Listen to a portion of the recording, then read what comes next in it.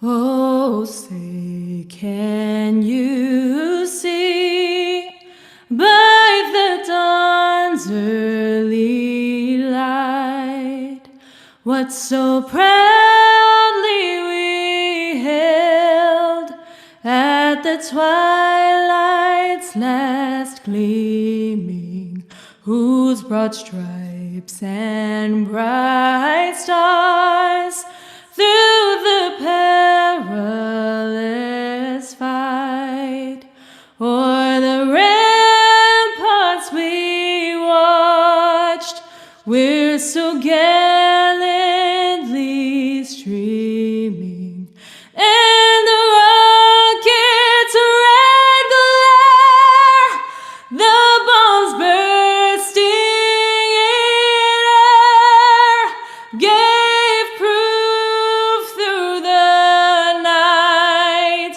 that our flag was still there. Oh, say, does that star-spangled banner yet wave o'er the land of the free and the home of the brave?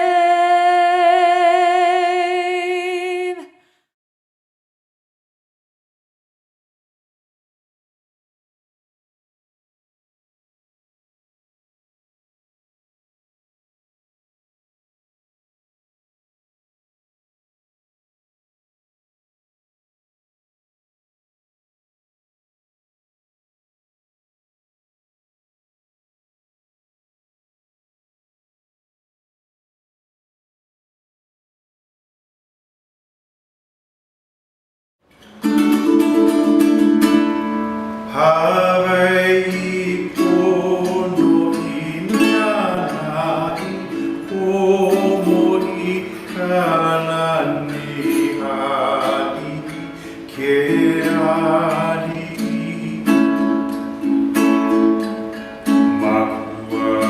Makualani Kamehameha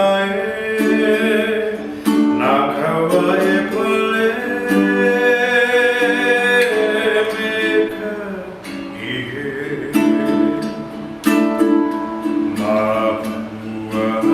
Makualani Kamehameha Nakawae pole meka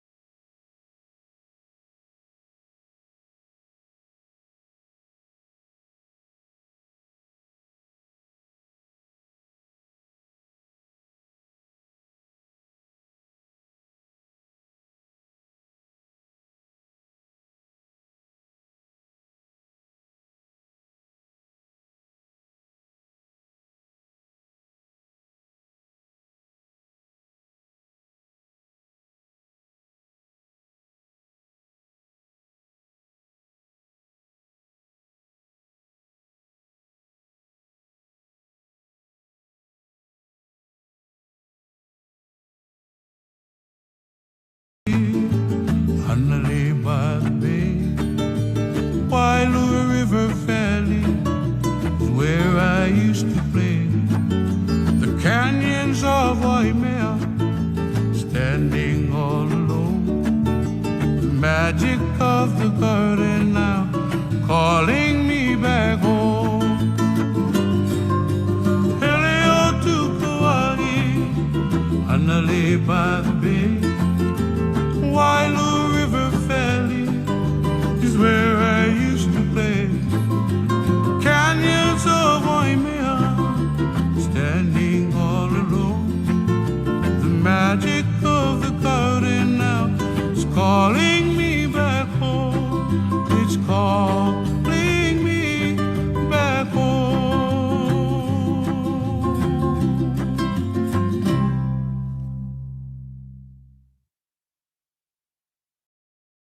E ho māku kau. Ai, au hea wale ana oe e ka ua loku ai oli. Oh, hell. Oh, hea wale ana oe la. E ka ua loku ai oli lai. Ka mana wapehu ke ia lai. O da limu o manu a te pare.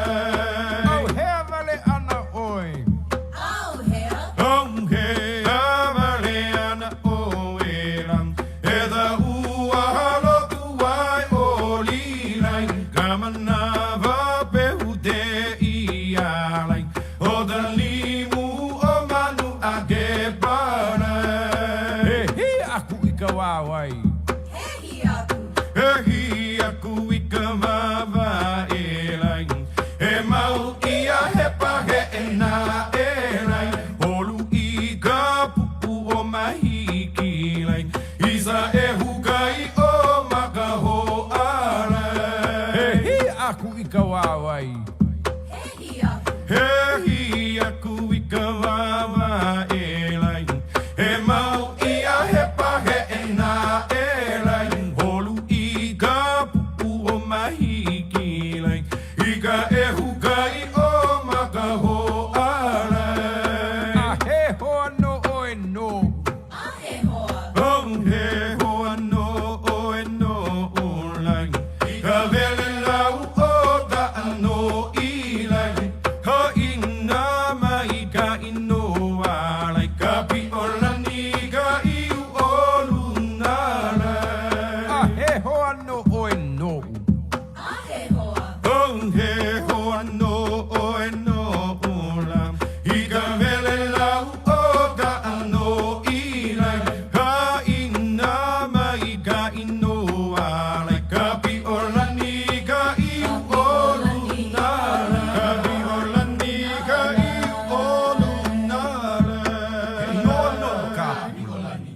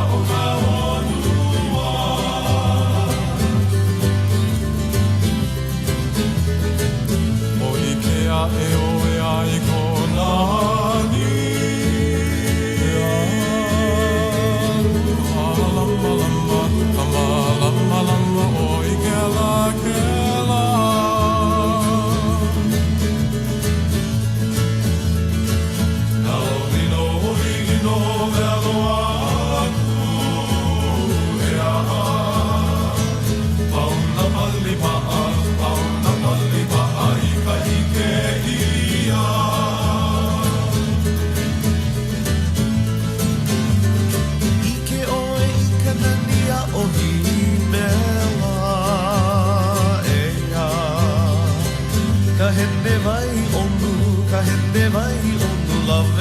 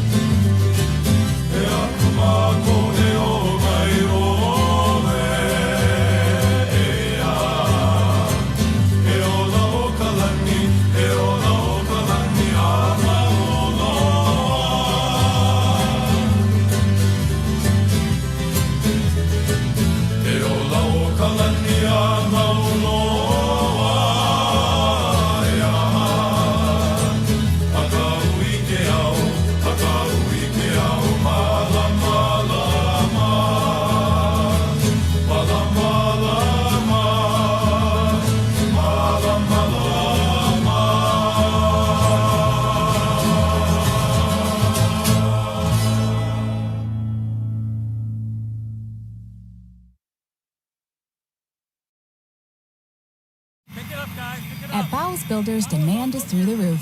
To keep up, his business needs a stronger foundation. Cut the saw, all right? Just one sec. Bowles Builders, this is Bow. This weekend? Yeah, we can do it. Indeed can help him hire the people he needs. I need Indeed. Indeed you do. When you sponsor a job, you immediately get your short list of quality candidates whose resumes on Indeed match your job criteria. Visit Indeed.com/credit and get $75 towards your first sponsored job. Terms and conditions apply.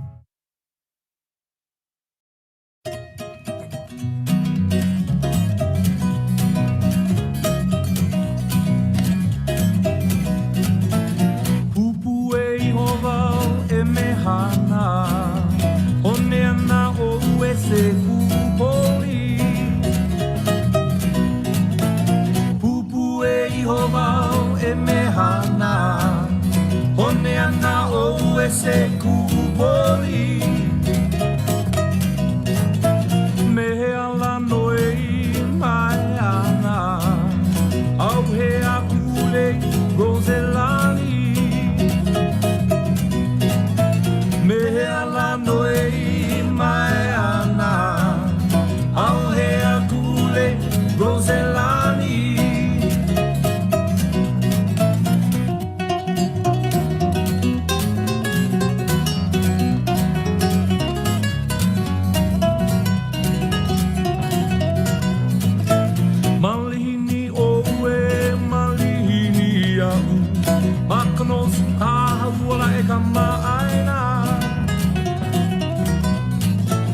Malahini oe malihini au Maknos kahau wala e kamaaina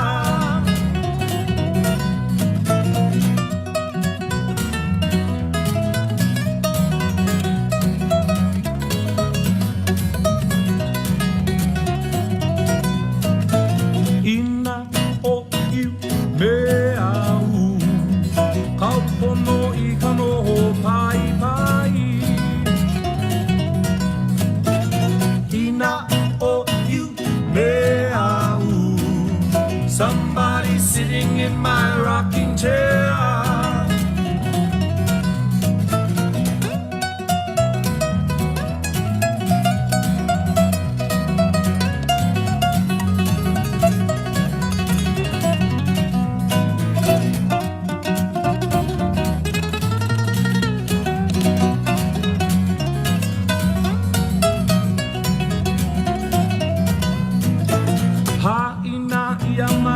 Kapuana, Honeana, Owese, Kuboi. Haina, Iamai, Kapuana, Honeana, Owese, Kuboli, Kuboli, Kuboli.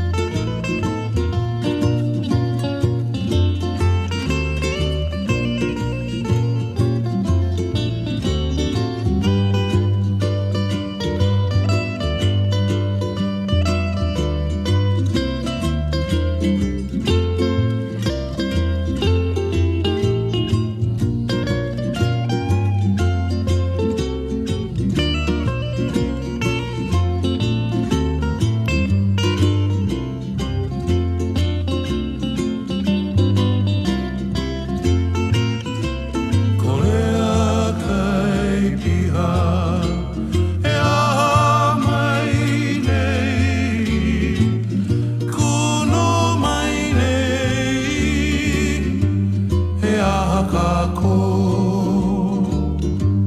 e ai ka ko kolea ka kolea no ka hiki mai no ka pua o ke kolea ai ai ka hiki pili me ka umanu pili me ka umanu pili me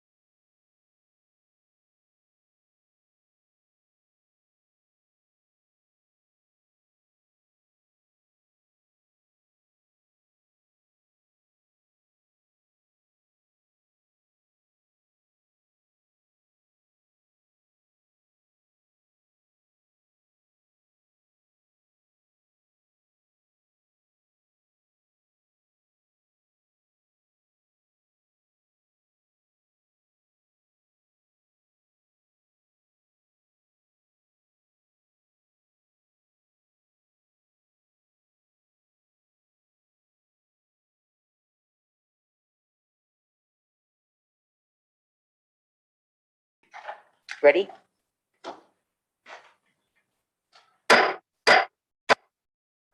We are reconvening the general session. Election buddy, please push the question for attendance. And we'll take roll call at this time. Thank you.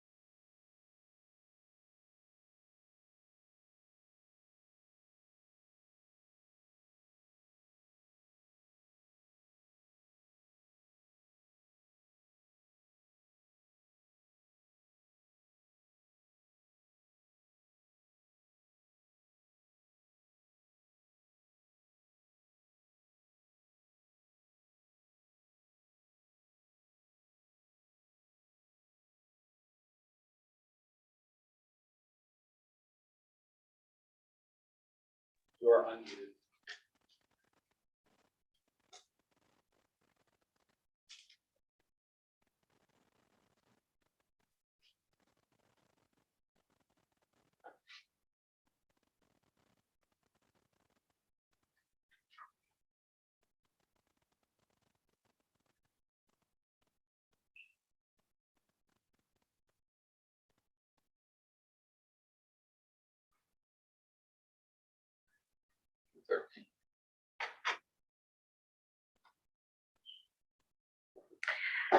Thank you. Attendance in present is 213. We will move forward to our next guest speaker. I want to call upon Karina to introduce the next speaker by video.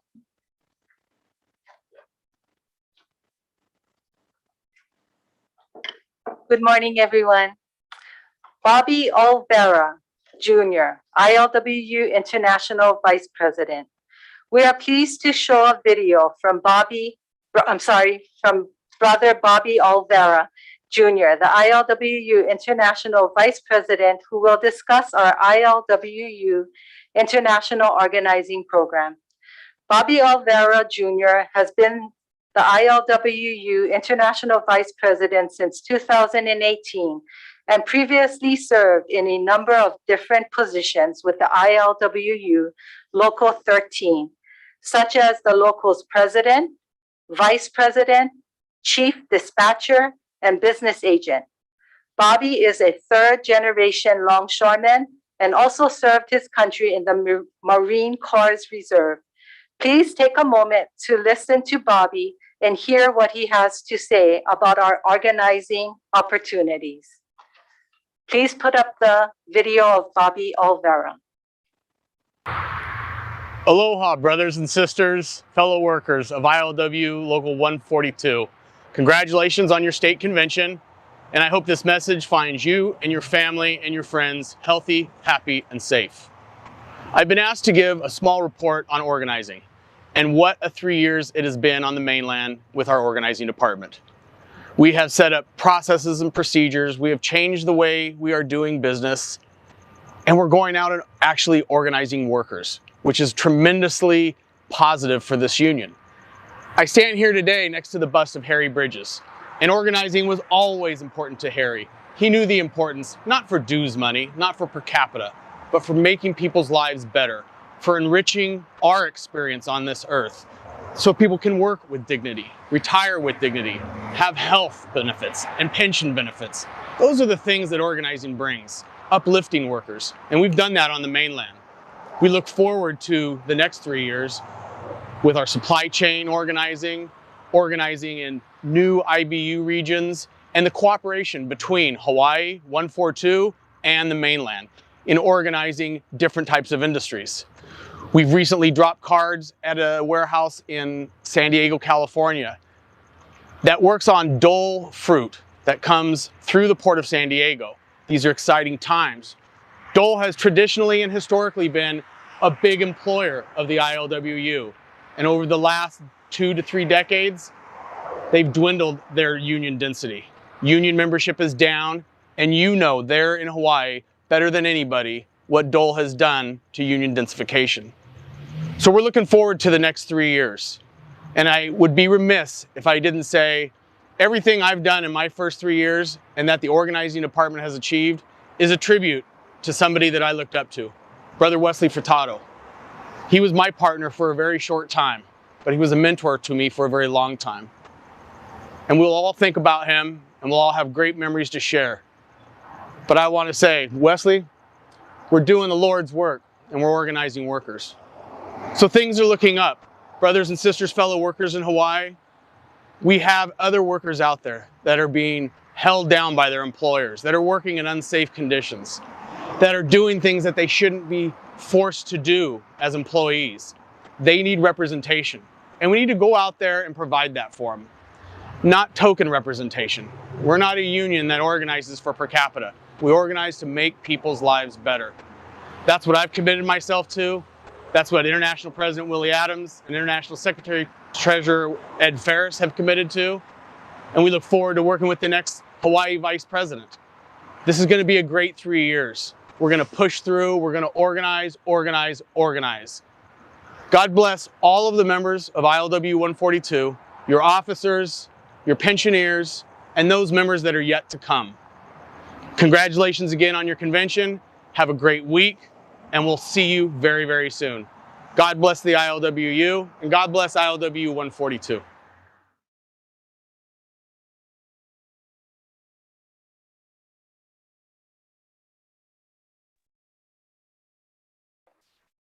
Thank you for that message, Bobby.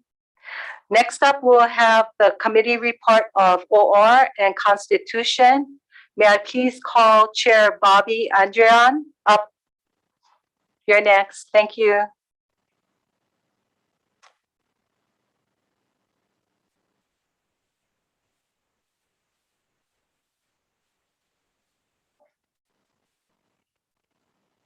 Could the host please elevate Bobby Andrean?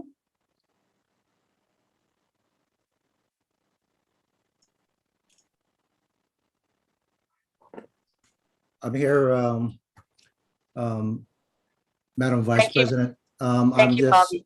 I am requesting that we have a short recess so that we can prepare. Okay, Bobby, how much time do you need? Let's go with 15 minutes right now.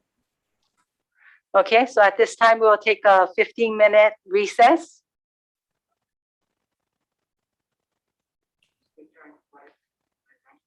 Let's return at 9:45.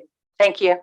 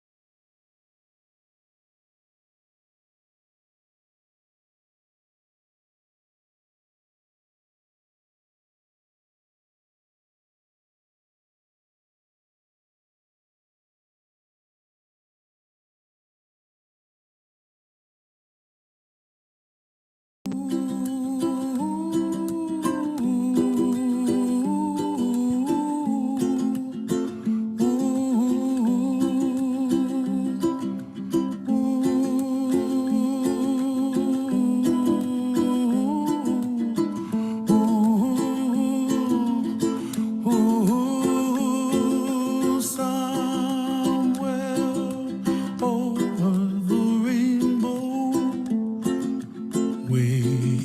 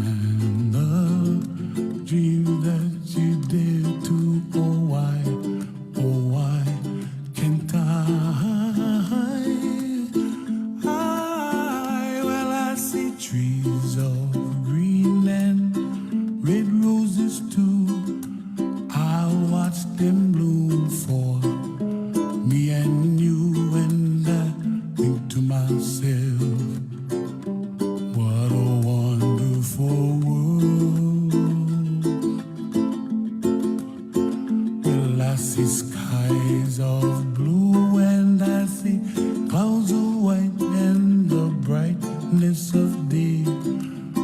I like the dark and I think to myself, what a wonderful world. The colors of the rainbow, so pretty in the sky, are also on the faces of people passing by. I see friends shaking hands singing, how do you do? They really say, I love you. I hear babies cry and I watch them grow. They'll learn much more than we'll know, and I think to myself, what a wonderful world. Someday I wish upon a star, wake up where the clouds are far behind me, where trouble melts like a lemon drops high above the chimney top. That's where you find me, oh, somewhere over the rainbow, way up high. And the dream that you dare to, why, oh, why can't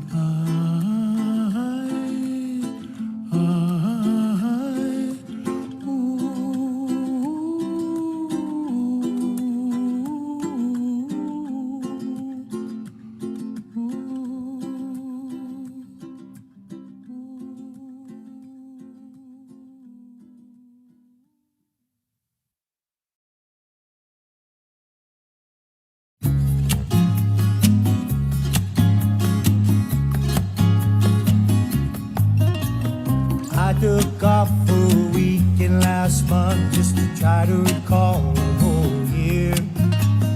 All of the faces and all of the places, wondering where they all disappeared. I didn't ponder the question too long. I was hungry and ran out for a bite. Ran into a chum with a bottle of rum and we wound up drinking all night. Changes in latitudes, changes in attitudes, nothing remains quite the same. With all of our running and all of our cunning, if we could laugh, we would all go insane. Reading departure signs in some big airport reminds me of the places I've been. Visions of good times have brought so much pleasure, make me wanna go back again. If it suddenly ended tomorrow, I could somehow adjust to the fall. 'Cause good times, riches, and son of a bitches, I've seen more than I can recall. With these changes in latitudes, changes in attitudes, nothing remains quite the same. All of my running and all of my cunning, if we could laugh, we would all go insane.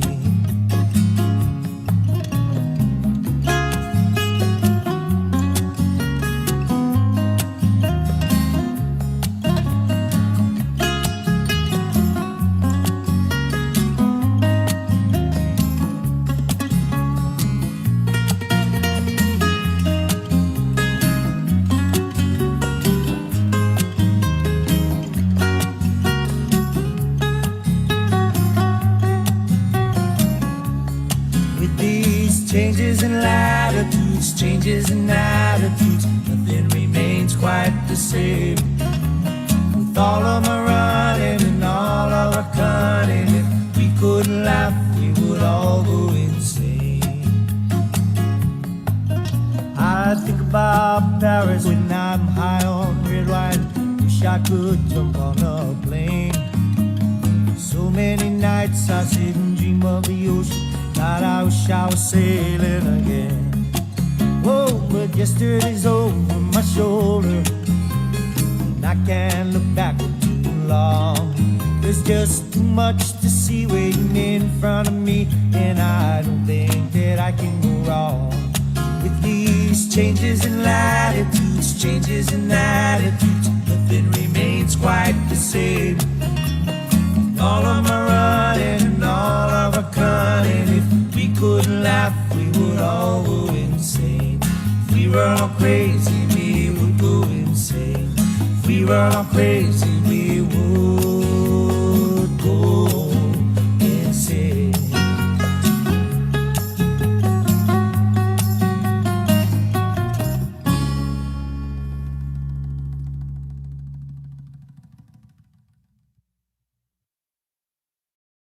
Taco Bell presents a get out of bedtime story. It's time to wake up from this amazing dream, even though you're jet skiing on lemonade. How extreme! And oh, look at that, you just won the lottery.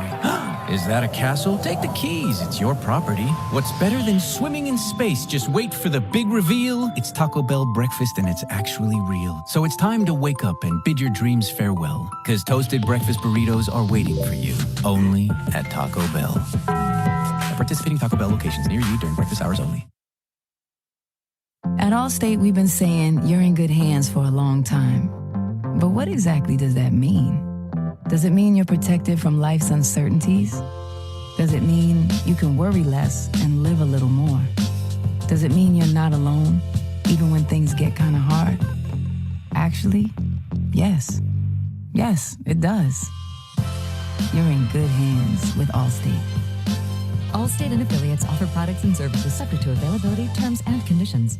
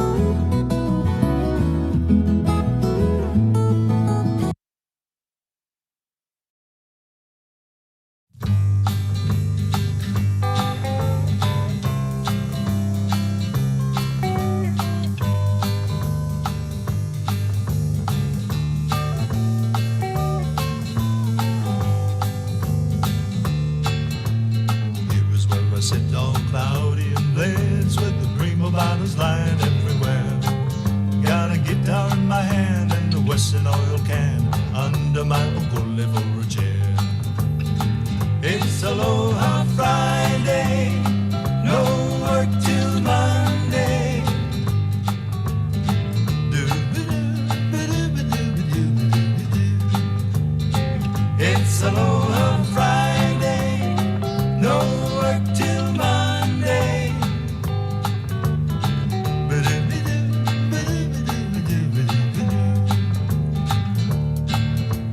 Cousins all here, drinking up my beer. Got cakes running everywhere.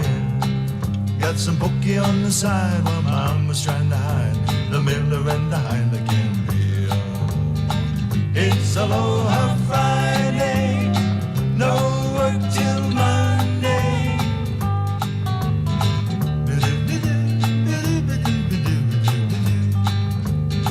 It's Aloha Friday, no work till Monday.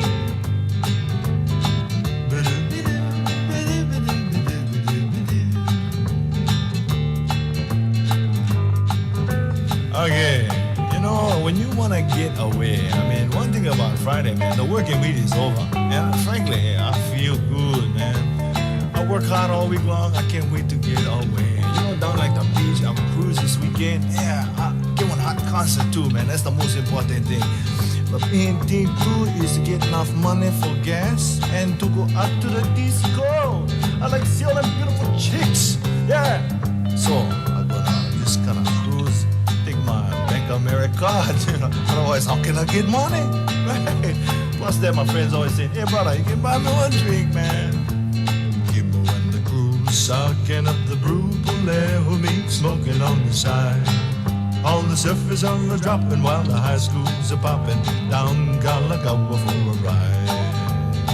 It's Aloha Friday, no work till Monday.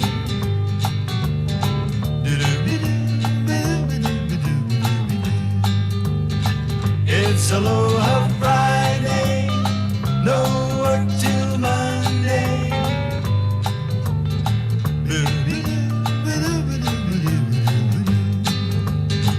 It's Aloha Friday, no work till Monday.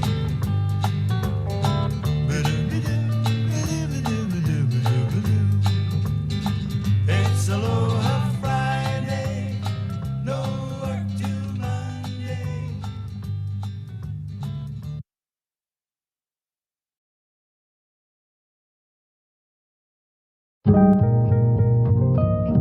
Someone you can rely, who's always on your side. That's why there's Nationwide. That's why there's Nationwide. Nationwide is on your side.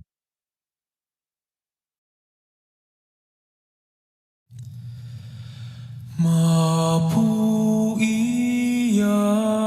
ke ala o ka pika ke I ka o ahe a kamakani Aloha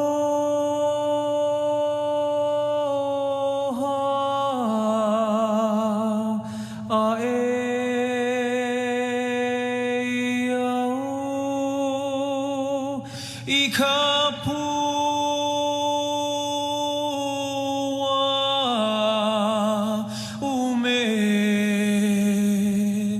ume mau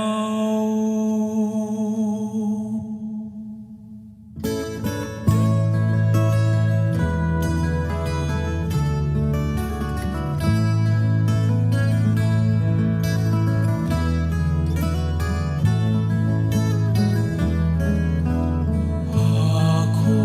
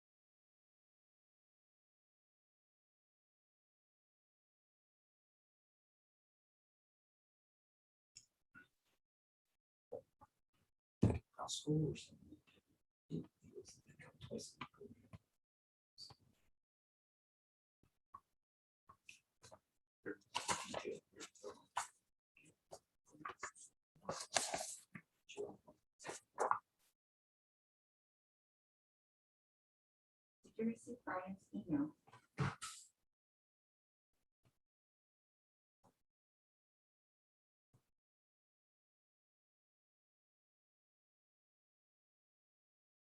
Could I have the host elevate our vice chair and also the secretary, please?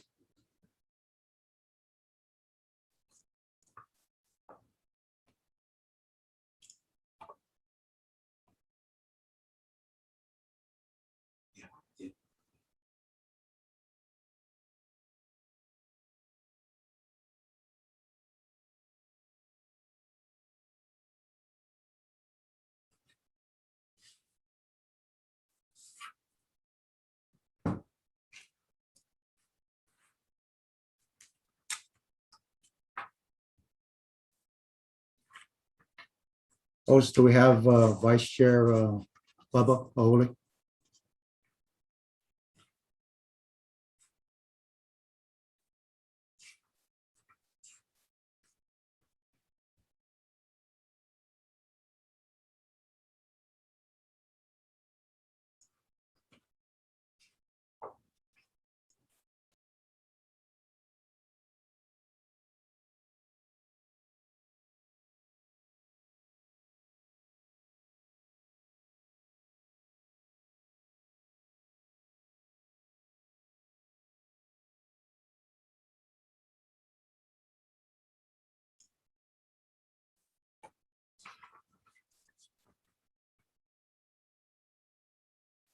This is the report of the Committee of Officers report, including Constitution.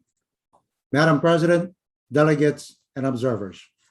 The Committee on Officers report met on Monday, September 13th, 2021 at 1 p.m. and it was moved and seconded and carried to accept the agenda as presented. Roberto Andreon Jr. elected as chair, Baba Oli was elected vice chair, and Michelle Takahama was elected secretary. The committee panels include John Cipliciano, Joseph Aquino from Maui, Ronald Clough, and Benton Rodden from Hawaii. The committee recommended the adoption of the following reports as submitted, which was read aloud by several committee members. OR's report, officers report. It was moved, second, and carried to adopt the officers report listed above. There were no constitutional amendments for the committee to review. The committee recessed at 3:50 p.m., reconvened on Tuesday, September 14 at 11, and concluded its work at 2:46 p.m. A total of 109 delegates attended the committee session virtually. Madam President, we are ready to read the officers' report into record. Introduction will be by Charles Andrian. The challenge will be read by Bobby Andrian. Angela Magno, or a replacement, will be read by Foodland Vouchers and Food Drives. Love Bakery. Dina Guzman will read Political Action. Van Gardoki, Legislative Activities. Michael Victorino Jr., Ed Case Act Statement. Kristen West, Hawaii Labor Coalition. Nadia Raymond, the Film Industry COVID Bubble. Jeff Williams, Longshore Public Utility Commission. John Cipliciano, Organizing. Teddy Espolita, the Work of the Union. William Canijo, Health, Safety, and Related Support Service. Sharon Kelikoma, Program Support in Other Areas. Ronald Johnson, Publicity and Education. ILWU, Summary of Activities for 2019, 2020, and 2021. Hea Hong, 2020 and 2021, Adapting in the Middle of the Pandemic. Ronald Johnson Publicity Education 2022, 2021, and 2024, Innovate and Rebuild, Libraries and Archive by Dan Osu, and the next 3 years will be Michelle Takahama. Madam Chair, we are asking that we'll read this in its entirety, and then we will open up for move and also for discussion. So at this time, can I have Charles Andreon read the opening of officer's report?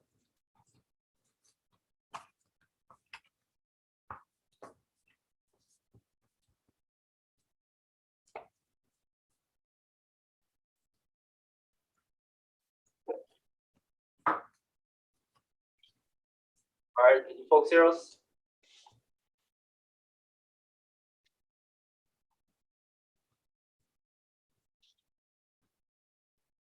Okay. ILWU Local 142.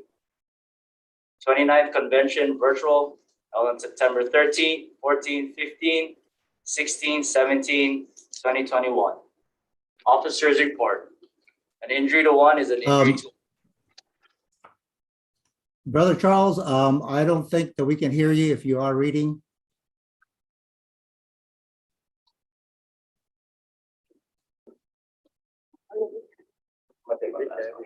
Can you folks hear me? We can hear you. I think you have to get your picture. Yes, I stand corrected. I need to put up my volume. Brother Charles, will you please continue? Thank you. All right, officers report. An injury to one is an injury to all. Appreciation for our essential and frontline workers. ILWU Local 142 represents thousands of essential and frontline workers. I want to give a huge shout out and thank all of them who have served and continue to serve our community, state, and neighbors during one of our most demanding, challenging, and dangerous times.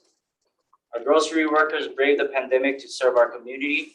Our longshore workers kept our state operating and running. Our healthcare workers kept our community healthy. And our hotel workers stuck together during one of their most trying times. Our mechanics continue to repair and maintain our vehicles. Our agricultural workers continue to provide for the state, and we all work together so we could all come out of this pandemic better and stronger and more united. Our workers kept our state running, kept our state healthy, and kept our state moving in a positive direction. They all deserve to be acknowledged and thanked for their hard work and bravery.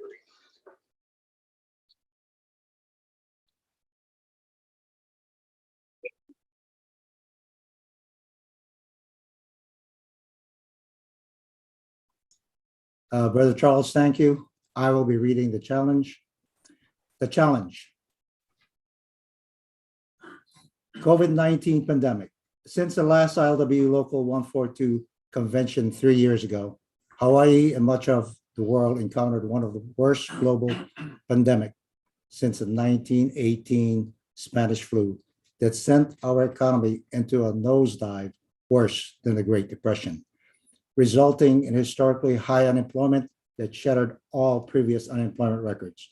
In 2020, over 580,000 unemployment claims was filed in the state of Hawaii, with many out of work for numerous months. It was still a crisis not seen in any of our lifetime. COVID-19 wreaked havoc on all of us. Restrictions was put in place to help mitigate the spread of the virus. Schools closed, the hotel and hospitality industry shut down, and businesses were closed on every island.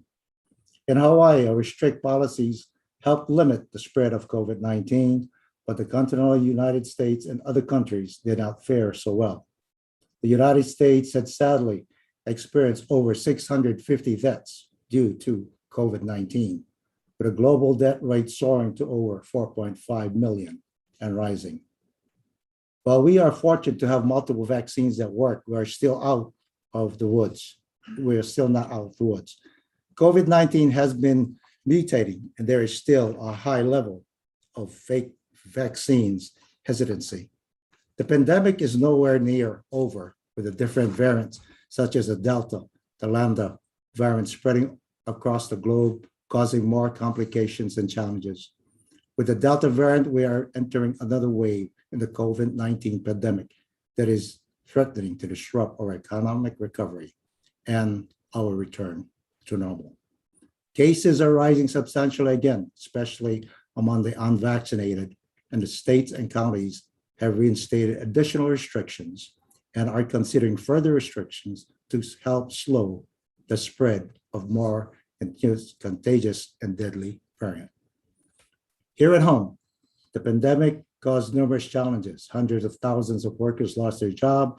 The unemployment system was overwhelmed, unprepared for the significant number of unemployment claims. Fortunately, our close relationship with the Hawaii Department of Labor and Industrial Relations benefited the membership as we were able to help with their UI claims. So they didn't have to wait on the phone or wait weeks or even months for their UI benefits. With air travel coming to a halt and a quarantine system enacted by anyone and entering our state, tourism plummeted. Most hotels saw their occupancy drop to single digits, and many temporarily shut down. This resulted in thousands of hotel and hospitality workers across the state to temporarily lay off until Hawaii tourism began to rebound. Unfortunately, the pandemic did not slow down, and more restrictions was kept in place over a year. Fortunately, we work with our congressional delegation to help ensure the stimulus plans such as the CARES Act and the American Rescue Plan Act would help our membership. We had ongoing discussions about unemployment insurance extending and plus ups, COBRA health insurance, paid sick leave, UI tax relief, and eviction moratorium, among other benefits. Health insurance was one of our top priorities.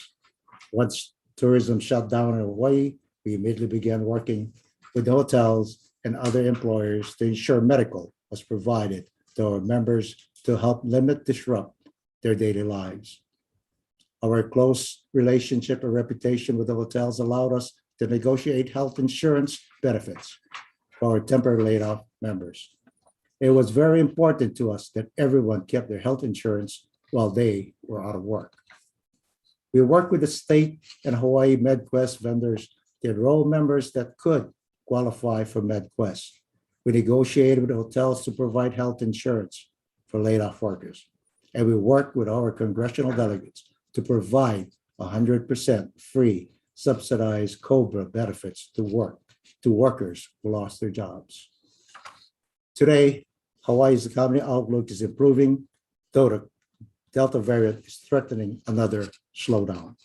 Vaccines are available to everyone 12 years or older, and the vaccine has ended for vaccinated travelers on those who test negative for COVID-19.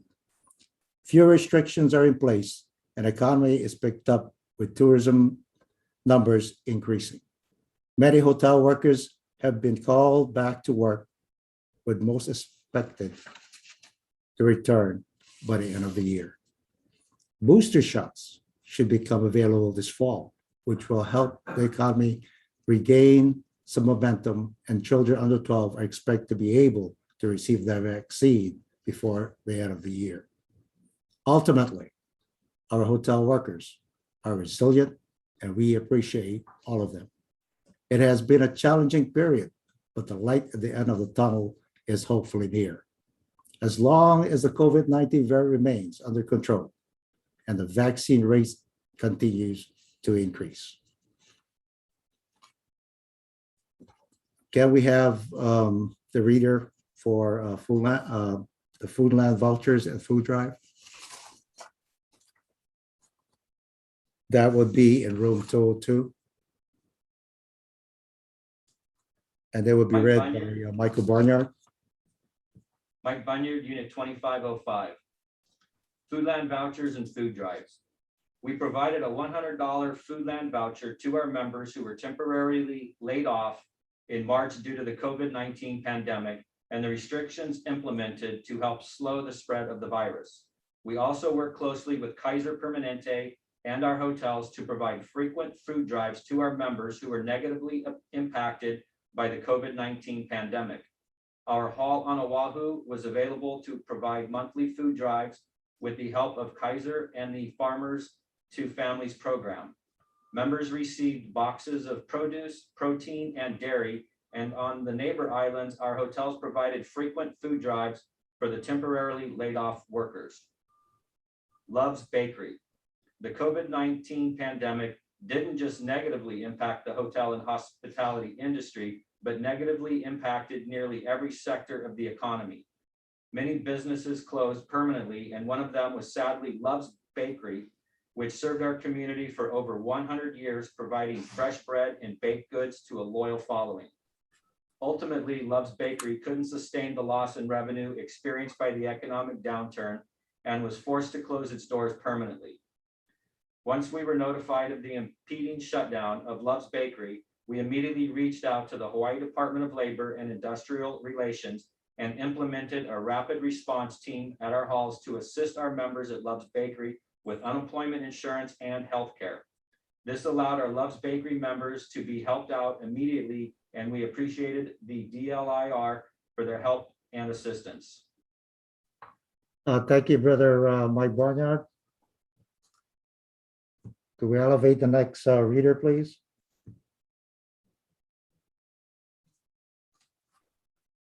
Guzman, Unit 2520, Grand Wildell. As a political action, as a labor organization, it is important to support candidates that support labor. This means supporting our membership and all workers throughout the state.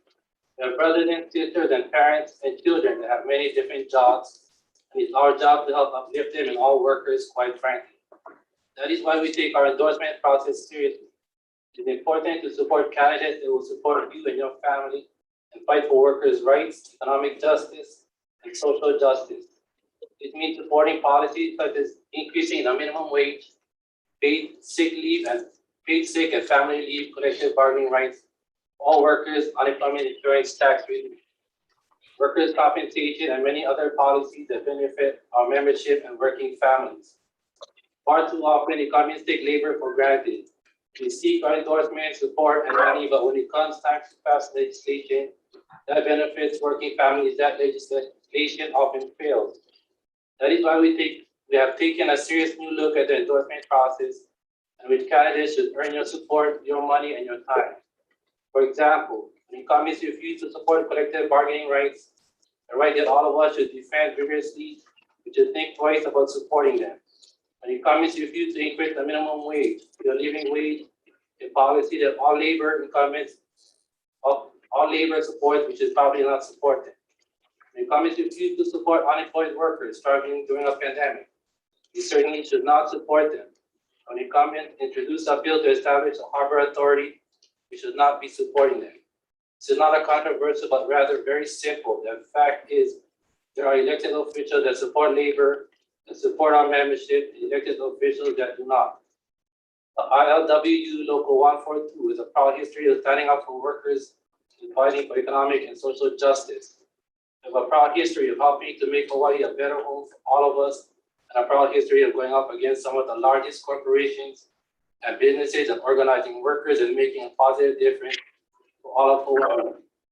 It is important we do not forget where we came from, what we fought for, and what we stand for. If we do, workers lose and our membership loses. Thus, when incumbents do not support us and do not support labor, we should not support them.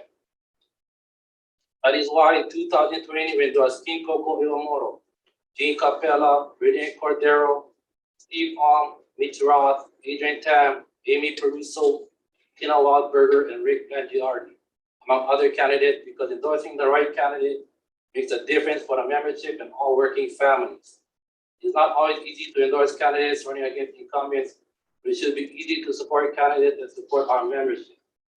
Change does not occur overnight, but by coming together and working together, it will, and when it does, all working families will benefit, especially our members. Real economic and social justice will be possible. As a state with over 23% union density, we should not be hoping for incremental change. We should be demanding and expecting real and uplifting change. Hawaii should have a living wage today. Hawaii should have paid sick days for all workers. And and all workers should have the right to join our union. Hawaii should once again lead the way in workers' rights.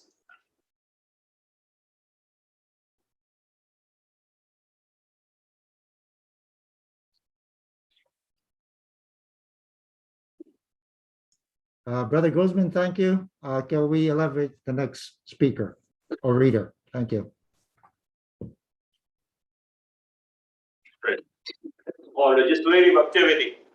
The ILWU Local 142 continues to fight for economic and social justice, and we continue to support legislation that benefits our membership and oppose legislation that could potentially harm our membership.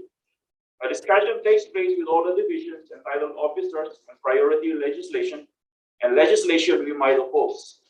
After finalizing our priority list, we ask legislators to introduce bills that we believe will help our membership and all working families. We continue to support increasing the minimum wage and work with a large coalition seeking to establish a living wage in Hawaii. We always oppose any increase to the tip credit, which would be harmful to anyone working in the service industry. We continually educate elected officials about the Jones Act and oppose any legislation that would seek to repeal or modify the Jones Act.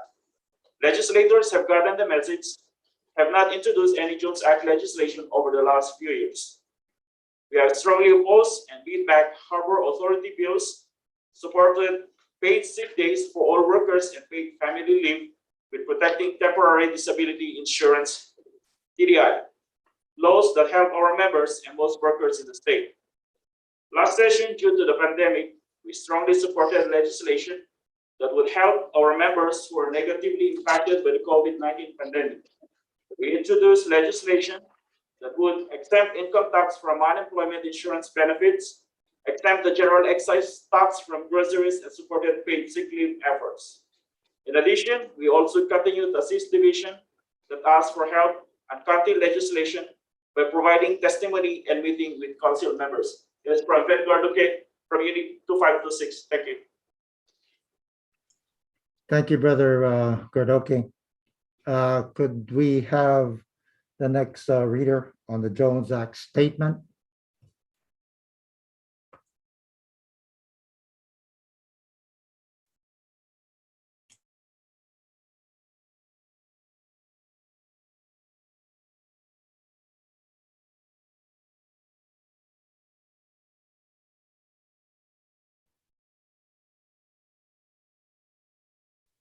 Mike.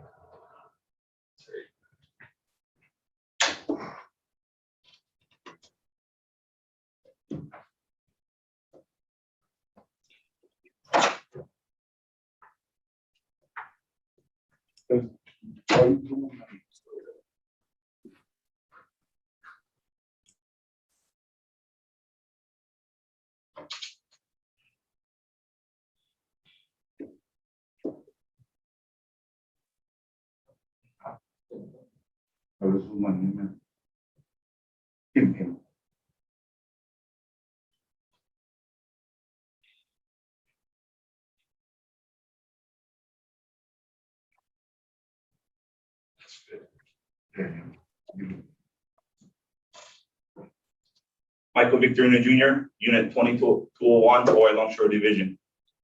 Ed Case, Jones Act Statement. Last year, Congressman Ed Case reintroduced legislation to modify and or repeal the Jones Act. He also had a conversation with the conservative think tank Grassroots Institute of Hawaii and Republican Senator Mike Lee. The ILWU Local 142 issued the following statement in response. Once again, Ed Case does not understand the value of working families. Teaming up with Grassroots Institute of Hawaii, a think tank funded by the Koch brothers and aligned with the American Legislative Exchange Council, proves just how out of touch Ed Case is. The Koch brothers and ALEC have continuously attacked working families, and they continue to do so by repeatedly encouraging elected officials to introduce and support legislation that undermines millions of hardworking men and women across the country. Furthermore, it is extremely troubling to see Ed Case jointly attack working families, with Senator Mike Lee, a Republican senator from Utah, who has a lifetime conservative score of 96% from the Heritage Foundation, a group that strongly opposes a $15 an hour minimum wage, paid family leave, and actively supports right to work for less legislation. Simply put, it is more than disturbing to see one of our Democratic elected representatives working with think tanks and other elected officials that strongly oppose the values and beliefs of the Democratic Party. As such, we call upon Ed Case to denounce policies and studies that originate from think tanks that harm working families and promote the agenda of Trump, Mitch McConnell, and the Tea Party movement. Our Democratic elected officials should value good paying jobs and not the voice of a conservative Senator, Mike Lee, who once said the Tea Party has an important voice in the country, and now they have a voice in the US Senate. These are not the values of Hawaii. They are certainly not the values of working families in Hawaii and across our country. Brother Victorino, thank you. Can we have the next reader on Hawaii Labor Coalition?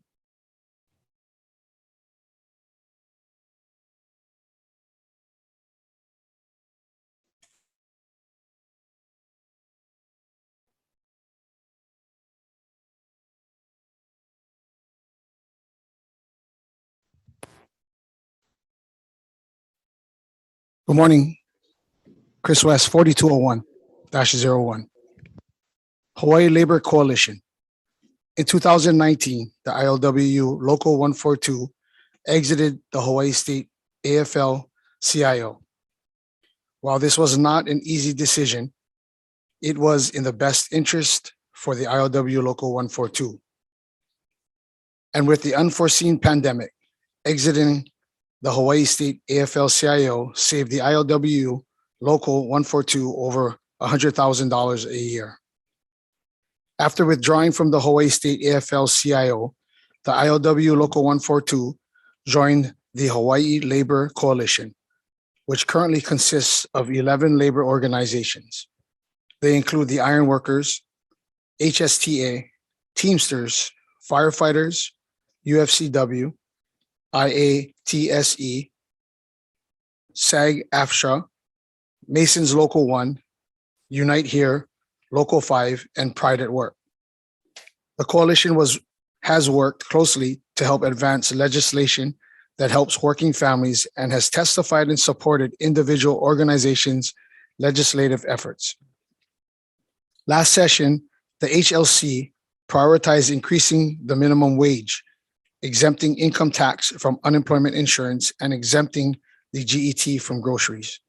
2 years ago, the HLC succeeded by accomplishing legislation that enacts a buffer zone around landfills in Hawaii. This new law will help improve the health and well-being of everyone living in Hawaii. The HLC continues to meet frequently to discuss legislation at the state and county level and is working to enact priority legislation for the upcoming session. Brother Kristen West, thank you. Can we have the next reader on film industry, COVID bubble?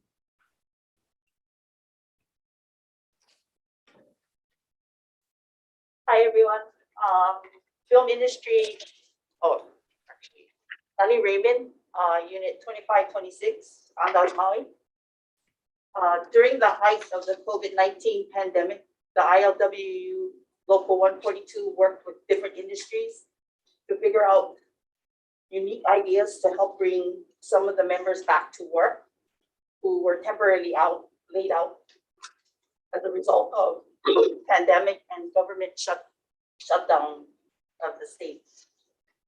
We work with film industries here in Hawaii and in Hollywood, including our sister and brothers of the International Alliance of Theatrical Stage Employees and SAG,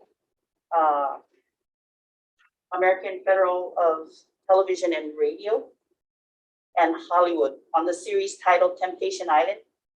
Various Andaz workers that were temporarily laid off were brought back to work in a healthy and safe environment, and the film industry was able to continue to film in Hawaii. This was a win for the workers at the hotel as well as workers with IATSE and SAG-AFTRA. Thank you, Sister Raymond. If we could have the next reader on Longshore Public Utility Commission, PUC. Jeff Williams, 4201. Longshore Public Utilities Commission, PUC, the ILWU. Local 142 worked with the Longshore Division to help secure a necessary 46% rate increase for Young Brothers, which is a lifeline for the neighbor islands and rural communities in Hawaii and provides good paying union jobs to our members. Numerous meetings were established with elected officials, Young Brothers, and the PUC to educate them about Young Brothers and help secure the necessary rate increase. After the meetings, it became abundantly clear to state officials a rate increase was necessary for the survival of Young Brothers, and the PUC granted the emergency rate increase of 46%.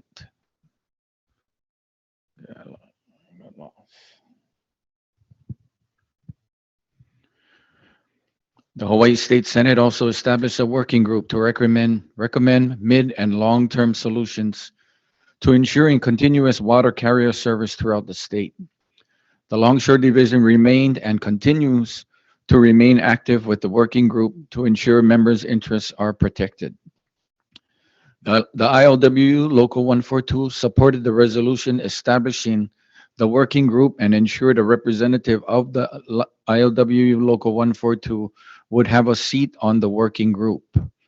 The Senate resolution was passed and the suggested amendment and language.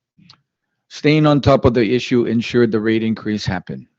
The working group will make sure Young Brothers continues to provide an essential service to the neighbor islands and rural communities without any negative impact to our membership and workers.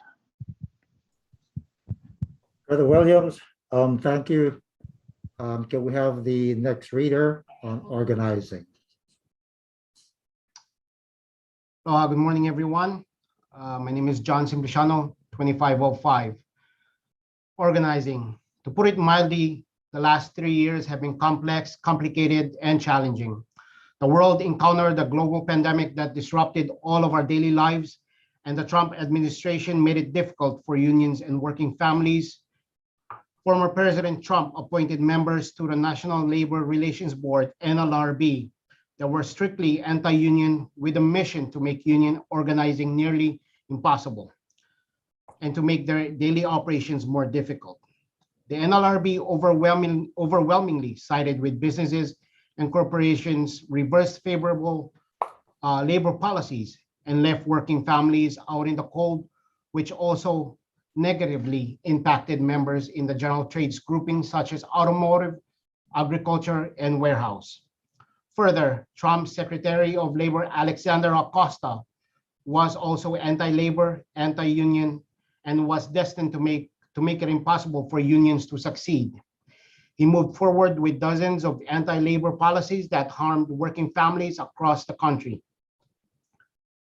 On top of dealing with President Trump and his numerous anti-labor policies and appointments unions across the country, including the ILWU Local 142, also dealt with the sudden and devastating COVID-19 pandemic that created various challenges.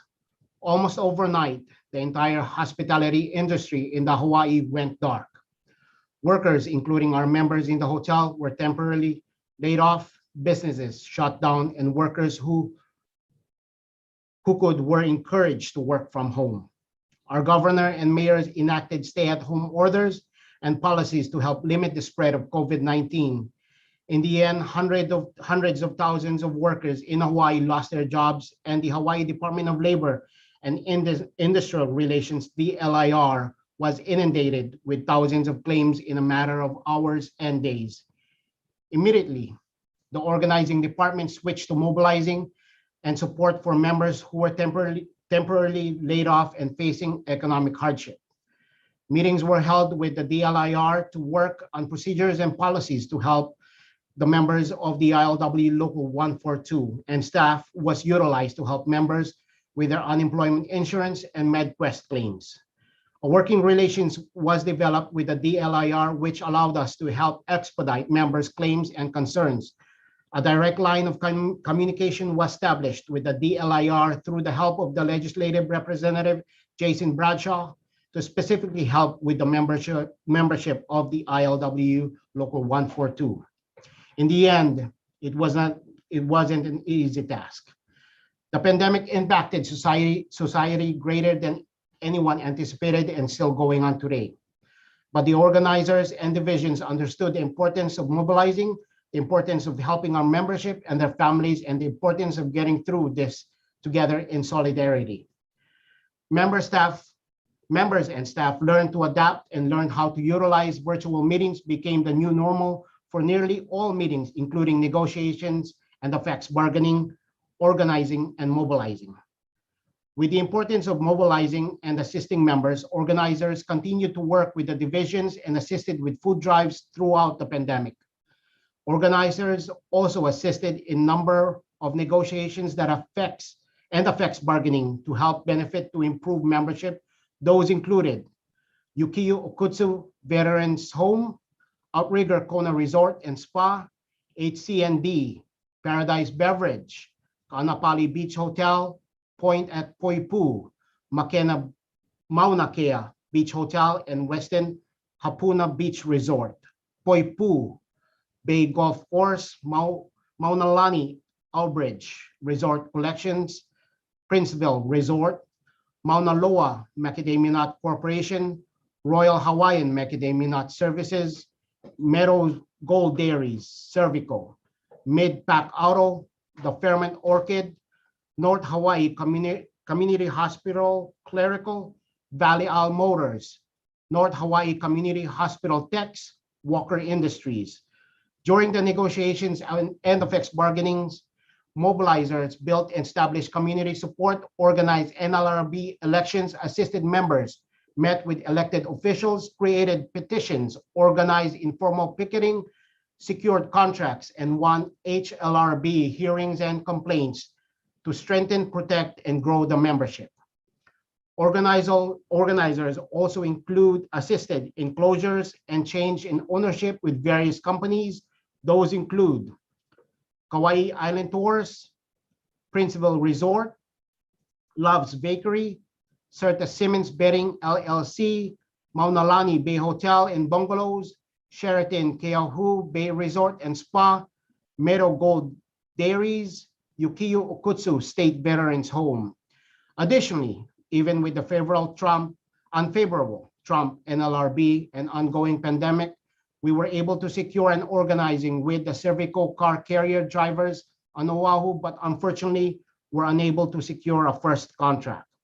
Ultimately, we were glad to be available to help our membership during the time of need and during the time of uncertainty. The pandemic impacted everyone, some more than others, but everyone needed help and everyone needed some assurance, especially with Trump navigating the country unevenly without leadership and without direction. The pandemic caught the world by surprise and left Trump in denial. The United States was hit swiftly and severely and unfortunate that left many workers unemployed with economic hardship. But what doesn't kill you makes you stronger. And even there are many positives to look forward to during the next 3 years. The local and division established important relationships at the state, country, and federal level, and Biden defeated Trump, giving hope to unions and working families across the country. Biden is committed to passing the PRO Act, which will strengthen the union organizing, and has appointed pro-labor NLRB appointments, and his Secretary of Labor comes from the labor movement. There will be many opportunities to grow and organize, and with the advancement and development of vaccines, the pandemic may be finally behind us. The last 3 years have been challenging in part due to the ongoing COVID-19 pandemic, but we can now look forward to a brighter and more vibrant future for our local organizing department with our efforts put in forth mobilizing and helping our membership negatively impacted by the COVID-19 pandemic. We can now move forward with organizing and growing our union. We all know that in order to organize, we must mobilize. We believe that we have built a solid foundation and developed relationships that will make our organization and our membership to a strong and positive future. We will start with the current organizing drives that we have started to work on, but had to be placed on hold because of the pandemic. And then we will work on new potential future organizing drive that seem very encouraging. We have learned a lot about our organization, our members, and our community, including ourselves, and are ready to roll up our sleeves and conquer the next 3 years. We must look at the positives that came about during this pandemic. Non-unionized workers, as well as unionized workers, have come to realize the importance of having union representation. This realization will only help strengthen our ability to organize the unorganized. Our hopes and expectations are high, and our goals are even higher. Together, we will succeed, we will prevail, and we will achieve a brighter future for the ILWU Local 142. Thank you. Brother Cipliciano, thank you for reading. Could we elevate the next reader, the work of the union?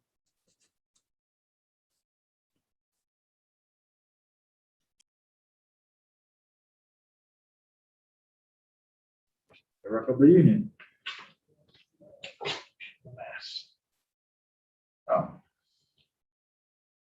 There we go. Terry Espanita, Unit 2308, Maui Division FCO. The work of the union. Contract administration, safety and health. The ILW personnel policies state that the contract administrator duties are in four areas. A, contract negotiations, support services. B, contract administration, support services. C, health, safety, and related support services. And D, program support services in other areas. Contract negotiations. Some of the contract administrator's job duties and responsibilities regarding contract negotiations are as follows. A, prepare, update, and disseminate local policies and guidelines for contract negotiations. B, prepare letters to reopen contracts on a timely basis. C, review contract demands to ensure standard language is included and to ensure prompt submission. And D, assist in preparing for and assist in holding industrial caucuses. In the past triennium, the union had industry caucuses for the following. A, 7/18 to the 19th, 2019, Foodland. 1/6/21, Sack and Save. 7/22/21, Hawthorne Pacific Corp. A number of employers have changed their names due to a sale, change in management, or other reasons. They are as follows. Formerly known as Ka'anapali Golf Inc. Now known as Ka'anapali Golf Management Inc. Ka'anapali Golf Management Inc. Ka'anapali Golf Management LLC. Kauai Toyota, Servco Auto Kauai. Maris Collective LLC, Maris Collective Inc. Maui Beach Hotel Inc., Maui Beach Hotel. Maunalani Bay Hotel and Bungalows, Maunalani Arbridge Resorts Collection. North Hawaii Community Hospital, Queens North Hawaii Community Hospital. St. Regis Princeville Resort. Sheraton Kona and Spa at Kehau Bay, Outrigger Kona Resort and Spa, Turtle Bay Golf, Parenz Kuilima Resort, PRE Turtle Bay Resort LLC, Young Brothers Limited, Young Brothers LLC. Units with new management requiring a new contract, or units organized last triennium with new contract, they are as follows. A, Marigold, Kauai. B, North Hawaii Community Hospital technicians. C, Yukio Okotsu State Veterans Home. Newly organized or merged unit are as follows, none. Units inactivated because lack of members, company closures, or decertification petitions are as follows. A, ET Construction. B, Kauai Island Tours Inc. C, Love's Bakery Inc. D, Lithia of Maui, DBA Island Honda and Auto Center. E, Sura Simmons Bedding LLC. F, SOF XI Kauai PV Hotel LP DBA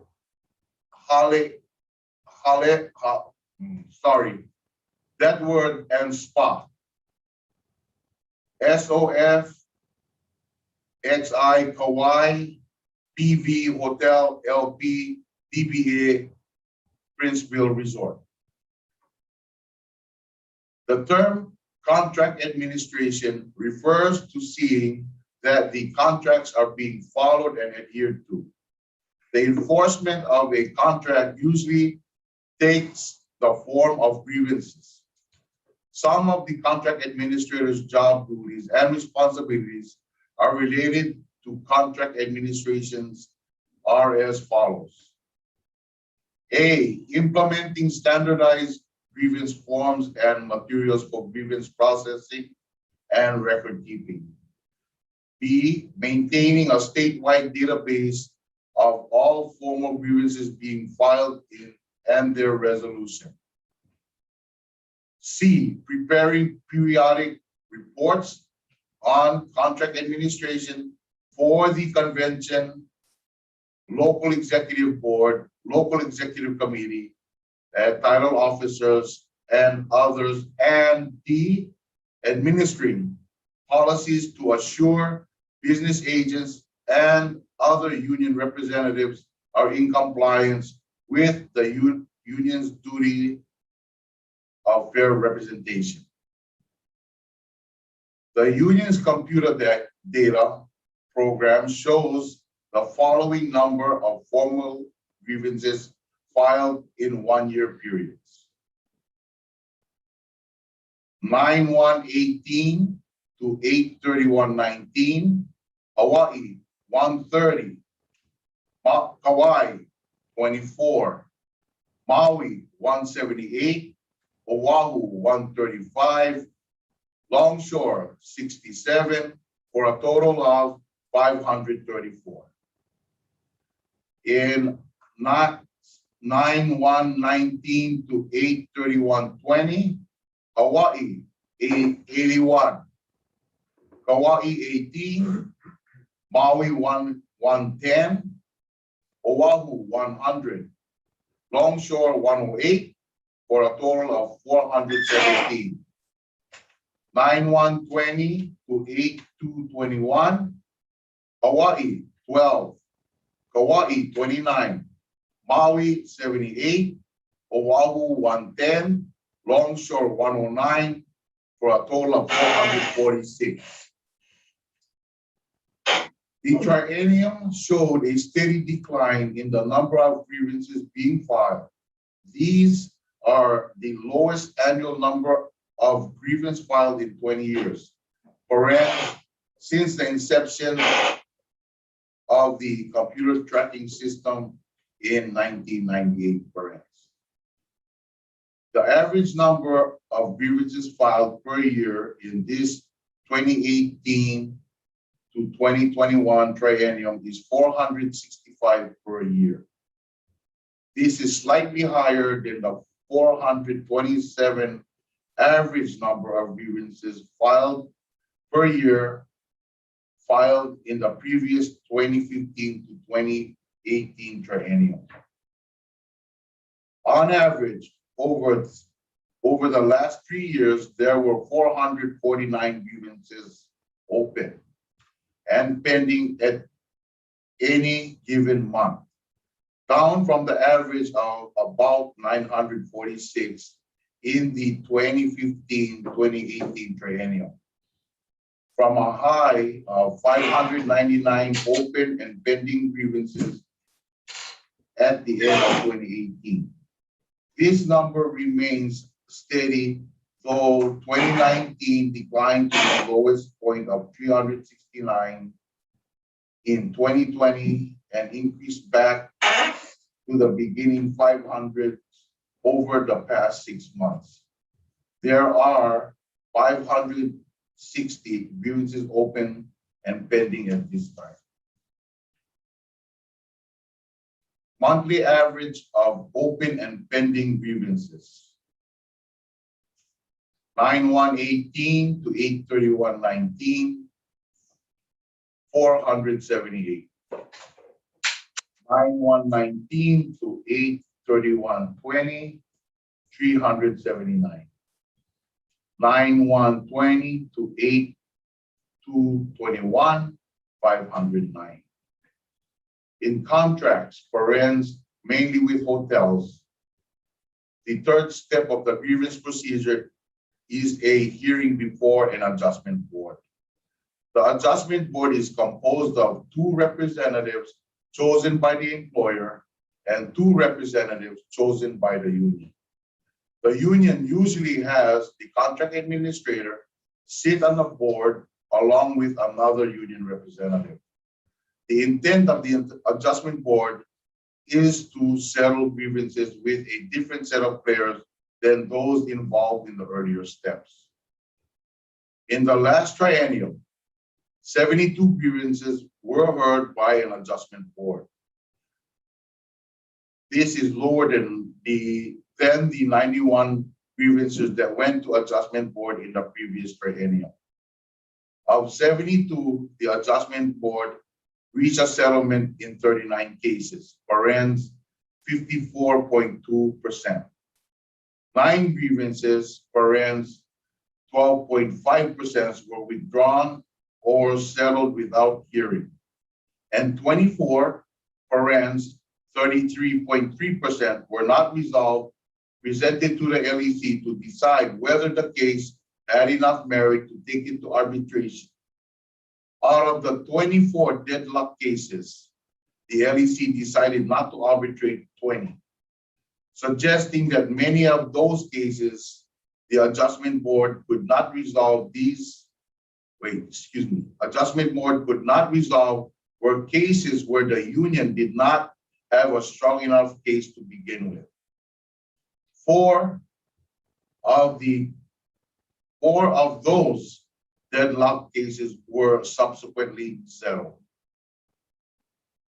When a grievance reaches the stage where the next step in the grievance procedure would be arbitration, the grievance is presented to the LEC to decide whether or not the grievance will be arbitrated. A, not approved for arbitration. If the LEC decides not to arbitrate the grievance, the ILWU Local 142 Constitution and bylaws allow the grievant to file an appeal with the International Vice President, Hawaii, on a claim that the LEC's decision was illegal or in breach of its duty of fair representation. The contract administrator is entitled to represent the LEC at the hearing appeal. In the last 3 years, there have been 10 appeal hearings held. B, approved for arbitration. In the last 3 years, 62 grievances were approved by the LEC for arbitration. This is lower than last triennium, parens 82 approved for arbitration. Settlements of 59 grievances which were approved for arbitration, 20 grievances were subsequently settled and 1 was subsequently withdrawn prior to the arbitration. This means 21, parens 35.6% of the grievances approved for arbitration were not actually arbitrated. This compares to 58.5% approved but not arbitrated in the last triennium. D, pending arbitration hearing dates. Out of the remaining grievances not either settled or withdrawn, there remains 40 grievances approved for arbitration and pending a date for arbitration hearing as of this writing. This includes grievances where a settlement has been proposed but not finalized. C, pending arbitration decision. There are no arbitration decisions outstanding at this time. Arbitrated, F, arbitrated. The total number of grievances which have been arbitrated and the arbitrator's decision and award has been received in the past triennium is 0, compared to the 15 grievances arbitrated in the previous 2015-2018 triennium. Arbitration results, parens won or lost, depend on many factors, the most important being the merits of the case. Each grievance is different. No accurate conclusions can be drawn based on the number of arbitration won or lost. A, wins and losses. There are cases where arbitrator's decision and award is not a full remedy, parens, e.g. reinstatement but no back pay, parens. These partial awards are considered a win for reporting purposes. Therefore, some of the results might be labeled as a win, even though it did not result in a full remedy sought by the union. Also note that in some cases, then one grievance was considered at the same time because of the similarity of issues for a single grievance, e.g. 7-day suspension and subsequent termination. These are counted as one grievance for reporting purposes. B, arbitration results by subject matter. The arbitration results by subject matter during 9/1/18 to 8/2/21 are as follows. Subject matter arbitration, won and lost. Termination, 0. Suspension, 0. Back pay, 0. Bargaining unit work, 0. Contract violation, 0. C, win-loss.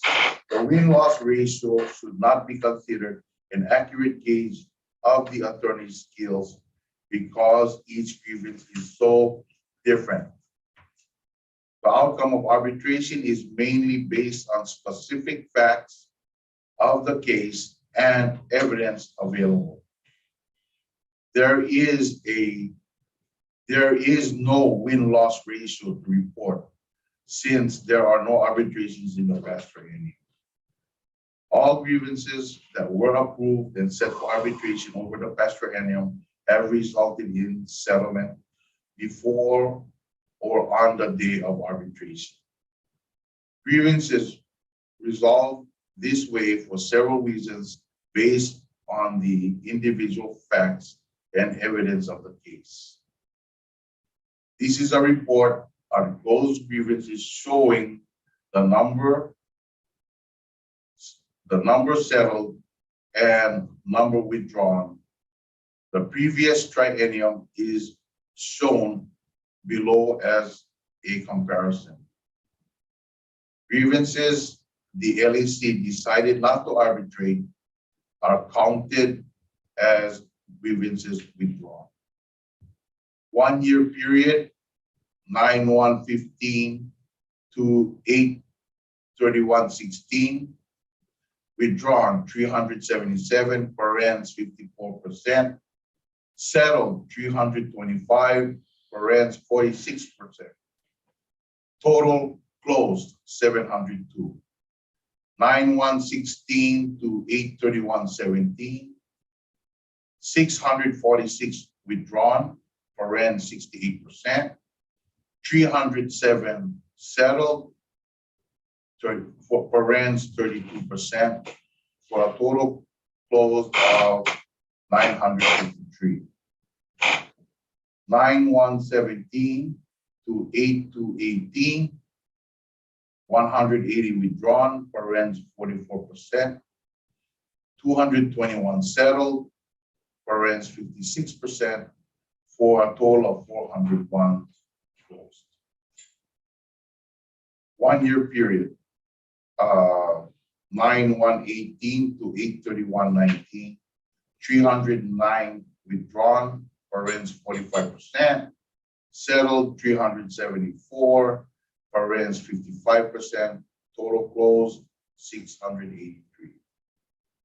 9/1/19 to 8/31/20, 162 withdrawn, parens 44%, 209 settled, parens 56%, 371 total closed.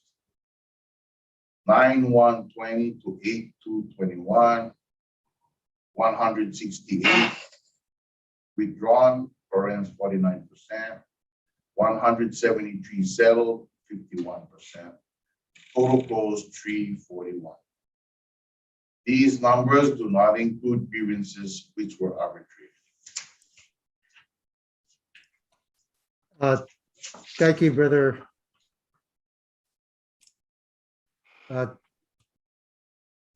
Teddy.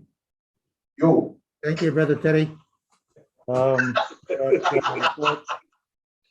Can we now have the next reader on health, safety, and related support services?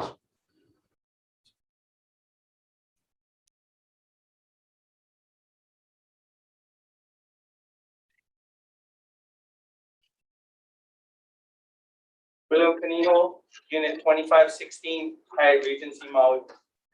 Health, safety, and related support services. The ILWU 142 Health and Welfare Trust Fund is a health plan for the hotel industry. It began in January 2005 with 3 participating hotels. Currently, this number has increased to 14 participating hotels on Kauai, Oahu, Maui, Lanai, and Hawaii Islands. Under this program, the hotels pay 100% of the cost of family or single medical coverage for their workers.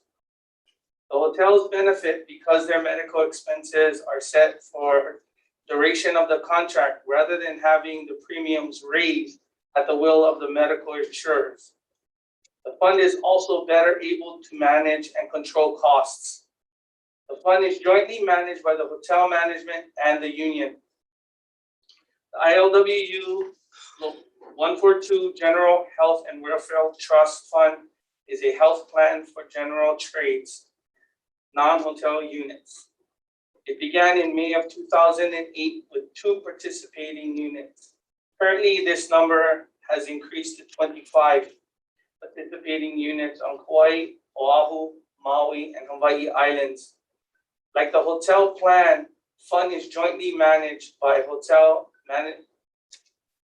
is managed by labor and management trustees.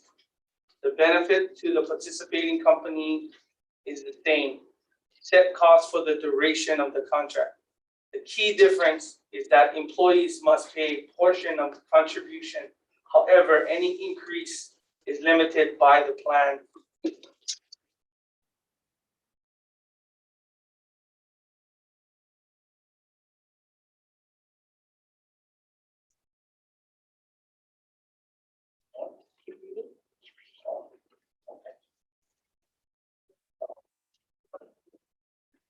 Program supports in other areas. In regards to program support in other areas, Brother Kaniho, thank you. If I could have the next speaker on program support in other areas.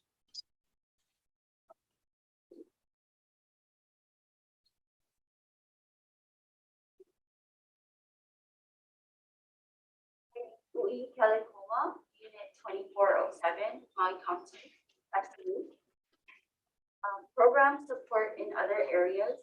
In regards to program support in other areas, one of the contract administrator's job duties and responsibilities include education and training. This includes classes for stewards, business agents, and at unit executive board members.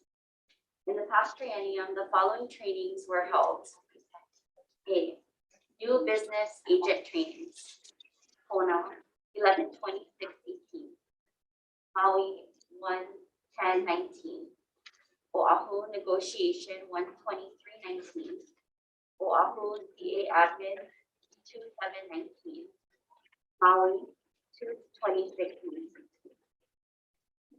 B, BA refresher trainings, Maui 2/26/19. Maui Baltazar 5/30/19, Maui Esmeralda 6/13/19, Maui Melo 6/18/19.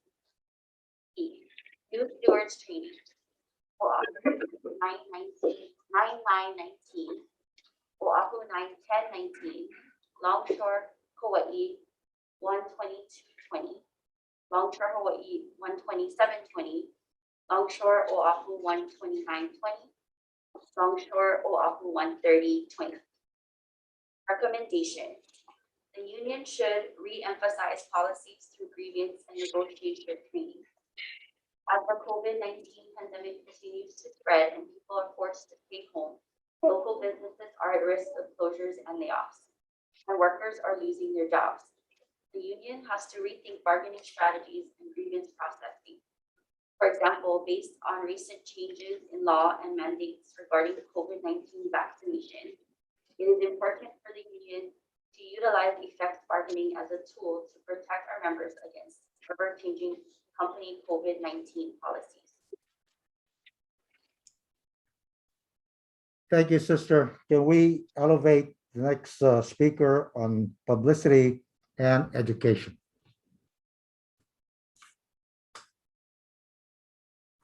Aloha, everyone. Ron Johnson, 2516 Maui Division. Publicity and education. Since its formation, the ILWU 142 has operated under the organizing model of unionism. What did that mean to the ILWU members in terms of union education? Local 142 committed to regularly engaging with all members and developing relationships between members and the union. The local's first leaders deliberately adopted an organizational structure that emphasized maximum participation by members. Rank and file members took on leadership roles in the organization, starting at the unit level. They attended stewarding training, leadership classes, industrial caucuses, and conventions where they met members from other islands and industries. Regular unit visits by and frequent one-on-one communications with elected representatives, full-time officers, and FTOs, and the publication of bulletins, leaflets, and statewide newspaper provided further avenues of contact between members and the union. Local 142 was set up to be a highly democratic member organization that listened to its rank and file. A tremendous amount of decision-making power rests in the hands of the members. Members voted to decide who represented them, what terms the collective bargaining agreement contained, how much dues were collected, how the money was spent, and much more. ILWU founding president Harry Bridges said the rank and file had the right to decide, and if you gave them the facts, they'd make the right decision. Local 142 educated members so that they were able to make good decisions and do the work required to improve their on-the-job and community lives. The in-house ILWU education program is well known throughout the state and respected for its decades of advancing union members' skills, shaping their principles and building an understanding of union solidarity. Local 142 moved members to action. The education program was and is a critical component in motivating members to participate in the union. Knowledge provides members with the information, tools, and confidence to be able to take action. Without the education program, the ILWU would be hard pressed to achieve its goals. An active, involved membership, growth through organizing new members, effective collective bargaining, a strong presence on the job, political clout, and the ability to improve not just organized workplaces, but the community at large. The ILWU's education program has relied on its decades-long ability to maintain close contact with its members, to meet face-to-face with them and physically bring them together to build the union. But during the past training, things changed forever. Thank you, Brother Johnson. Could we have the next speaker, reader, a summary of activities for 2019, 2020, and 2021? Connie Liu, Unit 2407, Valley Isle Community FCU. New steward training. At the 2018 local convention, members adopted a report that charged Contract Administrator Michael Murata with temporarily taking the lead in conducting new steward training classes until the local hired a full-time education staff person. Sadly and unexpectedly, Michael passed away in February 2019. The local contracted a temporary consultant who worked with existing staff and division full-time officers to train a total of 143 new stewards in the first year of the triennium. Oahu Division business agents worked with Contract Administrator Michelle Tran and Voice of the ILWU editor Mie Omori to create customized classes for 2 of the Honolulu training sessions. 2019 steward class attended. Hawaii 38, Maui 29, Hawaii 16, Oahu 60, Longshore 0. Total 143. Fair Collective Bargaining Law Basics. In April 2019, business agents, most of them newly elected, took part in the University of Hawaii Center for Labor Education and Research, FAIR, online course on collective bargaining. 5 2-hour sessions were held on Tuesdays and Thursdays and covered federal and state bargaining laws, representation, elections and rights, and organizing. FAIR instructors conduct classes every spring and fall semester on a variety of subjects, including union steward basics, grievance, family fundamentals, parliamentary procedure, and more. ILWU members are welcome to sign up for the classes, which are open to everyone. If your unit finance policy has a budget line item for education, your unit may be able to pay for the $50 class fee. Western Regional Summer Institute for Union Women, SIUW. The SIUW was held in Vancouver, BC from July 2nd to July 6, 2019. 5 rank and file ILWU women and 4 full-time officers attended the institute, which was titled Equity, Justice, Reconciliation, and included 4 courses on collective bargaining, anti-oppression, strategic campaigns, and political action, among others. Allyship and solidarity with disenfranchised groups of workers was one of the main themes of the Institute. Treasurer seminars. Turnout for the treasurer seminars conducted in 2019 included 107 participants, comparable to the 109 treasurers who took part in the 2016 classes. The treasurer holds arguably the most technical and labor-intensive unit position. Because the position not only requires custodianship of unit funds, careful record keeping, and proper handling of vouchers, receipts, and forms, but also involves a monthly review of the membership list. The treasurer seminar is a mandatory full day class on the unit treasurer's responsibilities and how to carry them out. The class is held in the first year of every triennium, and in 2019, it was taught by the local secretary treasurer, Hawaii Longshore Division secretary treasurer, local 142 CPA Law Macau, and accounting department supervisor Matthew Arakawa. Treasurer seminar attendance: Hawaii 18, Maui 24, Kauai 14, Oahu 29, Longshore 21, total 107.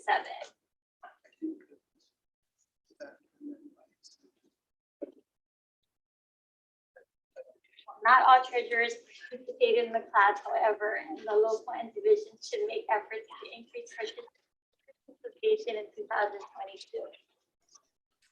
Thank you, Sister Tommy. If we could have the next reader on adapting in the middle of a pandemic.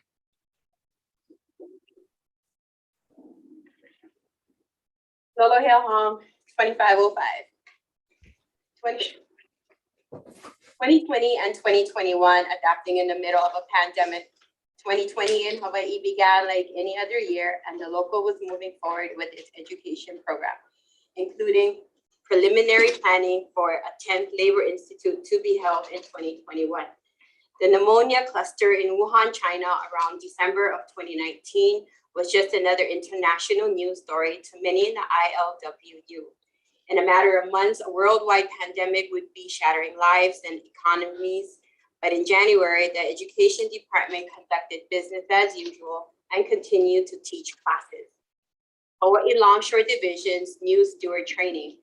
In late 2019 and early 2020, Hawaii Longshore Division full-time officers requested new steward training tailored to Longshore members. They scheduled their classes for January 22, 27, 29, and 30, with 2 sessions to be announced for Maui Longshore members in February. The curriculum, which was adapted from the standard steward class, also included new sections on the history of the ILWU in Hawaii. The formation of the Hawaii Longshore Division, grievance versus gripes, and how the Longshore Division files grievances and handles arbitration cases.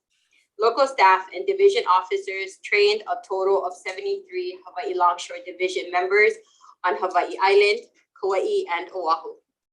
2020 Hawaii Longshore Division new steward class. Hawaii there was 15, Maui 0, Kauai 6, Oahu 52, total of 73. By January 2020, the virus SARS-CoV-2 had spread from China to the mainland US. On January 19, 2020, the first documented US case was reported in Snohomish County, Washington. The then President Donald Trump declared a public health emergency on January 31st. Plans for classes in all divisions were canceled. The Labor Institute was put on hold, and discussions on potential industry caucuses ceased. By the end of March 2020, many hospitality industry companies had shut down or greatly reduced their workforces, and visitor arrivals dropped to below 1,000 a day. ILWU members who work in hotels, restaurants, on golf courses, and for tour companies were laid off and had to go through agonizing process of filing for unemployment benefits through a state website that was outdated and incapable of handling the tsunami of claims. They worried about how to pay their rent or mortgages feed their families, and take care of their school-age children who had to study from home. On the other hand, ILWU members in essential jobs, including longshore, grocery, and healthcare workers, were putting in long hours under frightening, uncertain conditions. Little was known about how exactly the disease caused by SARS-CoV-2, COVID-19 was transmitted, and what the best practice were for workers required to be on the job. Government guidelines about safety change frequently, and mixed signals sent by the World Health Organization, WHO, the Trump administration, and the Centers of Disease Control and Prevention, CDC, caused anxiety. Still, ILWU members continue to work. ILWU full-time and unit officers had their work cut out for them. When members lost their jobs, FTOs and rank and file leaders navigated the unemployment system for workers, negotiated layoff statuses and extended medical coverage, assisted with COBRA applications and rent assistance, handed out masks and set up food distribution sites while responding to thousands of phone calls for help. At the time, they worked with companies to try and provide safer working conditions and premium pay for members doing essential work, extended expiring contracts, and kept in touch with as many people as possible, both working and laid off. The nature of the ILWU education program shifted from face-to-face to electronic communication, and all types of information sharing, training, and advice were handled one-on-one, most often via telephone, text messages, and email. Topics focused mainly on COVID-19 related issues and not on the steward rights on the job. Still, union leaders continue to educate their membership. During 2020, possibly the most important lesson they taught is that the ILWU was there to support its members no matter the circumstance, and that members could and should always turn to the union first. As the pandemic progressed, the leaders became more and more familiar with electronic communication. FTOs revived group learning to a small degree. Hawaii division officers held downsized shop steward classes via video conference. Business agents statewide continued to recruit new stewards. An FTO on Kauai helped groups of non-union members in his community.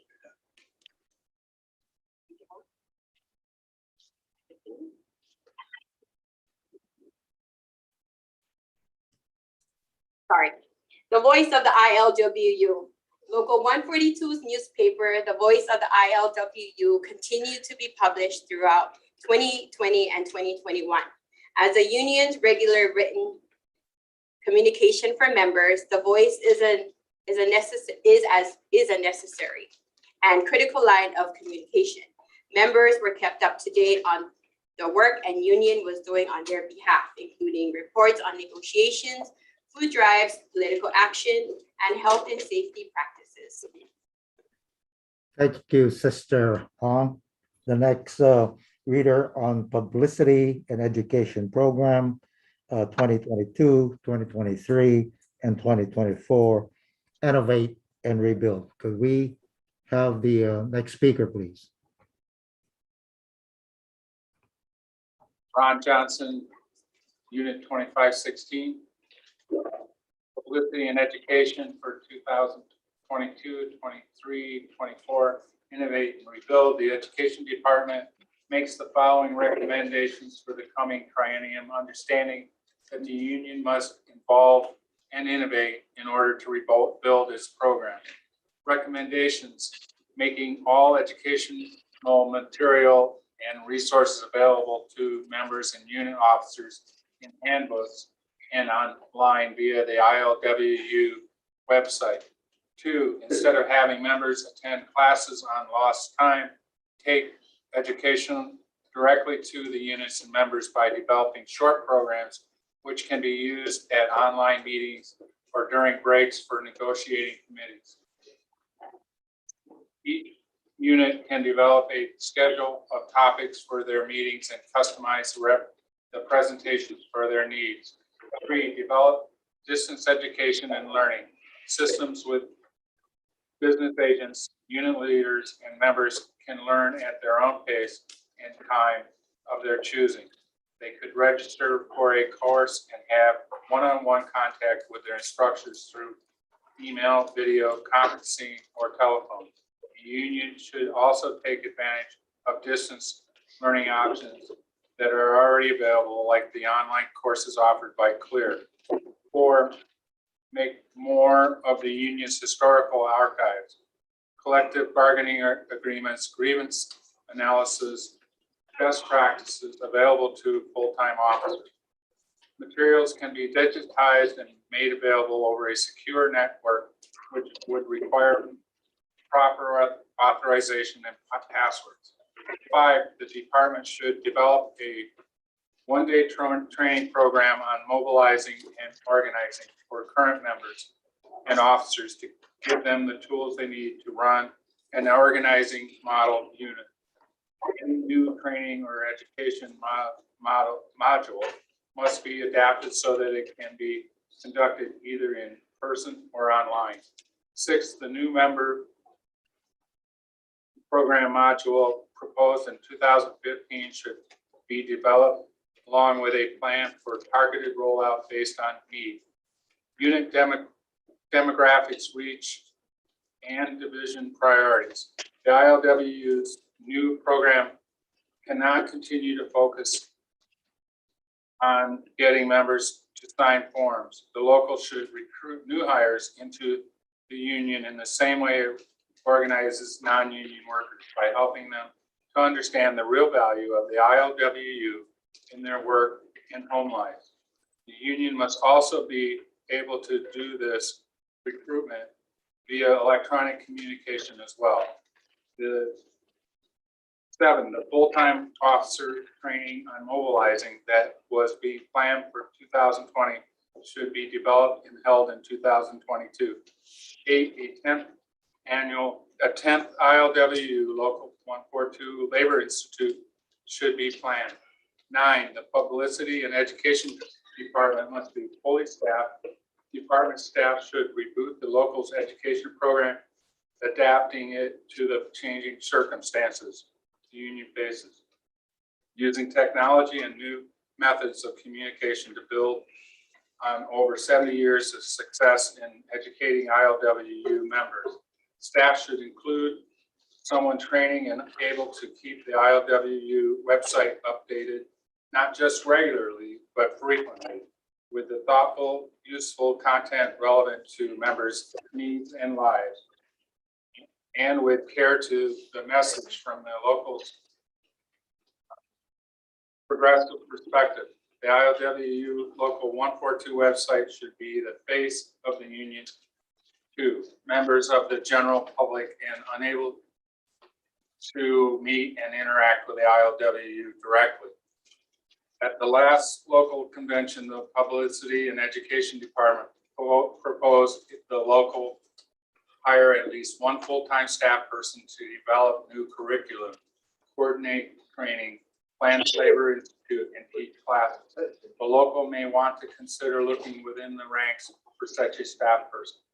There is a precedent for doing so. Former Secretary Treasurer Guy Fujimura was recruited from the rank and file to be an organizer and taught many classes before taking over the local's education department in 1979. Retired communications director Melvin Chang, also an ILWU member, ran the union's publicity and education department program for 24 years. It is possible that another effective, committed educator might rise from the ranks of the ILWU. 10, the department should continue to provide publicity, research, writing, education training, technical assistance, and IT and other services for regional local divisions and units. The department should also continue to offer new steward, treasurer classes, and be prepared to conduct them both in person and online as circumstances dictate.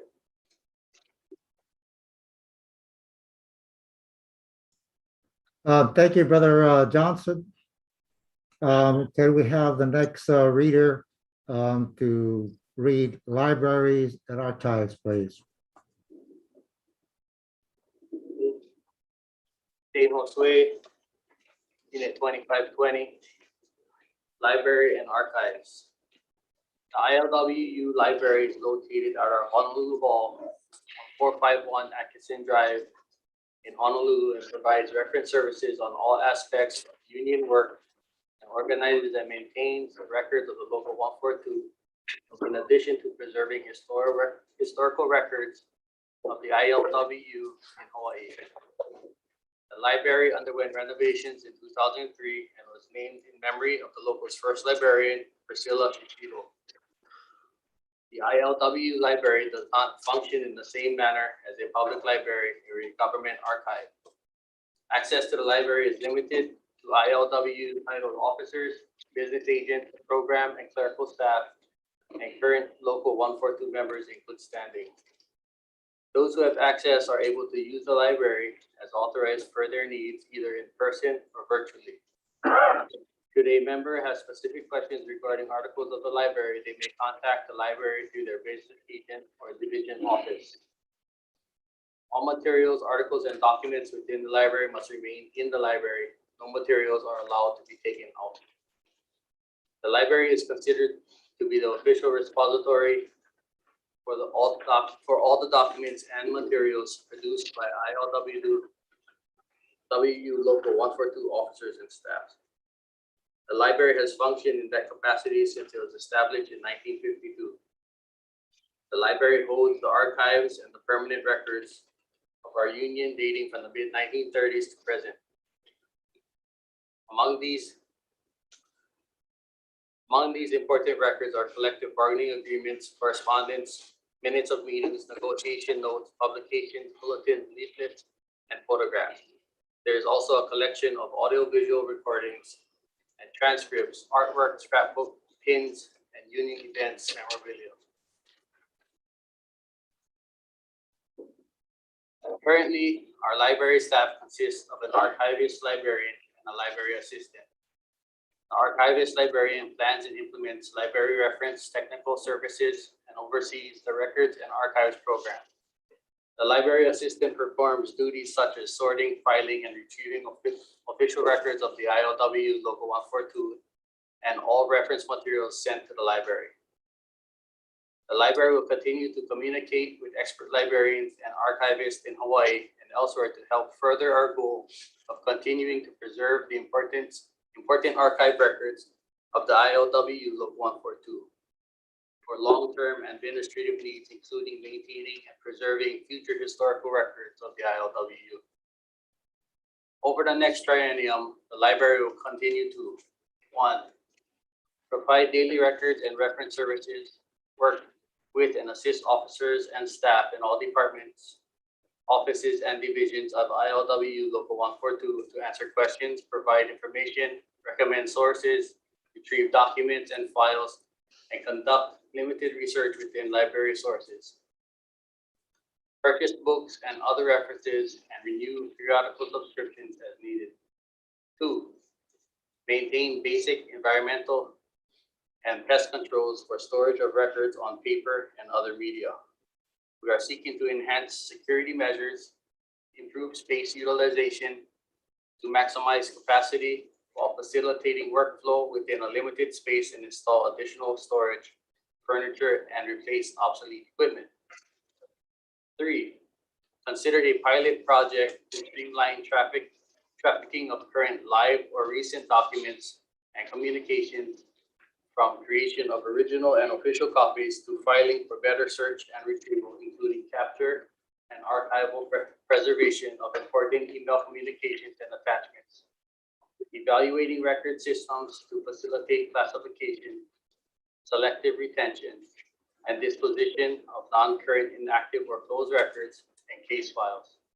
Integrating original paper versions with scanned versions and computer-generated text and images. We initially planned to implement the pilot project during the last triennium. However, planning and implementation will require updated procedural and system analysis and consultation with specialists knowledgeable in current standards of practices for both legacy paper and electronic records in various formats. 4, selectively preserve ILWU Local 142 records of long-term value for administrative purposes, as well as historical records of the ILWU in Hawaii for future generations. Follow special procedures for accessibility and usability of records in various formats, whether on paper or other storage media, for as long as possible, given limited resources. Electronic formats incur additional costs and technical considerations. 5, plan for library and archive program continuity and staff transitions. Develop forms and documentation of standard procedures for staff training, including file structure and organization, transfer and disposition of records, and archival handling of various media. 6, encourage local program staff to conduct research in ILWU historical records to enhance existing local 142 educational materials and to provide content for new publications and displays in any media. 7, confer with the librarian and archivist at ILWU headquarters in San Francisco on posting digitized images and publications on ILWU history pages at the international and local 142 websites, and link to other ILW related sites such as the University of Washington Library, Labor Archives. 8, support and assist historical projects aligned with ILW principles, including the Aquan McElrath documentary and curriculum project by Clear at UH West Oahu. Professional research requests for the historical materials must be in writing, with applications reviewed on a case-by-case basis and may be approved subject to staff and reading room availability. Unfortunately, due to constraints and restrictions from the pandemic, very few external requests could be accommodated during the past triennium. Interactions with affiliated organizations are also limited. As external conditions improve, more attention can be paid to inquiries related to projects endorsed or supported by the local. Ultimately, the library and archives is to primarily support the work of the ILWU Local 142 as a labor union and the overall goal and priorities established by its membership. The library will continue to work on its goals and provide a critical service to the officers, staff, and membership, and the organization seeking historical records. Thank you, Brother Josue, for reading that.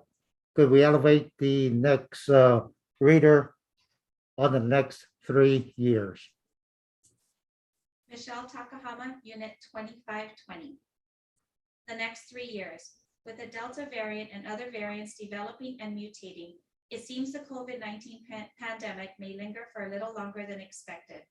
Additionally, vaccine mandates and vaccine passports are becoming more common and also required by law to help mitigate the spread of COVID-19.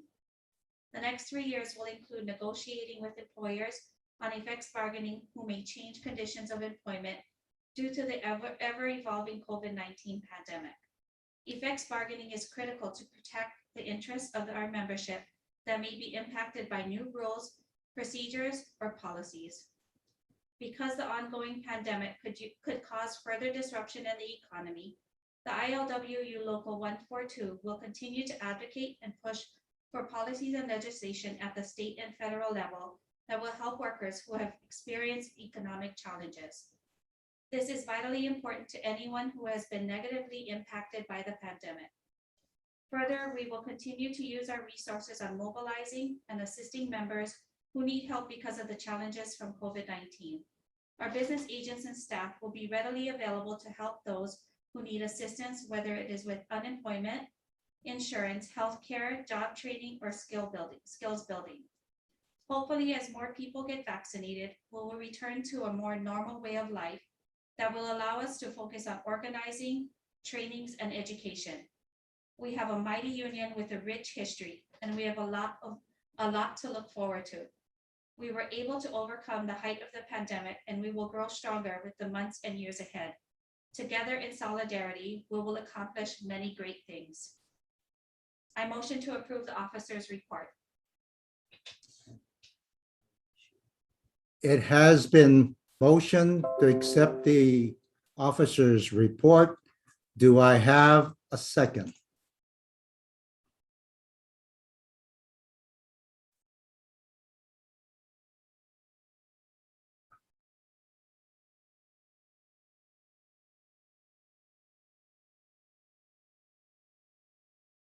Okay, I have a second. I'm looking at a main Maui Dane 2520 second. Also Christine Laquan as second. There is multiple seconds. Any discussion?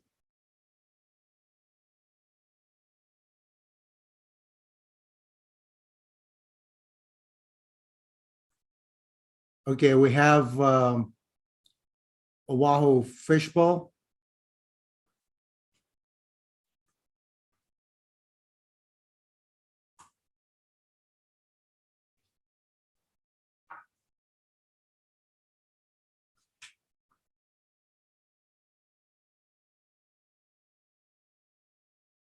Yeah, there we go.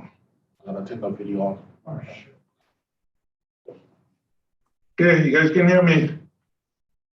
Yes, brother, you have the floor.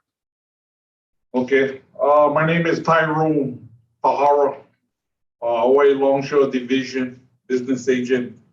On this report, I support this report. If everybody can turn to page 3.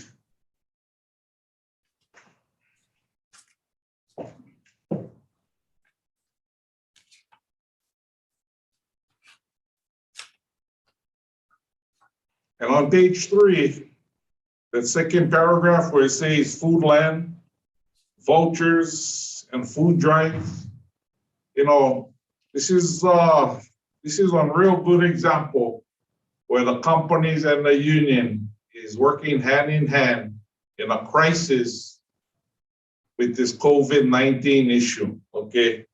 You know, when you see a company that donates $100 food voucher for those members that got laid off, you know, it's not saying the laid off food land guys. They're talking about whoever the ILWU from the hotels, from Love's Bakery, to whatever members that was affected and temporarily laid off or completely laid off, Foodland donated $100 to these people. So throughout the years, as the months was going by, they donated this voucher of $100, and at the same time, they donated food for the food drive. I mean, that's something. And you know, this is why we gotta, I forgot what that word is, but this is why we gotta shop at Foodland to back these guys up because they supported our membership. You know, we shouldn't be going to Times, and I'm talking Times Oahu.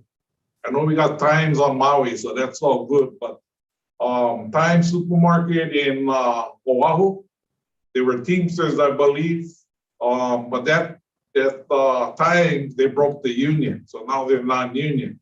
But whoever's going to Times or whatever supermarket, we should be changing and going to Foodland to support the Foodland workers there that work with the company. And you know, this is a real positive that I see that needs to be addressed.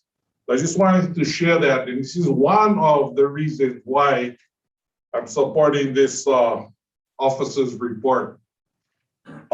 Is there any other speakers? I got two more other reports. Any other speakers after me?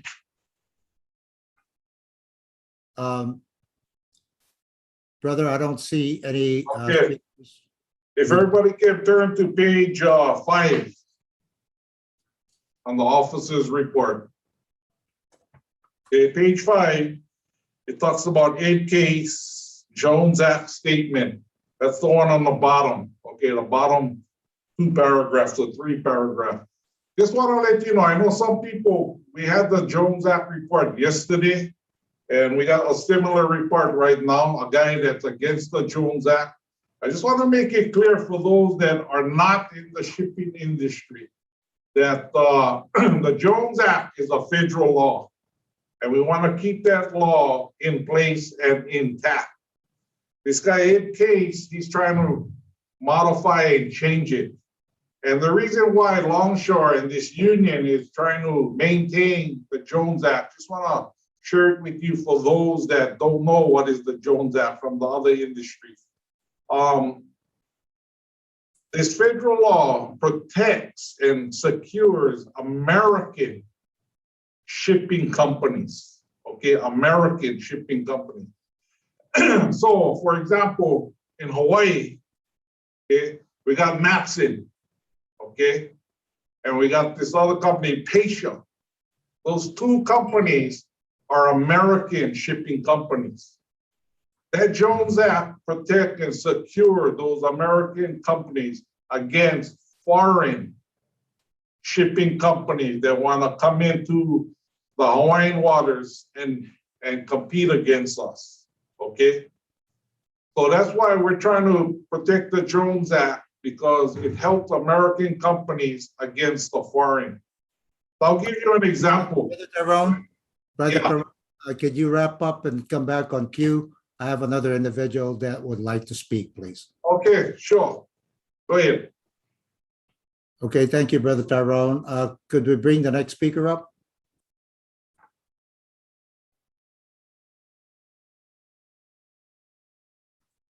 Mike Bunyard, 2505. Sorry to interrupt you, Tyrone. I would have let you finish. It wasn't super important, but I wanted to reiterate or clarify actually on those Foodland $100 gift certificates. I believe those were actually purchased by the ILWU. And because Foodland is a union run property, that's why we chose to do it there. But I believe the union did pay for those, not Foodland donating them, but it was an excellent thing. And thank you for noticing that, Tyrone.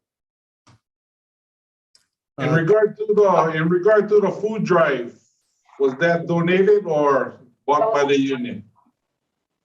Hang on. Brother Mike, thank you. Let's go back to Brother Tyrone. I think he was speaking. Okay, you move on. Okay, Brother Mike, appreciate that. Thank you. But regarding to going back to the Jones Act, so let me share this with you folks. So that law, that federal law, one, you gotta build that ship in America. So it's not the longshoremen, it's the shipping industry, the shipyard guys that build that ship. That's American workers. The work is done in America. So that's the law. You build any ship, that's gotta be in the Jones Act. It's gotta be built in America. The second thing is when you build it, it's gotta be a US owner, a US American company that owns that shipping or that's gonna build that ship. So like Matson and Pasha, it's the same thing, okay? The third thing is that the workers that work on that vessel gotta be Americans too, okay? The merchant marines that work on that vessel. And the fourth thing is that it's gotta be flagged American, the American flag, red, white, and blue. It has to have that American flag. That four things protects the industry. Okay, everything is American, and that's why we're trying to secure and protect the Jones Act. The fifth thing and the most important thing too is if times of war, if we gotta go to war with China, let's say, okay, and the US Navy got only so much ships, then the military hires private companies to help the war. So they would have Matson and Pasha to send military equipment to wherever our guys are, and we ship it there. And the thing is, with these four credentials that I said, American owned, merchant marines working in American flag, you want to keep it that way so that we support our American troops that are out there, okay? So that's why we don't want to change this, and we want to keep it this way. And this guy, Abe Case, is trying to modify it. So this is one of the reasons why, but that's why we got this resolution in here regarding to protecting the Jones Act. Okay, I got another one, another section, but if there's any new speakers, you can have them speak first. Hang on, brother. Let me check. Is there anyone in the queue?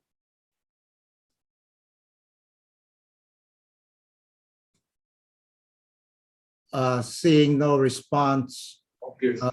Brother Tyrone. Okay, my last one is on page 7.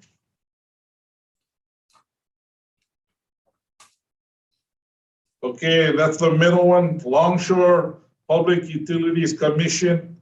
And as you folks know, last year, there was a lot of coverage regarding Young Brothers and the PUC. And I just want to share with you folks that, yesterday I spoke about political action, how important to get the right politicians in, etc. So this is one example where the Public Utilities Commission, okay, it's all politics. The guys that get appointed on there is done by the governors and the politicians.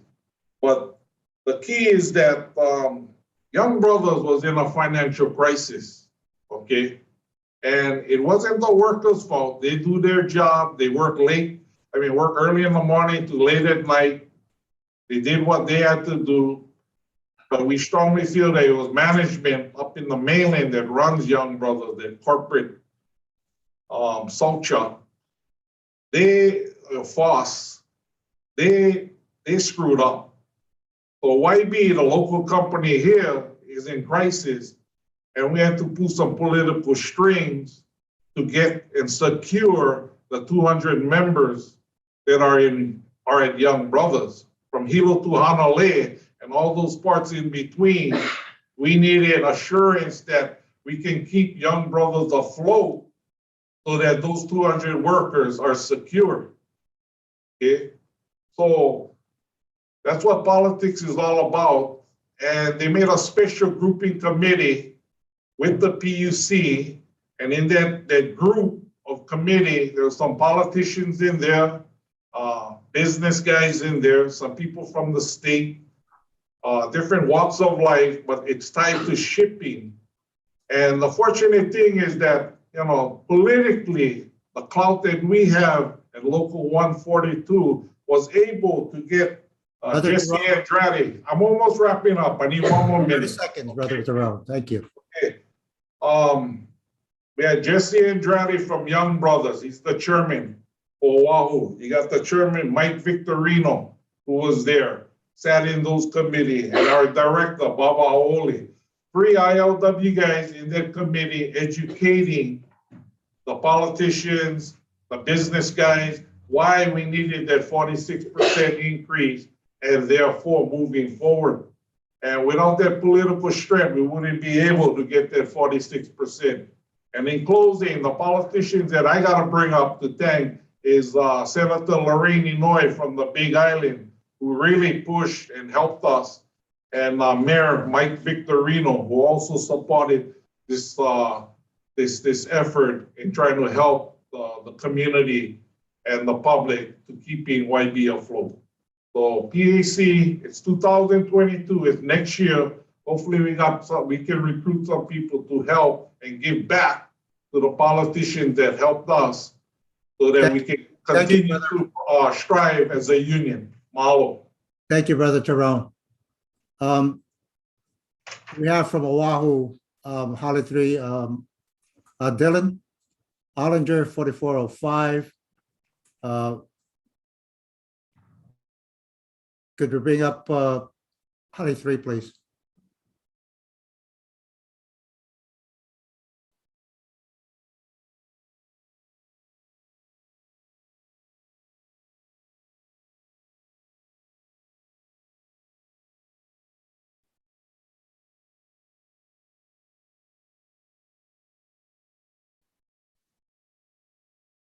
Good morning. Can everyone hear me? Yes, brother, we can hear you. Go ahead. Morning. So I make a motion to cease debate. Okay, I see a motion to cease debate. I also see Maui Main, Dan Jose, 2520, second, occurring here, second as well. Holly 2, as second, and Maui Joe Fernandez, 24 West, second. So there is a motion to cease debate. Can I have election buddy? Put the question out to cease debate.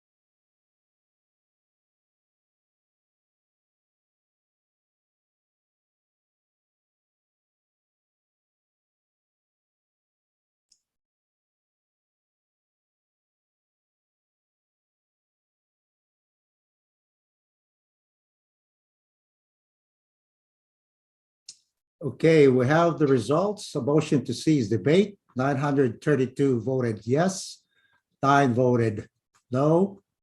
We had 3 abstentions.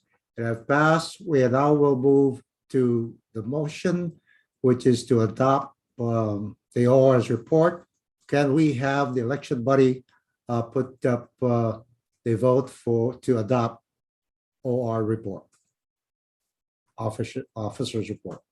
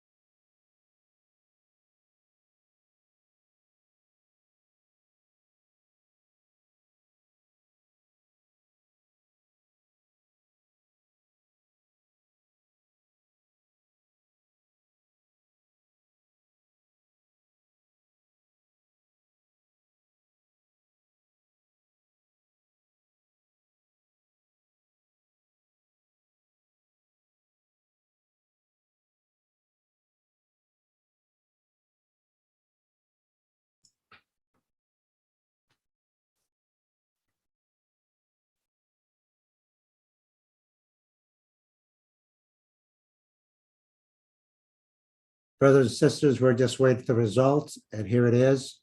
A motion to adopt the officers' report. Yes votes, 195. No votes at 5, and 2 abstentions. It is passed. The officers' report is in the record. Madam Chair, Madam President, our Constitution Committee has done their work and it has been approved.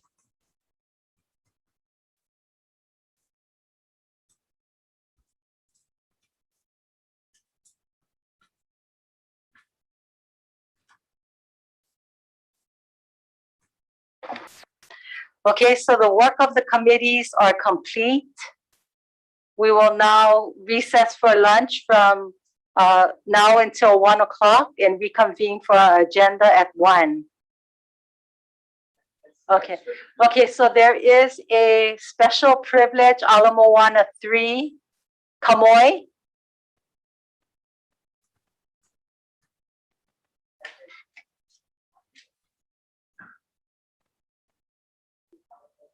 Could you please elevate Richard Kamoy, Ala Moana 3?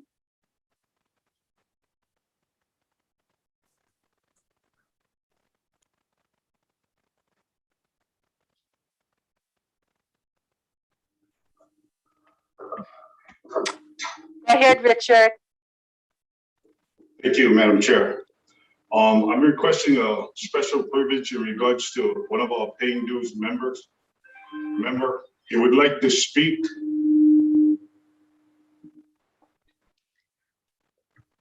Is he a delegate or observer of the convention? No, he's not, but he is a paying dues member and he's observer and he's an observer and he would like to speak in regards to what he has on his mind. The pleasure of the body, please. Okay, go ahead. Thank you.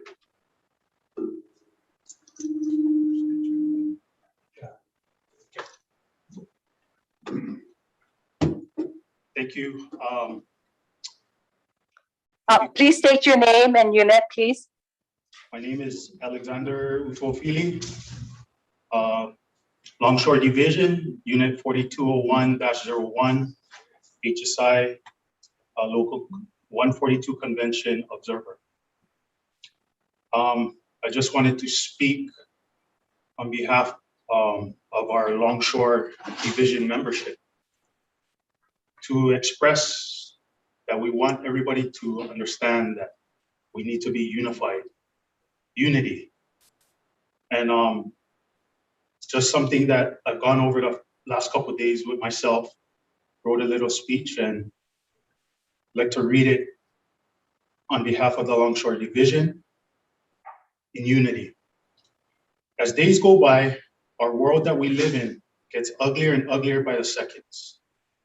Currently, our world is going through health crisis, financial crisis, homelessness, corruption, workplace violence, civil rights issues, racial discrimination, global warming, you name it. There's a cancer out there that is the root to all these issues, and it's called greed. The intense selfish desire that deals with wealth, power, and control. As one of the last strong standing unions, we must remind ourselves and those around us to not feed into the cancer and buy into the negativity that it breeds. The first step to blocking the cancer out from coming in is getting back to our roots and starting at our foundation by reminding ourselves the true purpose of a union, which is unity and togetherness. ILWU's 10 guiding principles is what our union's foundation was built on, which is what we should be preaching and practicing daily as our beliefs. In a union, there's no room for selfish agendas or the cancer known as greed. President Abraham Lincoln once said, and I quote, "A house divided against itself cannot stand." With that being said, our current motto as the ILWU An injury to one is an injury to all. Complements and goes hand in hand with our 16th president's words. Yesterday, some of our Longshore Local 142 convention observers were fortunate enough to meet with a group of men and women who are pensioners of Local 142. The pensioners shared history dealing with the struggles and also the triumphs that they went through during their days as ILWU members. Components that were stressed the most in our talks for a brighter future were communication, education, relationships, egos, and leadership. John Gordon, an influential speaker, said in a book that he wrote, "Always remember that your greatness as a leader will not be determined by how much power you accumulate. It will be determined by how much you serve and sacrifice for others to become great." Great leaders don't succeed because they are great. They succeed because they bring out the greatness in others. Years back, I was reminded by a senior longshoreman days before he retired with his cigarette hanging out of his mouth. Boy, remember, before you leave this place, you leave it better than you found it. As he chuckled and walked away. Our local convention is a time when we come together as a family to pay homage to those who once paved the way for where we are today in this great union. More importantly, it is a time for us to gather, unify, and build together for a better future to leave this great union of ours better than we found it. Thank you. Thank you, Brother Alex. We have another speaker, Jeffrey from Maui Beach. Please elevate Jeffrey, Maui Beach.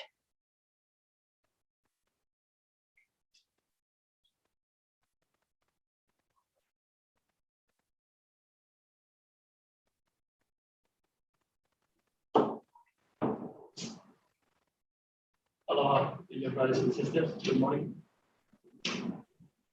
Jeffrey Valgaro Sr. from Lanai, Unit 2509, Maui Division. I would like to speak in support of unity, solidarity. The ILWU is stronger when we're united. We're stronger together. Basta po masuportahan tayo para kay kaisa, impuyog, respeto at organisasyon, ILWU. Thank you for the opportunity to speak. Thank you, Brother Jeff. We have another speaker, Ciliaro McKenna shares. Not sure what room he's in. Could you please elevate Brother Ciliaro?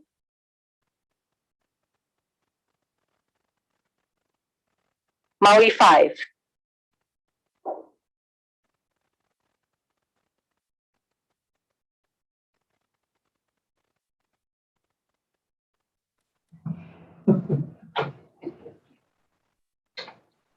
Right there. Go ahead, you have the floor. Hi, Ron Ciliaro, McKenna, Maui Division, Unit 2511. I just want to speak I support the unity and the solidarity of this union. And when we strive together, we become stronger as one. And all these things we was talking about is pertaining all of us as one. So I just want to thank you guys for the opportunity to speak. And let's just be accountable for all our actions and help each other in these next 2 years going forward. Thank you. Thank you very much. We have another speaker, Sam Cruz, Maui 1.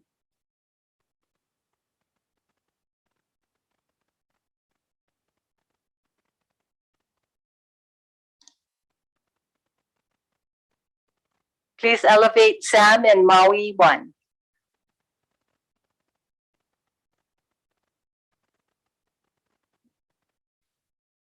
Go ahead, Sam, you have the floor. Oh, sorry, we can't hear you. Please unmute. Thank you. Good morning, Sister Vice President Carino. Thank you so much for the time. I just am going to stand in support of Brother Alex and all our members that are speaking on behalf of Unity at this time. I'm going to speak straightforward and speak about the tribal interruptions that are going on internally with our trades.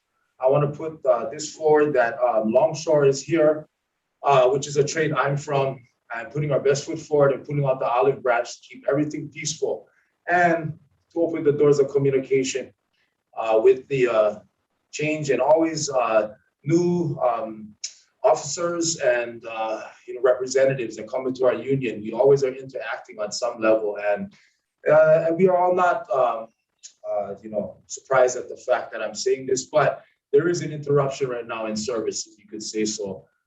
We are here on behalf of the Longshore to open our doors of communication, not only to our trade, to your trades that are all out there. And we just thank you guys for the opportunity to be a part of this.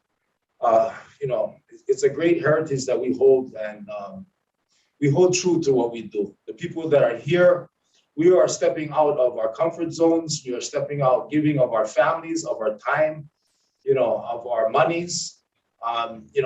We look at it as, the harvest is many, but the workers are few. We want to have open doors to communication that gives opportunity for education, for mentorship for the next generation. We have to keep this ball rolling. We are here only to steward this for a little while and we move on. Somebody was here before, somebody's going to be here in the future. So at this time, this being now, we just want to open our arms out and receive in solidarity all our members at this time. Thank you. Thank you very much, Brother Sam. Brother Kamoy Alamoana is next speaker.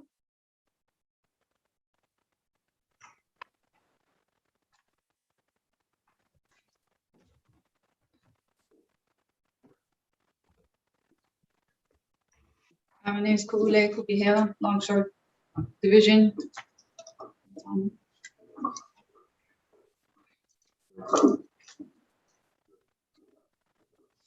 Unit number, please. 4201. Thank you. I'm an observer. I'd just like to speak to all my sisters in every industry of this great union, the ILWU, Local 142. This is a call for unity. Being one of the few women in the shipping industry on the docks, I work tirelessly day in and day out to provide for my family and those who surround me in these tough times. These are sacrifices that we signed up for in this great union that we signed up for. The future is in this union cannot continue like this. Our pensioners, the people who brought us here today are watching all the walkouts, the strikes, the contracts, blood, sweat, and tears all go down with these self-centered political hypocrites. Our keiki will have nothing to live for in this fight to come or anything in this future fight. So once again, I call on all my sisters in this fight for unity, for change, and to build a better future for this great union, the ILWU. Thank you, Sister Kule. Next speaker, Brother Baba Haole.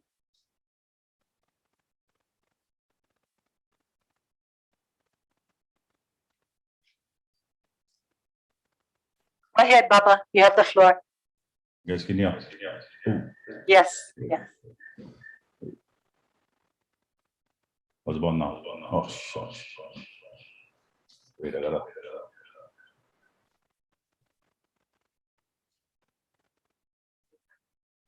We can hear you. Yeah. I'd just like to thank Alex and Kule for coming up and speaking on behalf of the membership that couldn't participate in this 29th convention. I know we had a lot of dialogue after the international convention, going into the local convention, on how we're gonna get more observers to this convention, our local convention. But after the credentialed I guess, observers. We did have a discussion about bringing more observers and trying to see how we can, I guess, put it on Zoom like the international did. I think that was the biggest concern that the Longshore membership had, that they never had the opportunity to at least view it per the committees and on the, the general floor. But I should have put it on resolution, like how we did in, I think, 2009, when we first started doing mail-in ballots for the local. But I just like put them on record. We don't know where this pandemic going or how long the pandemic going. Could be a few years, could be longer. And I'm going to ask for the record that whoever the title officer is going forward in the next convention, if we do come to this predicament in the future again, that we got to go back to on Zoom, on virtual forum, that they make that request made that everything is by Zoom, and that we can get the masses of the membership, not only Longshore, because we got to be unified over here. We're talking about the whole ILWU, because that's where the biggest participation going to be if we go virtual. We're going to have almost 100% of the membership of all divisions participating. Either you're credentialed or you're an observer. So I think moving forward in the future, I think that got to be done to, get the voice and at least the voice from the membership in a whole. As far as unity and solidarity, I'm for that. We all should be working together. Our motto is an injury to one is an injury to all. And if one group is hurting, we're all hurting. And I'm glad the longshoremen, longshore women too, they came out and speak on behalf of our division. And they was beating the door down over there since Monday, where we was having conversations, but COVID is limiting the ability for us as a union to do business, and we get it. But virtual brings us all back online. So I hope heading into the next convention, we can do something if we do go virtual. It's all about participation, getting the voice of the members to be heard. Thank you. Okay, thank you, Baba. Point well taken. Okay, so now we will recess for lunch to be back at 1 o'clock. Thank you.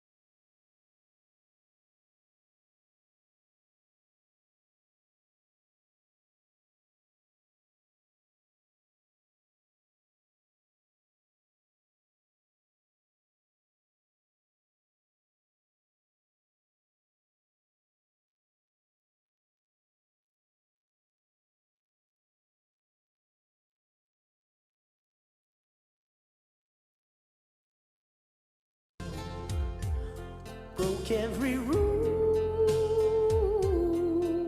blue darling.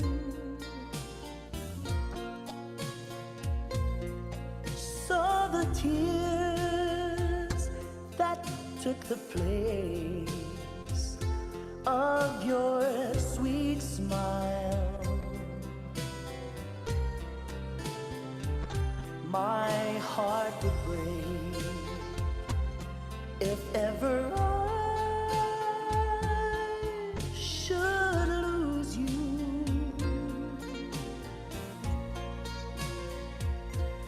Blue darling, you're the Lord and only one.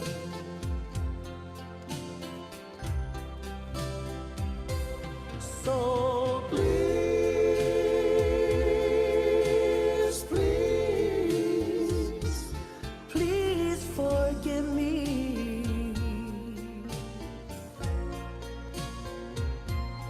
I am sorry for the wrong that I have done. My heart would break if ever I should lose you.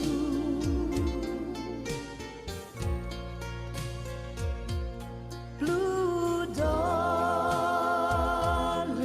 you're the Lord and only one.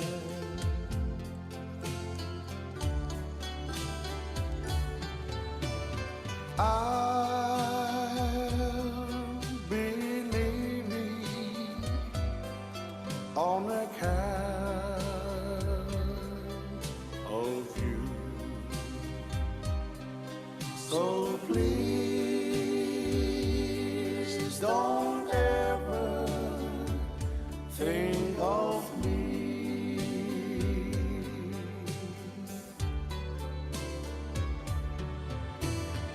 We used to love together with you. So please don't ever think of me.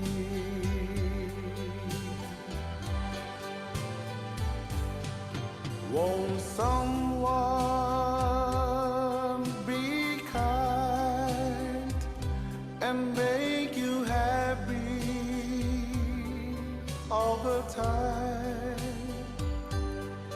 Your love for me has faded away.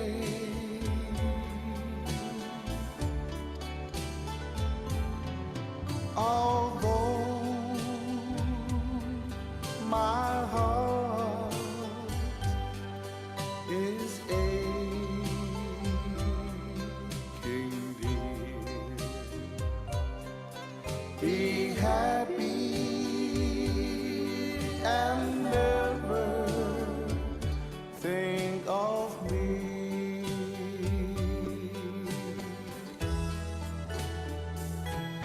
So please, please forgive me.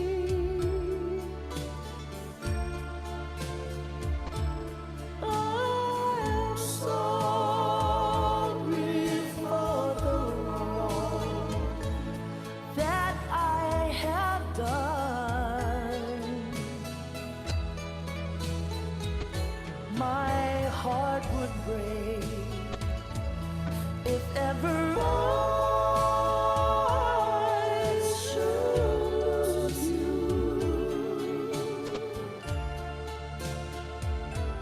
Blue darling, you're the Lord and only one. Blue darling.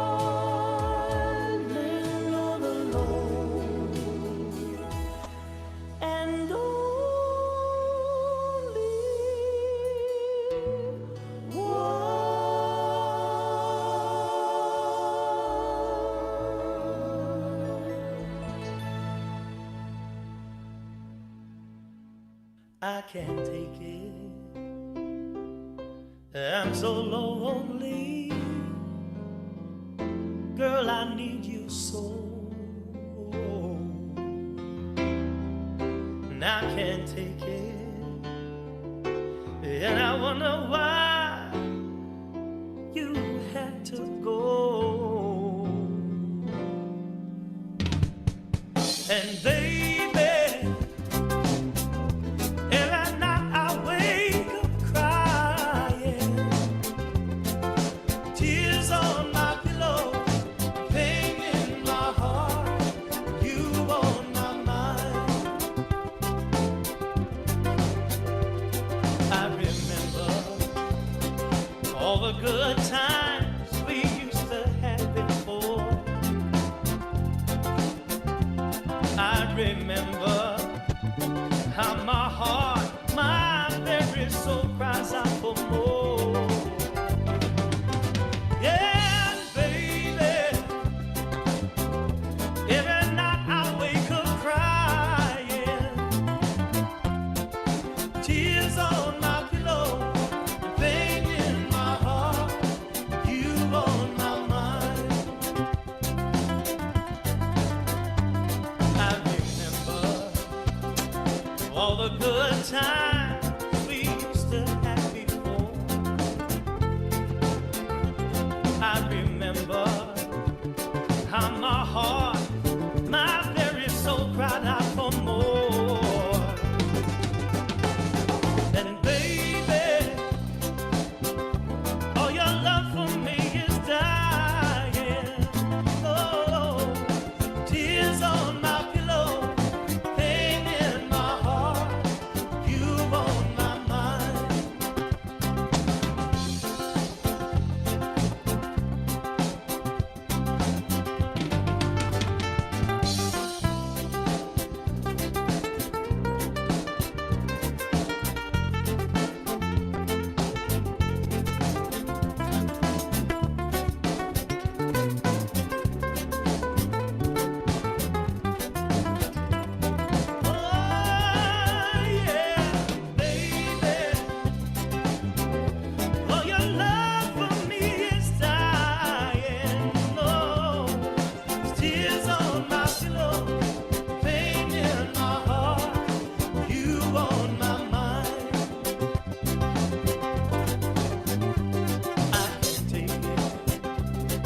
I'm so lonely, girl, I need you so.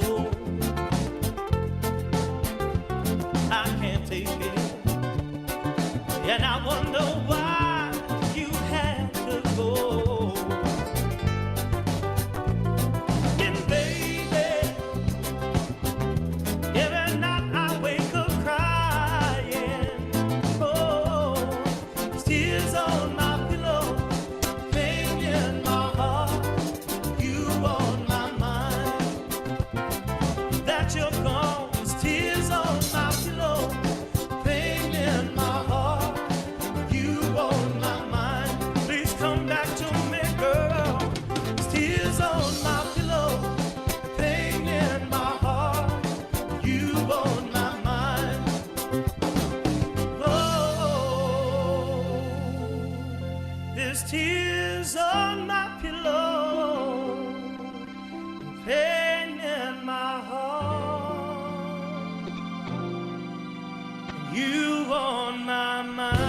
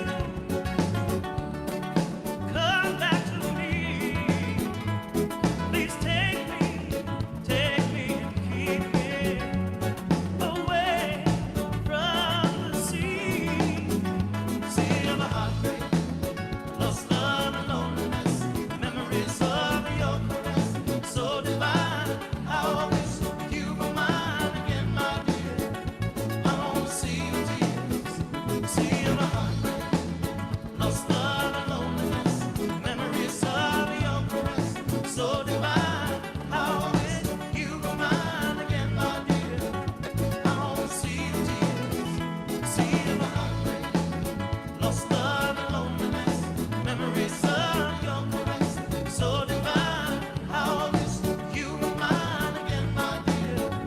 I'm on a sea of tears, sea of a heartbreak, lost love and loneliness, memories of your caress, so divine. How I wish you were mine again, my dear.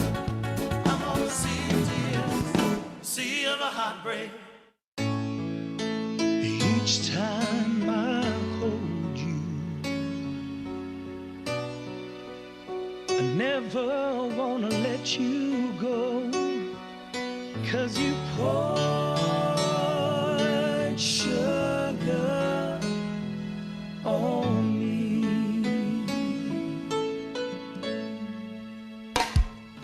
And now you tell me that you love me.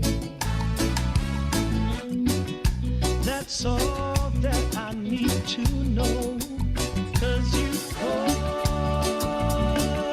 sugar on me, baby. You were sweet as the honey from the honeybee. Yeah, that's how sweet your love is to me.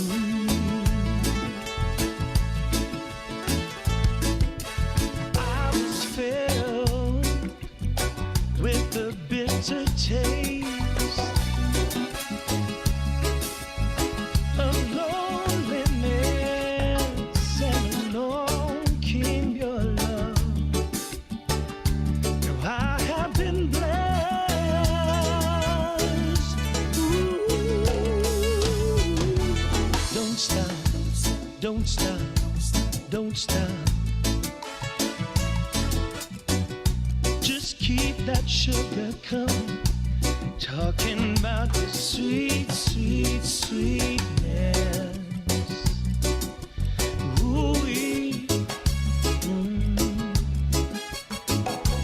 Talking about your good, good, goodness. Ooh-wee. Yeah, babe. Talking about your sugar, sugar, sugar. You laid upon me.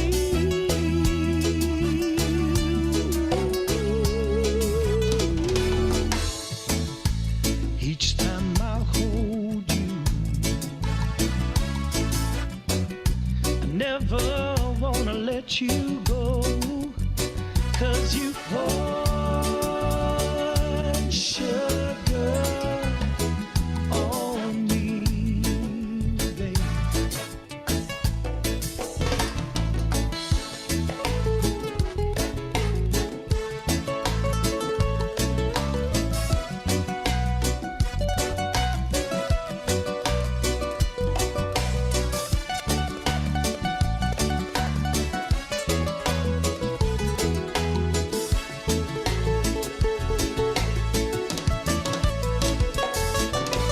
Don't stop, don't stop, don't stop. Just keep that sugar coming. Talking about your sweet, sweet, sweetness. Ooh-wee. Yeah. Talking about your good, good, goodness. Ooh-wee. Talking about your sugar, sugar, sugar. You laid off on me. Ooh.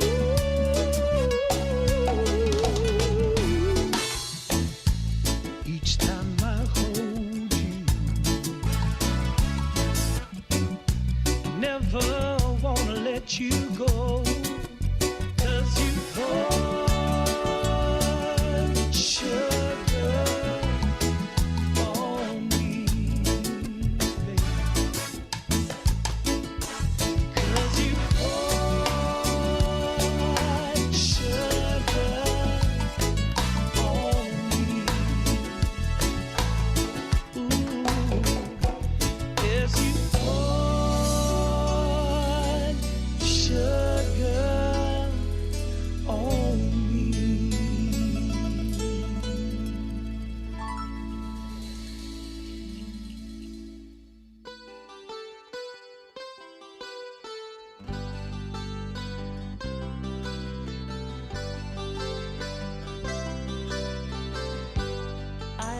a girl who goes to my school,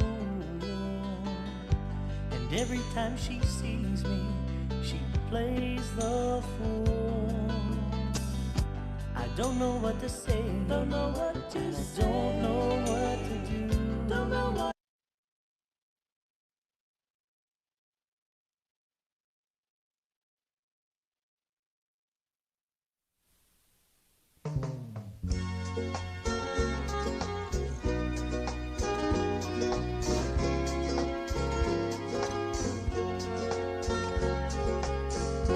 Kalapana is an area so quiet and serene, where families never used to work in. Togetherness was practiced both day and night. Kaimu to us is a beautiful sight.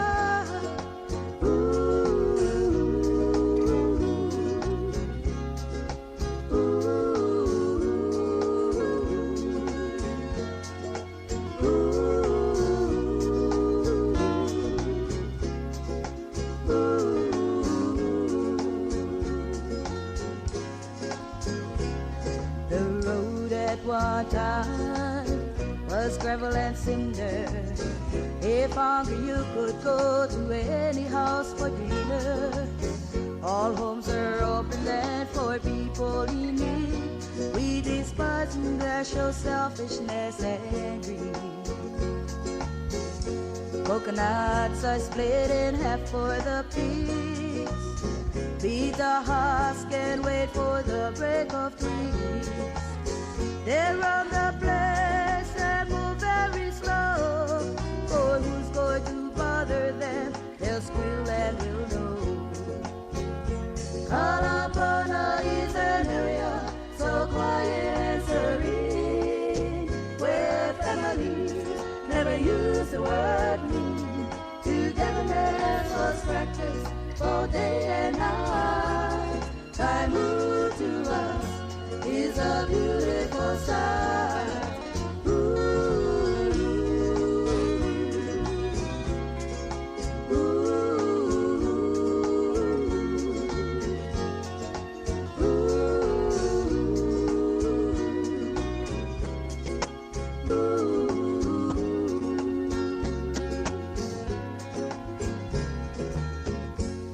Bahoa is a town about 13 miles away. Most families go there, especially on payday. Produce is measured by pounds and not by kilo. Just continue on, and you'll end up in Hilo. Kalapana is an area so quiet and serene, where families never use the word mean. Togetherness was practiced both day and night. Kind move to us is a beautiful sight.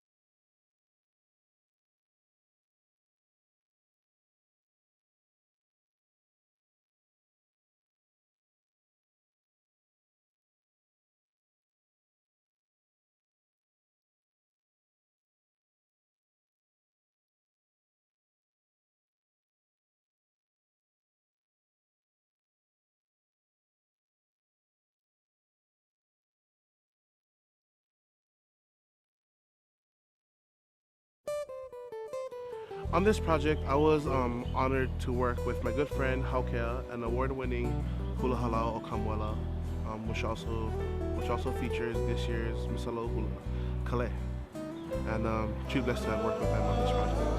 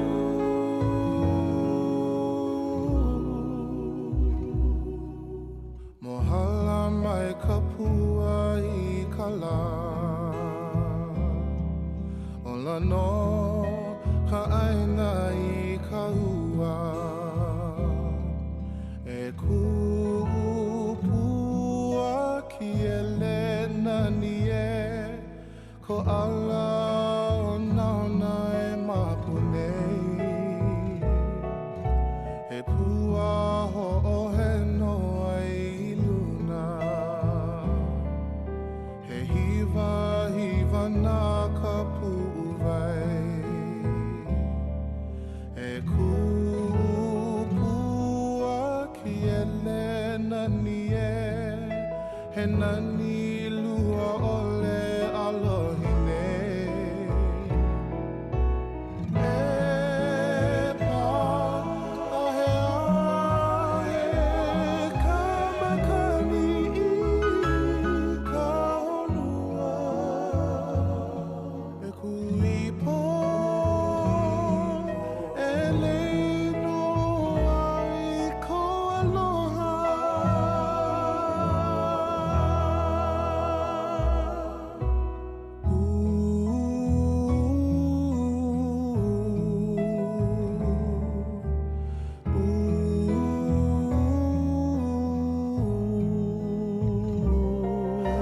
Ohala mai ka pua I ka la Ola no ka aina I ka hua E kupua ki ele nani e Ko ala ona ona e mapune E kua ho'ohe no ai luna He hiva hiva na ka pu'uwai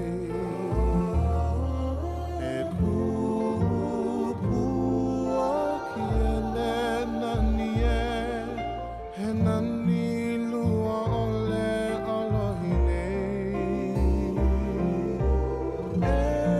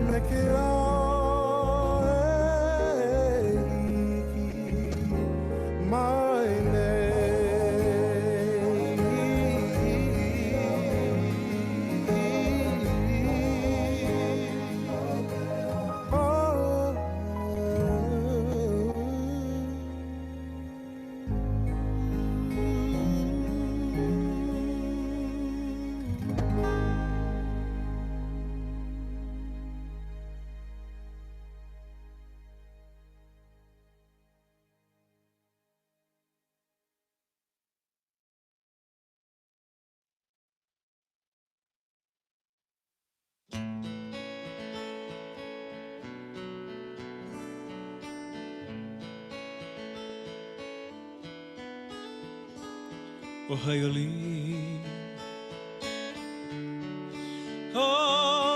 Aluhea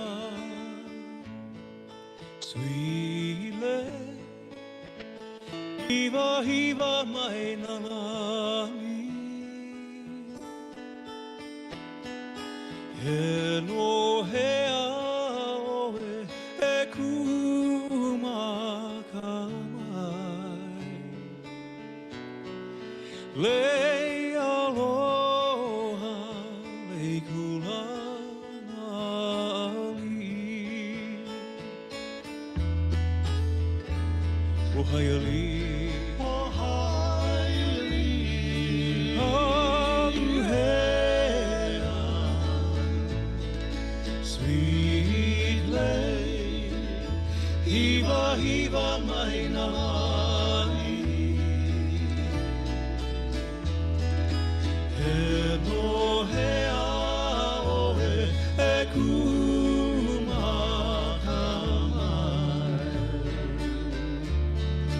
Lei aloha, lei kulana ni I vili a me hawahae ulana Ulana ke aloha I lei vili papahi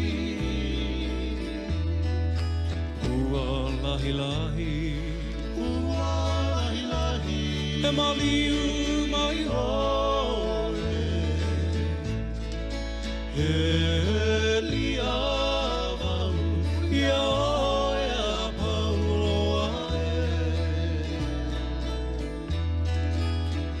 Uana kumele me ke aloha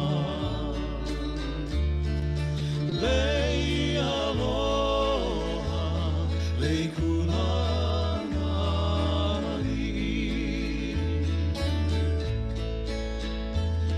I via me ka hae ulana Ulana ke aloha I lei vili papahi Ua lahi lahi Ua lahi lahi E maliu mai oe He liavau Ia oe a pauloa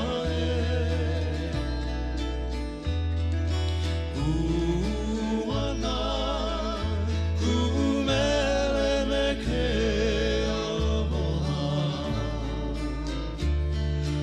Lei aloha, lei kulana li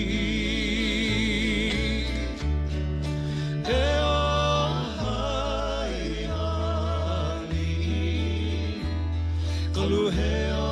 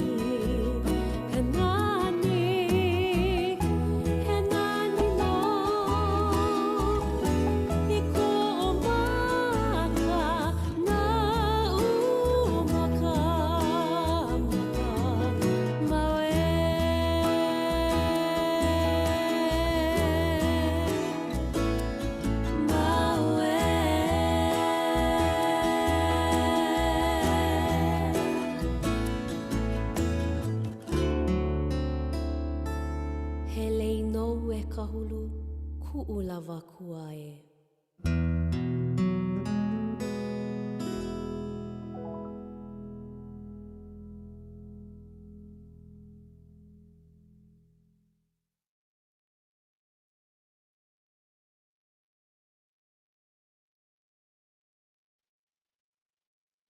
One, two, three, and.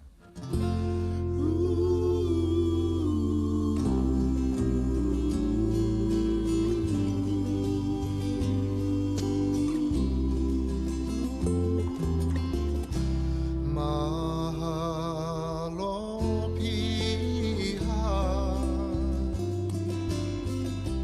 mo'io enelani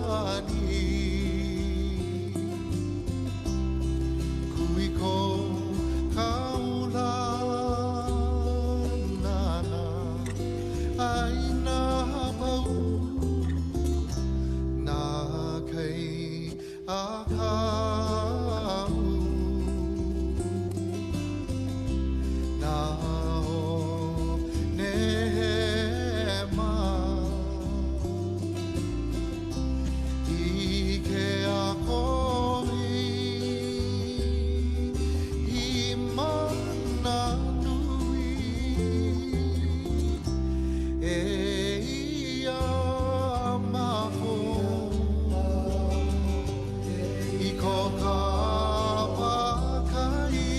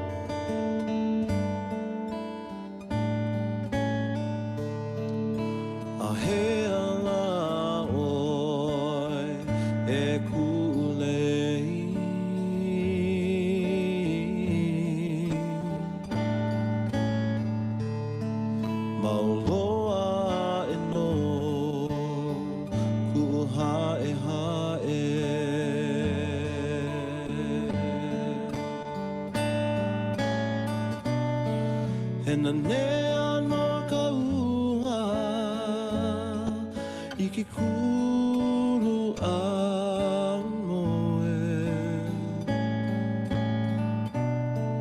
He na nea no ka ua I ka olu o ka uka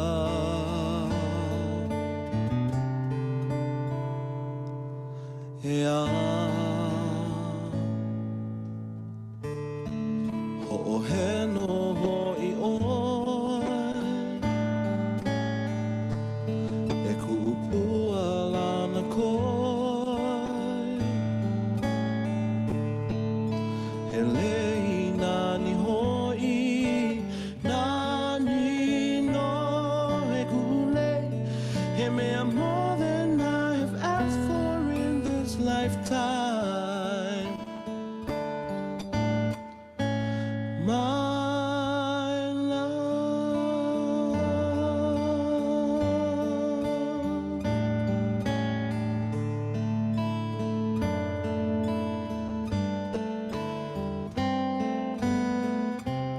So many nights have passed me by as I dreamt of you.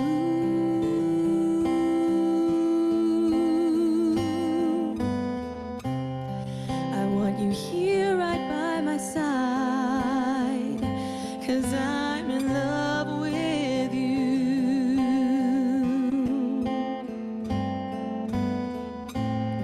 So many nights seem long and restless without you close to me.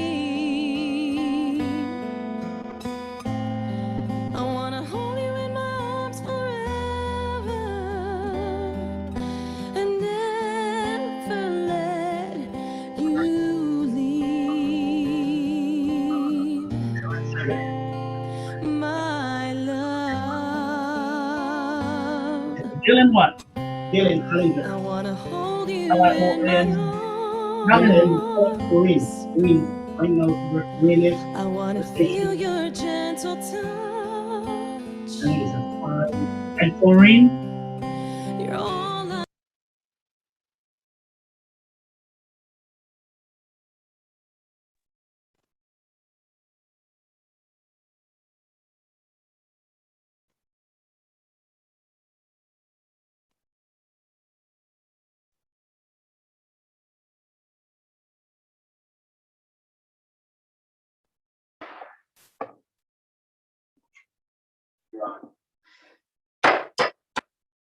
We will resume our general session. At this time, I would like to go ahead and say thank you to the staff as well as to everyone that played a big part in having this convention virtual. So Lohe, are you ready?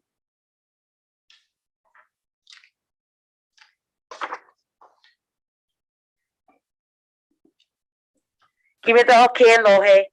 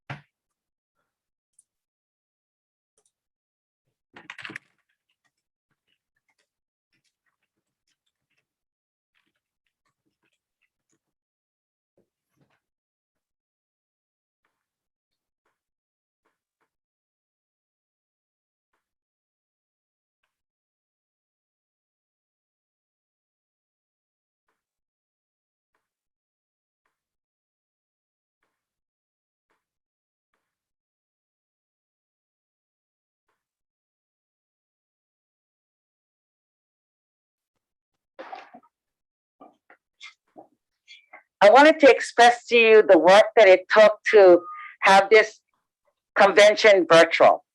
And I have to commend a lot of hands that help us bring us to this moment. So Lohe, can you please bring up Kauai Division? Kauai Division encumbers Division Director Calvin Corpuz, Business Agent Chad Pacheco, Division Clerk Mona, the operators of every station on Kauai, operators Daniel La'a, Tyson Moses, Trudy Azeka, who helped, Chad Pacheco, and operator assistant Rhonda Morris. I do want to mention that Calvin is not present due to some personal health issues. I wanted to show you that it's not only what's in your room, all the areas of every division that help. So Mona, you stay on too, okay? So don't, I want to bring up Oahu Division. Division Director, Michael Yamaguchi. Business Agent Dylan Hollinger, Paris Fernandez, Jose Miramontes, Corinne Kikua, and Durell Dunes. And the division clerk, Serena Takahashi. The operators of every station on Oahu, as well as the captains, Dylan handles programs, Jose Miramontes programs, Paris Fernandez resolution, and Corinne Kikua constitution. And also Durell, he was a host, the webinar host on platforms and programs. Longshore Division. Lohe, did you bring up Oahu Division? Great, thank you.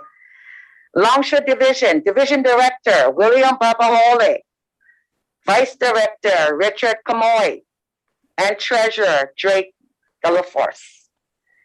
Business Agent, Tyrone Takara, Dennis Morton, and Fred Robbins. For Longshore Division, operators, Drake Delaforce for resolution, Fred Robbins, programs, Jennifer Kaihui, constitution, and San Filippo, constitution. Their captains, Drake Delaforce, Fred Robbins, and Jennifer Kaihui. Could you please bring up Ala Moana 1, 2, and 3, and Hawaii Longshore Division Room 320. That's us. Yep. Hi. I will proceed to Maui Division. Maui Division Director Roberto Bobby Andrian. Business Agent Teddy Espaleta. Stephen Lee. Joseph Aquino. Manny Baltazar. Cyrus Kudani. Charles Andrian. And John Simpliciano. Then you see division clerks, Joyce Naruse, Elizabeth Takamiya. Where are you located, clerks? Please chime in because you guys really helped in the course of planning. Operators and captains. Meeting room A, Maui Main Meeting Room, behind the operator. Operators and captains, Teddy Espaleta, Constitution. Charles Andrian, Constitution. Cyrus Kodani, Resolution. Emmanuel Baltazar, Resolution. And Stephen Lee, Programs. And the webinar host, John Simpliciano and Joseph Aquino. Please bring up Maui, please.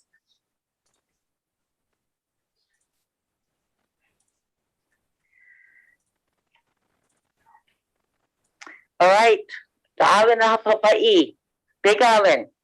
Division Director, Elmo Gorospi. Business Agents, George Martin, Michael De La Cruz, Tristy Liquan, Rosalind Molina, and Jennifer Yadal. The division clerks, Ann Chong, Sui Ling Poi. Are they up on Big Island? The operators for those stations, Michael De La Cruz Programs, Tristy's Constitution, and Rosalind Resolution. The WebNow host is Ronald Clough and Benton Rodden. The captains, George Martin, Jennifer Yadal, and Colleen Antonio. Can you bring them on the screen, Lohe?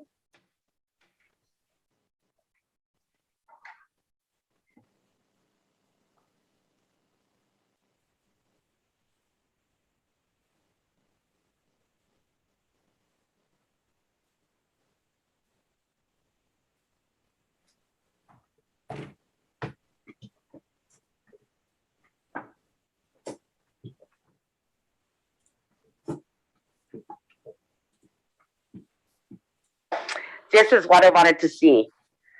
I want to mention how you staff, Marlo Adams. Are you on? Luana Andrade Caldera. Cici Capoy. Calpito, sorry. Susan, our secretary, where are you? You need to get on. Leanne Carl, Sheena, who is absent today, Dean Kochi from the mailroom, Joanne Lee, Sharon Miyasato, Linda Suzuki, Michelle Takara. They're all in our accounting. In some way, these guys are the one who do payroll, by the way. I want to bring on board our staff. And I just have to commend that these staff are, and how you and everybody in the division really stepped up. I would mention their name, Matthew Awakawa, Jason Bradshaw, Ron Clough, you can put this on. Oh, Cassie Cockett, where are you, Cassie? Wave your hand. Jason, you can come behind me. Lohe, he's the master of all. Is Lohe here? Right there. Des Kochi. Where are you, Des? Office manager. Then you have Terry Lynn Mihoy. Terry, you want to wave so they can see you as well? Mie, are you there? Benton. Michelle Tran, our contract ad department, Michelle. And we do have Ray Shiraki, but she's not in today. Where is the other rooms? Can they fit them all in a screen? Lohe? And I wanted to, even though it's small, the magnitude of people that helped put this convention together. I have to say that I'm just so pleased that they were willing to do all of this, able to get the convention going. I also want to recognize Edie Omanaka. She's on the far down. You want to wave, Edie? And we'll be doing our elections. I want to thank also Ala Moana Hotel. There's IT people, even our catering director really worked with us to able to get the rooms at Ala Moana on the last minute due to restriction changes. We do have consultants that we use in our finance committee, Charles Fariki, Lowell Nagawi, as well as Guy Fujimura. I want to say a special thanks to Dwight Takamini here in our room. And also thanks Steve Castro. Steve, where are you? He'll be doing a nomination. So if you stop a little bit, you just stay where you are. We want to take a picture. This is something that we historically has happened that we have to deal with during this pandemic. I do want to say that thank you for Election Buddy and all our other consultants. For Oahu Division and Maui, you had tech support from Audio Visual Company. Mas, thank you for Maui, and Phil and Pam for Oahu. Also tech support from Ala Moana Hotel, as well as the Big Island at Hilton Waikoloa. And I want to thank other people who have contributed from our opening to any support that I did not mention.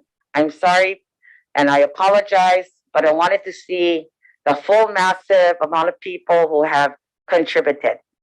So Lohe, could you put the whole facade up so we can see our members? I want to see the members, knowing that it's not only the room that you're in, it is statewide. And this is as close as we can get to an in-person convention. So with that being said, we'll take on the next item. You got everything you need, Lohe? The snapshot, so maybe I can put that on, the in the voice or something. Okay? Lohe, is that it? You're done? Thank you. Next on the agenda, I will call upon Brian Tanaka to continue on the agenda. Thank you.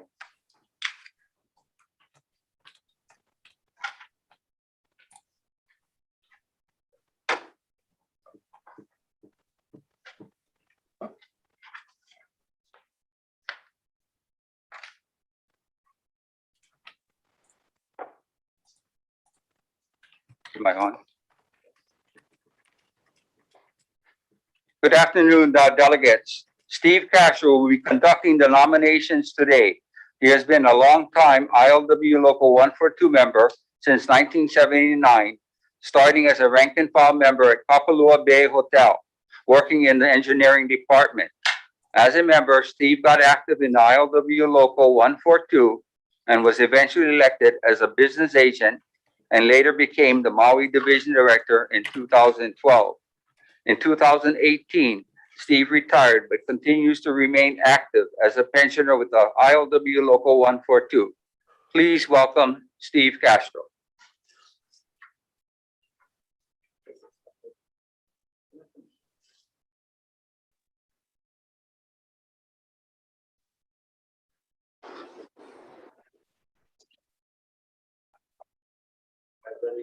Thank you, Brother Tanaka.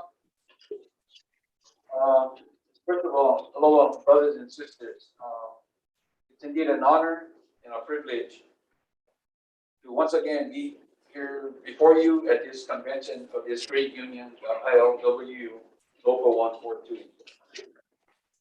Before we start on the nominations, I just want to remind you that on the first day of this convention, Rule 22 was adopted. And I will read it to you. All nominations for local officers must have a second, but not more than 3 seconding speakers. In the nominations for local officers, the candidate may provide the chair with a list of nominators and seconds. The chair shall call upon the speakers in the order provided. In the case of industrial groupings, the local executive board member nominations shall be deemed made by the appropriate caucus with reporting the results of the caucus.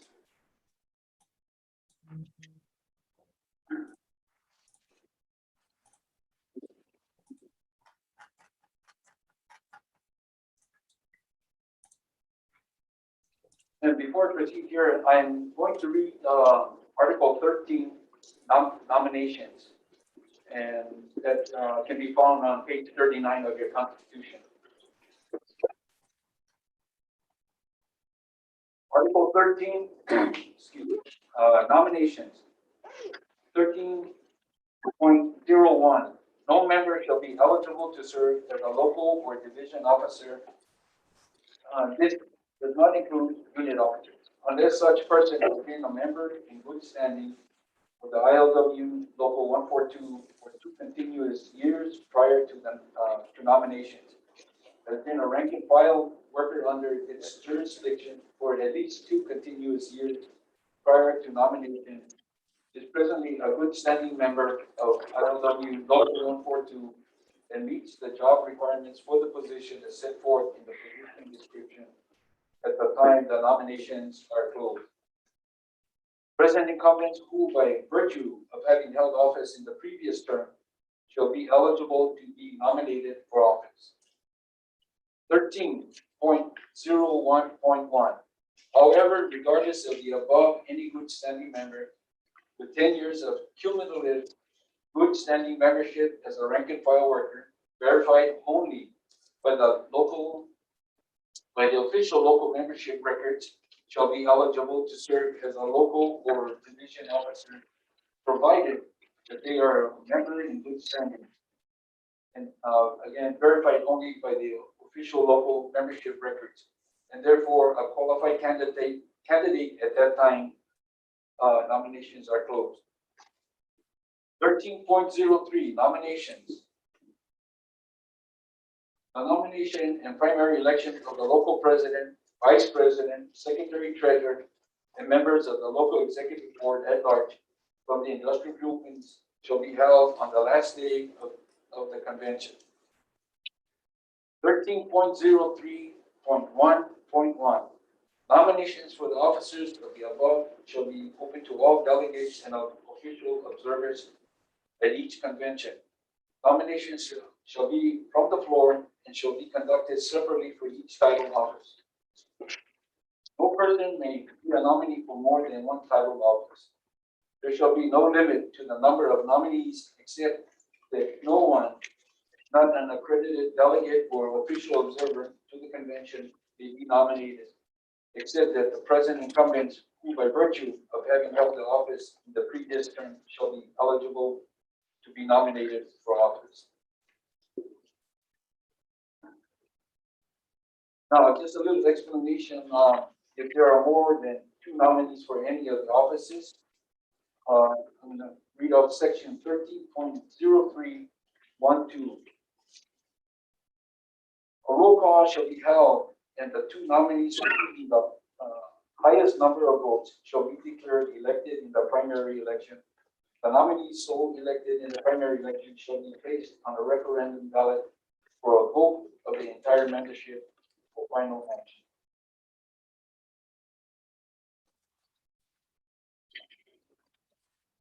Are there any questions? Seeing none. And before we go on, I will be asking, are there any further nominations? And I'll be asking that 3 times to give anyone the opportunity.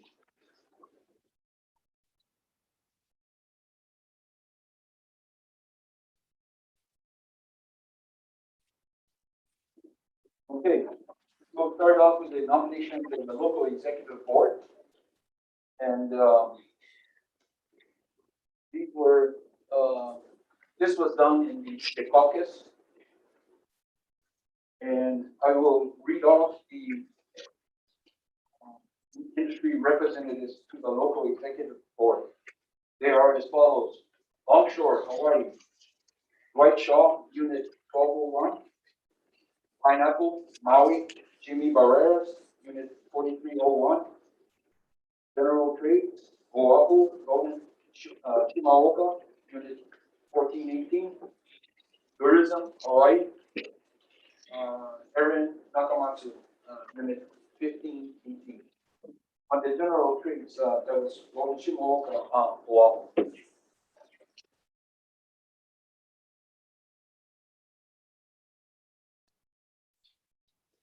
you don't mind me, will I move closer to the microphone?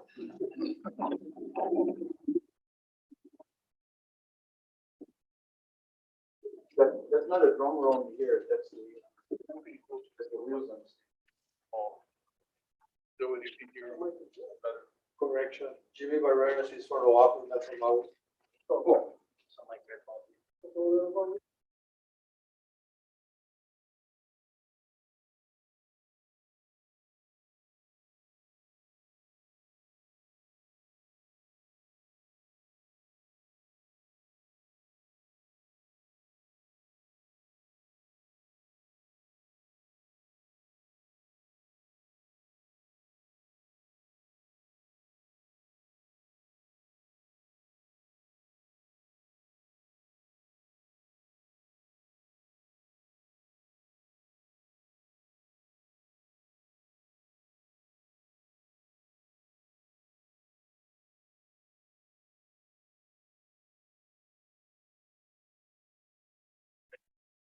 Okay, we're back. I'd like to make one correction on the pineapple. It's Jimmy Barreras, Oahu.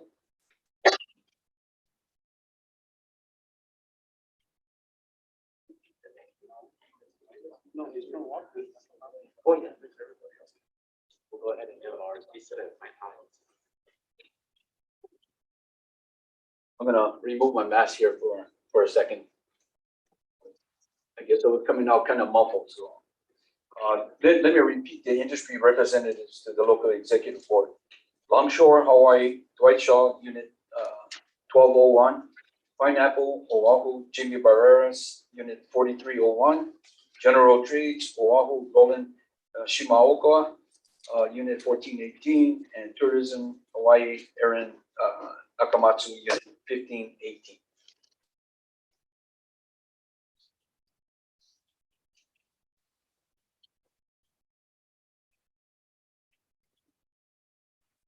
And now, at this time, we proceed with the nominations of the title officers.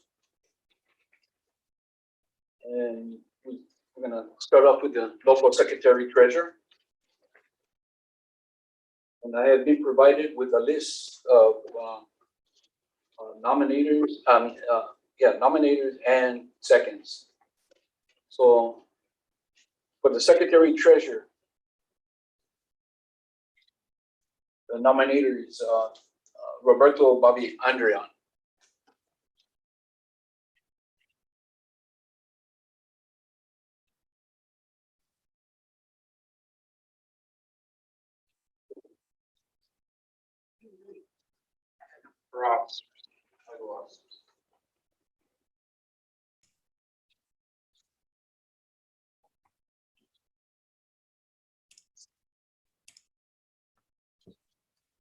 Thank you, Steve.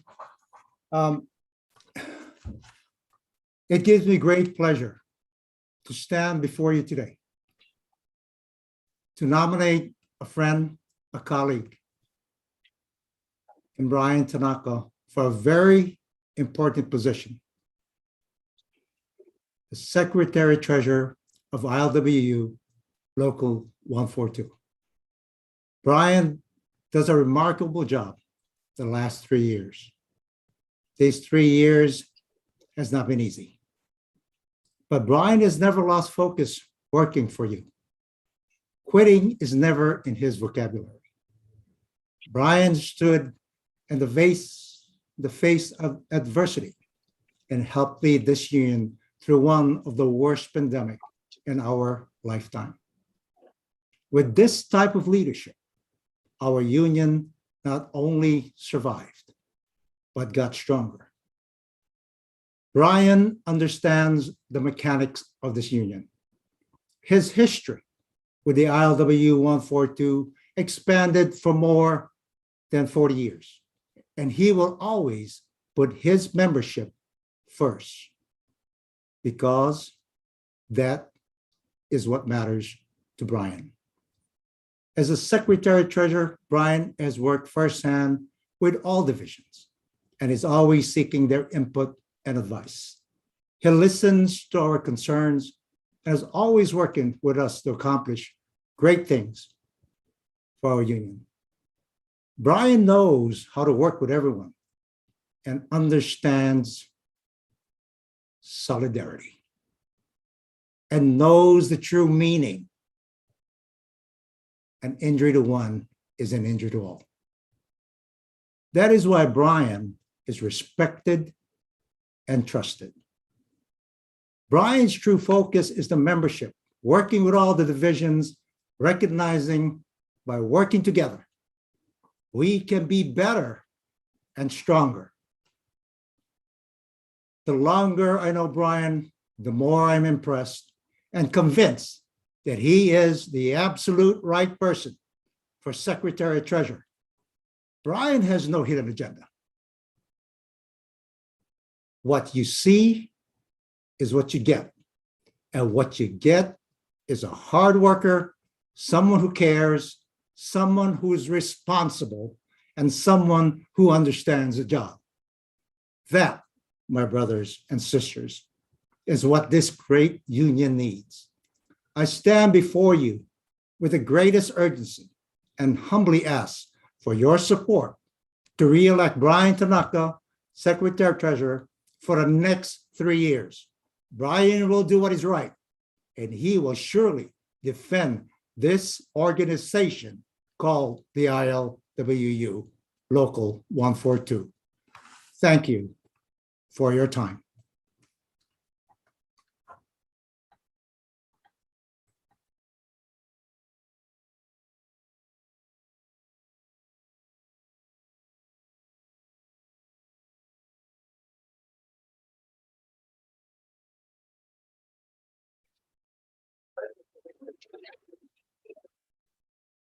Okay, I have a list of the seconds, and the first one is Christy Lacoang.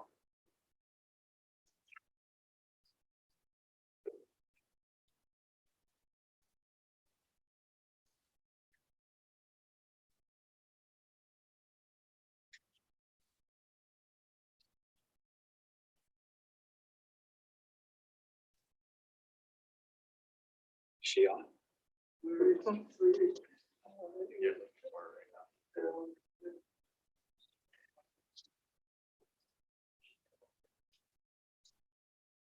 There she is.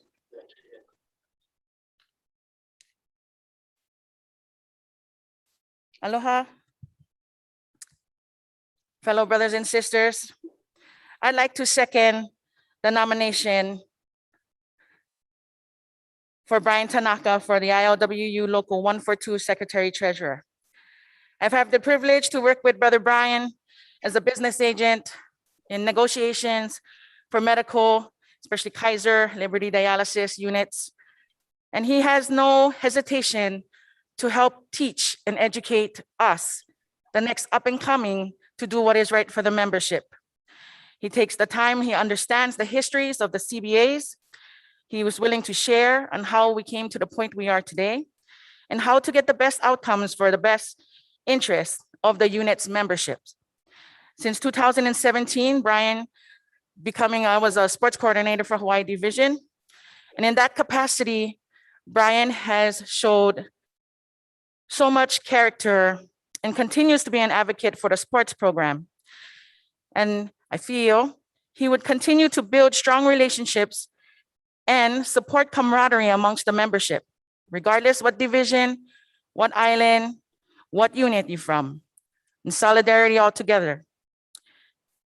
He has the right for us to move forward as an ohana, as well as introducing pensioners and getting the opportunity to participate with our keiki, our dependents and staff. He has the right integrity to move forward. As the current titled officer, in his role, I ask that you re-elect Brother Brian as he's transparent, reports as directed, and has the best light possible for our organization. I truly believe that Brian is ambitious in character and has the heart for the membership, the organization, to move us into the next 3 years. He is supportive of all of us, and I believe that he can continue to be there and support this organization. And for that, I am thankful for his guidance. And I humbly ask you all to consider his reelection for ILWU Local 142 Secretary Treasurer. Thank you. Thank you, Sister Christie. The next second is Corin Kekua.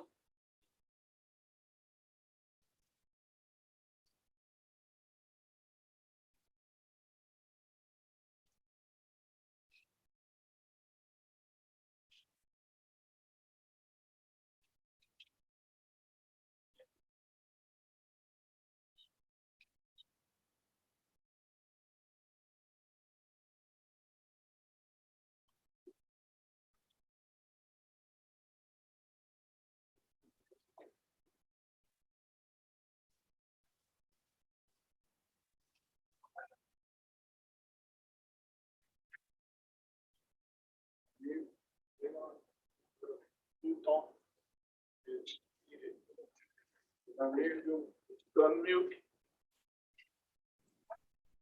There you go. Yeah. Unmute.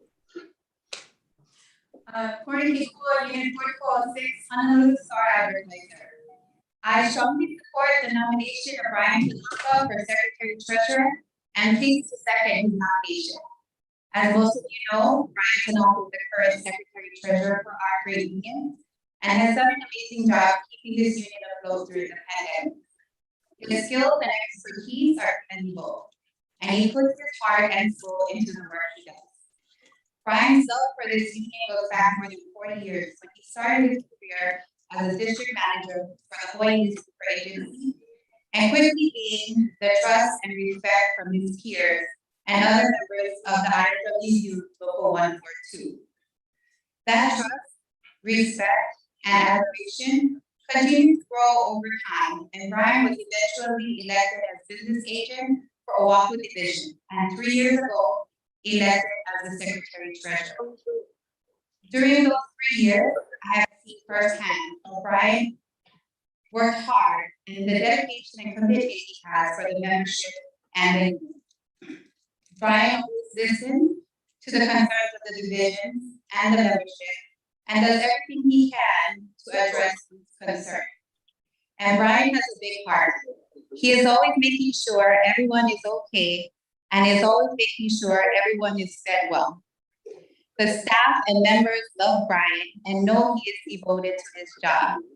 As a longtime member, Brian understands the union and understands the membership and will always lead the union in the right direction. Brian is absolutely the right person for the job, and the union needs Brian for another 3 years. I strongly urge everyone to vote for Brian Tanaka for Secretary Treasurer. Thank you, Sister Cohen. We have one more second, Byron Ponte.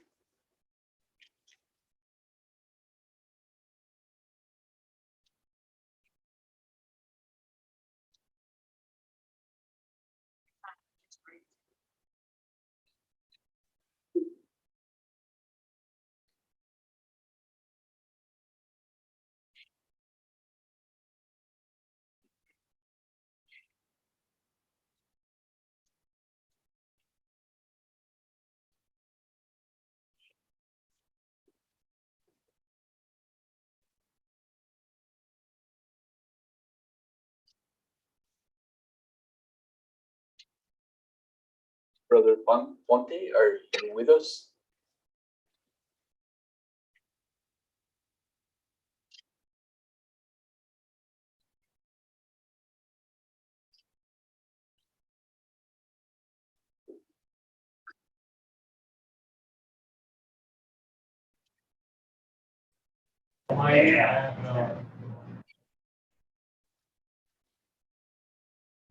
Good afternoon, Brian Ponte, 4308, Hawaii Division, trustee. It's a great honor to stand here before this great body to second nominate Brian Tanaka for Secretary Treasurer. Brian is not only a good first name, but is very open-minded. He is willing to try new things and consider new ideas. March 2019, the COVID-19 pandemic hit. The trustees continue to do work for the union via new technology using Zoom, scanning and entering books for the accounting department. The technology enabled the trustees to view documents on computers at each division, therefore helping and assisting with all work. I second the nomination for Brian Tanaka. Apologize.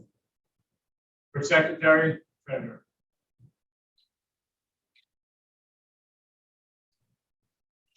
Thank you, Brother Ponte.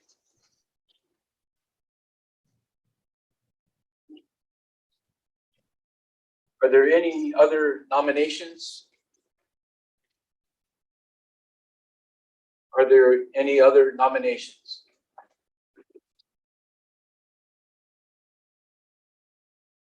Are there any other nominations? I do have one more. Actually, it was just handed to me. Michael Victorino. And the nominator will be Baba Haole.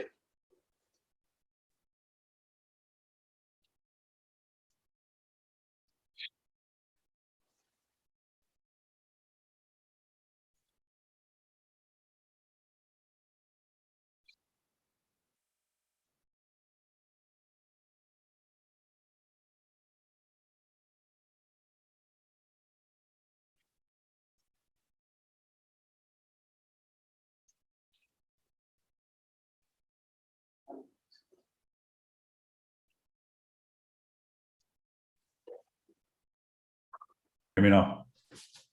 Good. Good afternoon, delegates and observers of the 29th ILWU 142 convention. My name is William Baba Haole. I'm the division director for the Hawaii Longshore Division. I come before you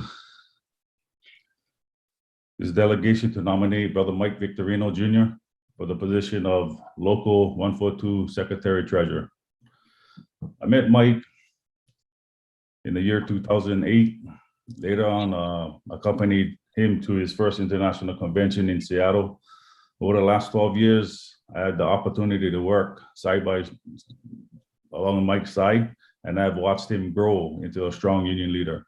Mike started as the unit chair for YB, Young Brothers Maui. He asked many questions, and he took every opportunity to learn about the ILWU and our union history. He has attended every international convention and local convention since then. As the division director, I watched Mike and his strong leadership skills during his Young Brothers contract negotiations in 2014, and even the contract extension in 2019. Mike has served with integrity as the Hawaii Longshore Division trustee in the last 6 years, where his responsibilities include proper allocation of division funds and the responsibilities which include procedures and proposals. Other duties of Mike: he sits on the PAC chair for the Longshore Division. He's the chair of the jurisdictional committee. Mike is the labor relations for Longshore for Maui Labor Alliance. He also holds a seat on the Hawaii Longshore Division. I know Mike to be honest, professional, straightforward, approachable, and collaborative thinker. Mike is an epitome of integrity, loyalty, wisdom, unionism. He is competent, dependable, and the perfect candidate to entrust our union fiduciary responsibilities to. Please accept my nomination of Mike Victorino Jr. for the position of Local 142 Secretary Treasurer. Thank you. Thank you, Brother Baba. Are there any other nominations? Are there any other nominations? Are there any other nominations? Hearing none, nominations for Secretary Treasurer Local 142 is now closed. We will now move on to the nomination of Local 142 Vice President.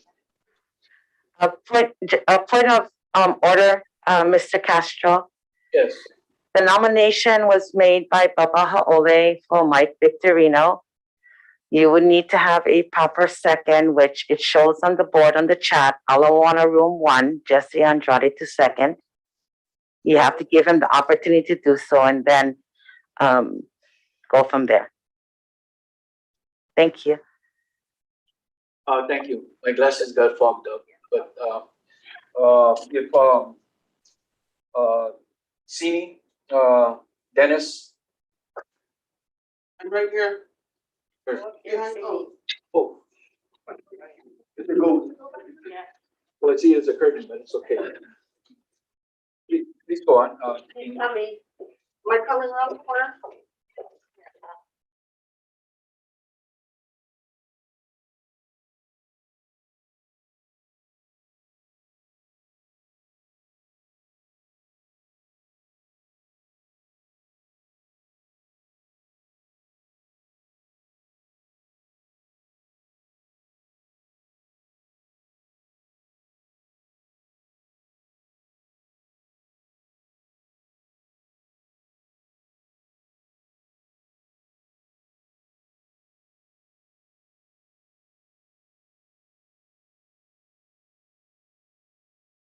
All right, go ahead, Sini. Sadie Dennis, Unit 2505, Weston Maui. I would like to second the nomination for Michael Victorino Jr.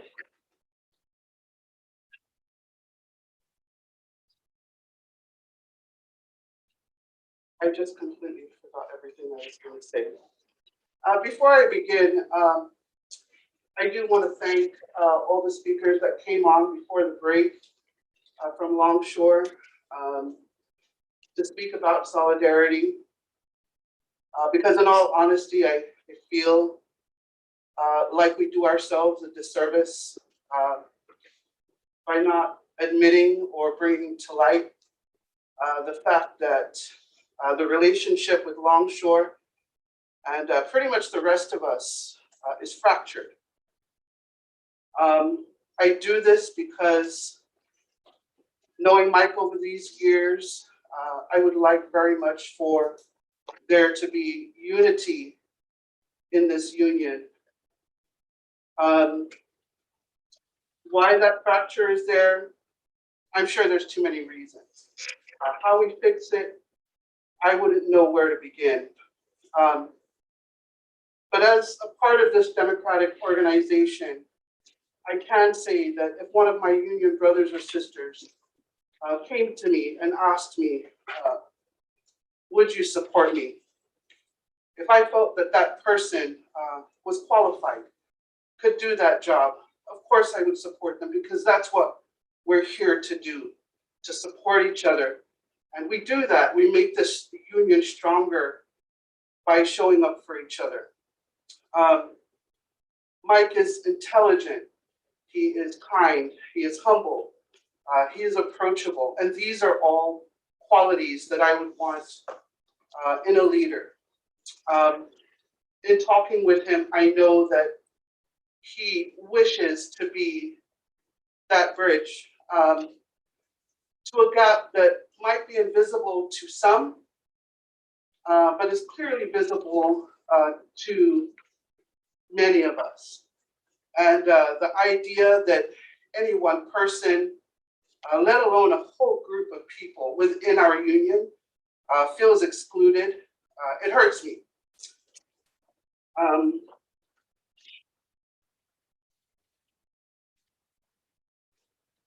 I feel like for myself, the nomination is a step in the right direction.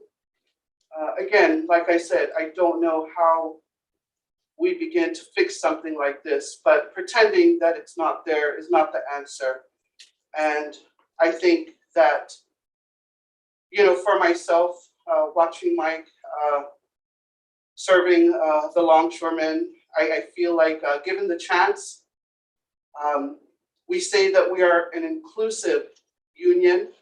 And if we are indeed that, we also need to be open-minded and have everybody, all of our members, feel like their voices are heard, their voices can be there, so that when we move forward, we do so together. So please,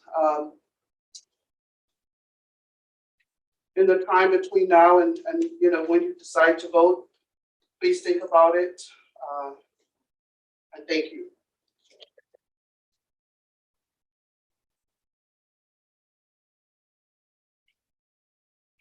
Thank you, Sister Tini. The next second is Jesse Andrade.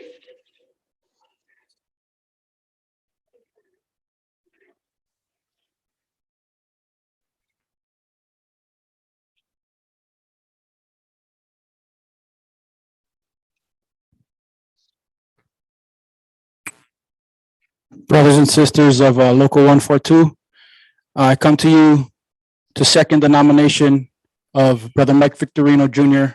for the position of Local Secretary Treasurer. Mike has been an ILWU member for about 25 years, starting his career out at Kapalua Bay Hotel, which is now known as Montage Kapalua. For the last 23 years, Mike has been working as a longshoreman for Young Brothers, while also serving his membership as a unit chairman. I've personally known Mike for 17 years, and in those 17 years, I've also worked as a longshoreman for Young Brothers. But what's unique about our relationship is that our connection to this great organization and to each other began even before our careers on the waterfront. My mom, Gigi, and Mike's mom, Auntie Joycelyn, both dedicated their careers to this union as office workers for the ILWU. They developed a strong friendship that would last many years until my mom's passing in 2008. They instantly clicked because they shared many of the same values. And here we sit almost 30 years later on the main floor of the convention, pushing forward with the same values and principles that was instilled in us. I strongly believe that their deep appreciation and dedication to this union, the values of respect, kindness, and always doing what is right, has been a big part of the foundation for the career path that Mike has taken. Mike played a major role in the past 3 negotiations with Young Brothers, in which we were able to secure major gains for the membership. He also assisted in successful key arbitrations that resolved major violations that the company continued to do to our membership for years. He is a fighter for workers. Beyond unit work, Mike has taken on the fiduciary responsibility as a trustee for the Hawaii Longshore Division, where he is responsible for overseeing finances and the books. He's held that position since 2015. He is qualified and competent. Outside of his work for this organization, Mike is a person always willing to help others. One example I will always remember and never forget is getting a phone call from one of my cousins who works for a hotel from a different union. He reached out to me and said, "Hey, there's a longshoreman here who just came and delivered 5 boxes of pizza, 2 cases of water, and 2 cases of oranges." And that longshoreman was Brother Mike. Without telling anyone, on his own time, he took the time to support these workers who are on strike picketing in front of their hotel. He delivered the food, supplies, and he also walked the picket with them. During these unpredictable times and ever-changing times, Mike will be a pillar of strength and dependability for our great union. He will strive to make this organization one that we all can continue to be proud of, an organization of transparency and accountability. a union where healthy discussion and debate is highly encouraged. He will be a leader that listens to the membership, a selfless leader who truly understands that we are a bottom-up organization. He has the natural ability to bring people together and will bring unity and solidarity to the rank and file of ILWU Local 142. In the words of Harry Bridges, the most important word in the language of the working class is solidarity. Please join me and give support to Brother Mike Victorino Jr. for the local secretary treasurer of ILWU Local 142. Thank you.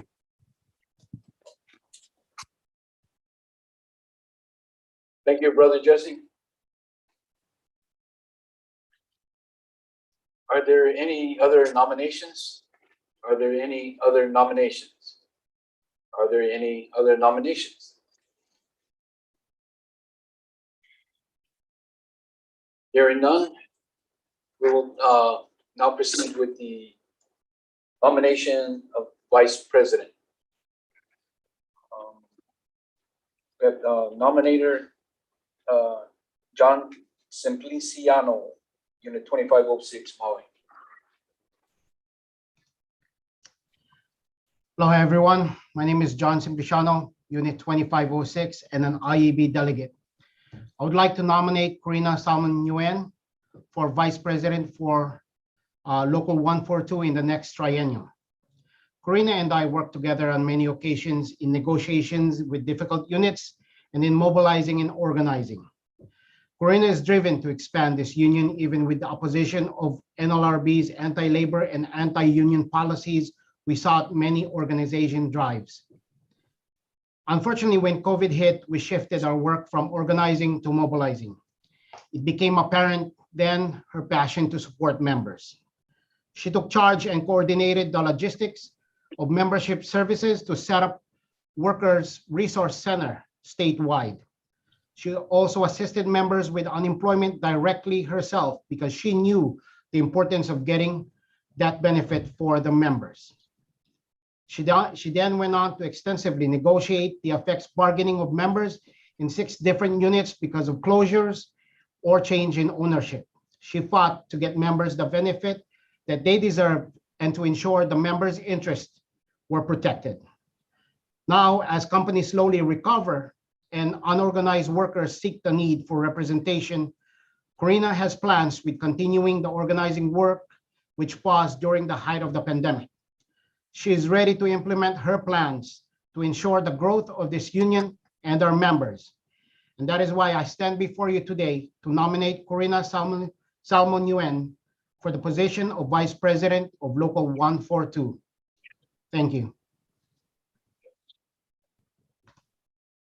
Okay, thank you, Brother John. If I may, I need to go back to the Secretary Treasurer and ask the nominees, Brian Tanaka, if he accepts the nomination. Yeah.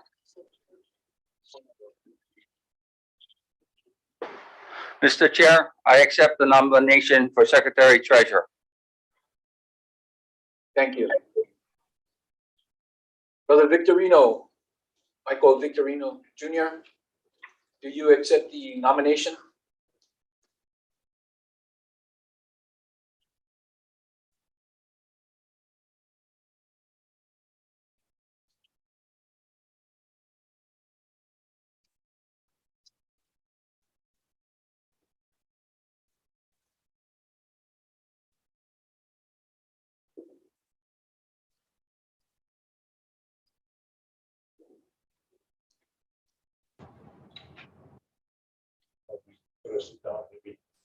Sit down.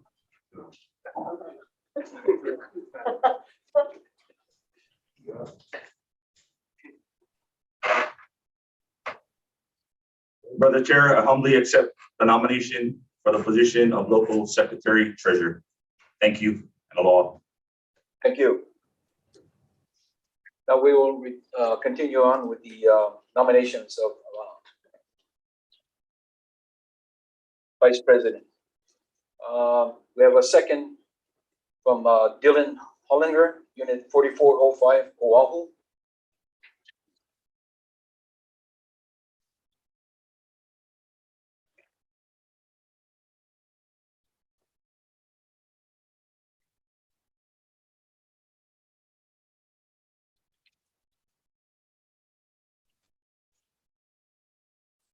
Hello, can everyone hear me?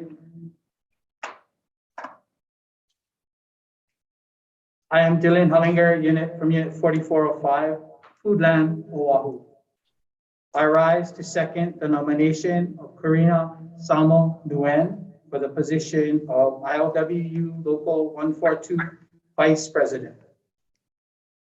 I worked with Karina during the Foodland statewide negotiations, where she served as the lead spokesperson. During the negotiations, I was able to work firsthand with her and found out about her negotiation skills as we processed through the negotiations. Karina used her organizational skills and calm demeanor as we transitioned from a face-to-face negotiation meetings to a Zoom format of meetings as these coronavirus pandemic continued. With Karina's experience and knowledge, the Foodland Committee was able to settle a contract that provided wage increases and pension increases, as well as maintain the benefits during this pandemic period. I also served with Karina on the Board of Trustees for the ILWU General Health and Welfare Trust. Karina's knowledge and understanding of the medical plans and the trust itself is something she uses as a part of her negotiation skills. Her actions and views on the Board of Trustees portrays her deep sense of pride and care for the members of Local 142.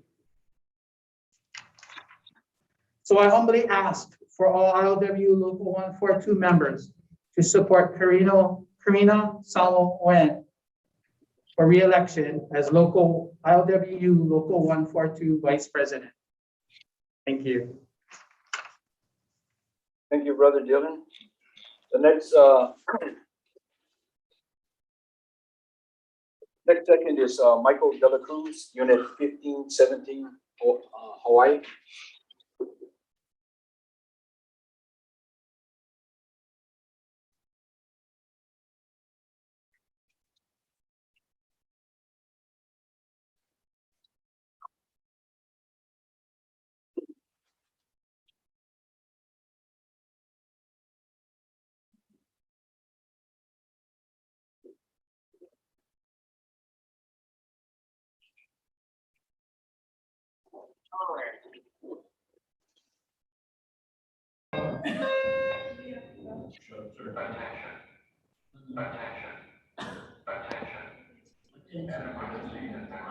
Sorry, we just got a fire alarm happening here at the Hilton. Can you guys hear me? Yep. Give us 1 second. I think it's just a test. Well, let's find out for sure.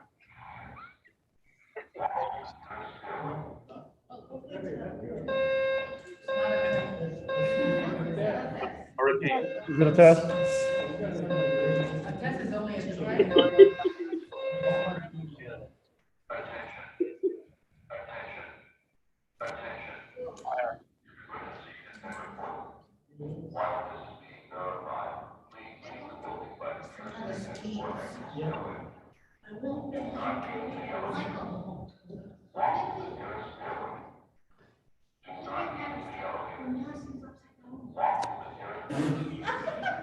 Really concerned about the mask. Okay, sorry for that. Can everybody hear me? Yep. Okay, I think that was just a warning and that, all right, okay, great. Okay, thank you. Aloha, brothers and sisters, good afternoon. My name is Mike Dela Cruz, Unit 1517, Hilton Waikoloa Village, Hawaii Division Business Agent. I would also like to second the nomination for Karina Samo Nguyen for the ILWU Local 142 Vice President. Karina has not only served as my Vice President of this organization, but as my business agent, a colleague, and a mentor for a very long time. Karina has shown me her determination and her strong will to continue to fight for her members at all costs and to get the job done. 3 years ago, during our negotiation with HMNS, Hawaiian Macadamia Nut Services, KL and KAU, it's a unit 1403, 1401. Vice President Karina, along with myself, Division Director Elmer Gorospi, Business Agent Rose Molina, Organizer Ron Clef, Colleen Antonio, and the rest of our HMNS negotiating committee endured a long day and night negotiating on months on end, even after the contract has expired, with the company constantly attacking membership's benefit and altering language on the CBA that will impact the livelihood of our members. Hawaiian Macadamia Nut Services and HMNS has been around as a part of this union since the 60s. Vice President Karina Samo comes from this unit, 1401 KAU. As a equipment operator, Karina has started her career at HMNS in the early 80s, right after high school. And if you guys are curious about her age, you guys can do the math. With HMNS 1401 and 1403, KL and KAU members has grown frustration on waiting for months on new contract and wage increase, causing ILWU members to lose hope in the union to fight for them. But with Vice President Karina's sheer determination and strong will to fight, not only for her unit of 1401 KAU, but for all her members of unit, continue to fight not only for her unit of 1401 KAU, but for all her members of HMNS Hawaiian Macadamia Nut Services, gained their trust and eventually completed our negotiation a couple months later with substantial increase and improved benefits. Because of Vice President Karina and her guidance and our negotiating team, and that losing was never an option, we completed what we came to do. For that, I will continue to put my trust on Madam Vice President Karina Samoan, and as your delegate, as your candidate for the ILWU Local 142 Vice President, and I hope you all do the same. Mahalo, brothers and sisters, for giving me this opportunity to speak. Take care, be safe, and God bless.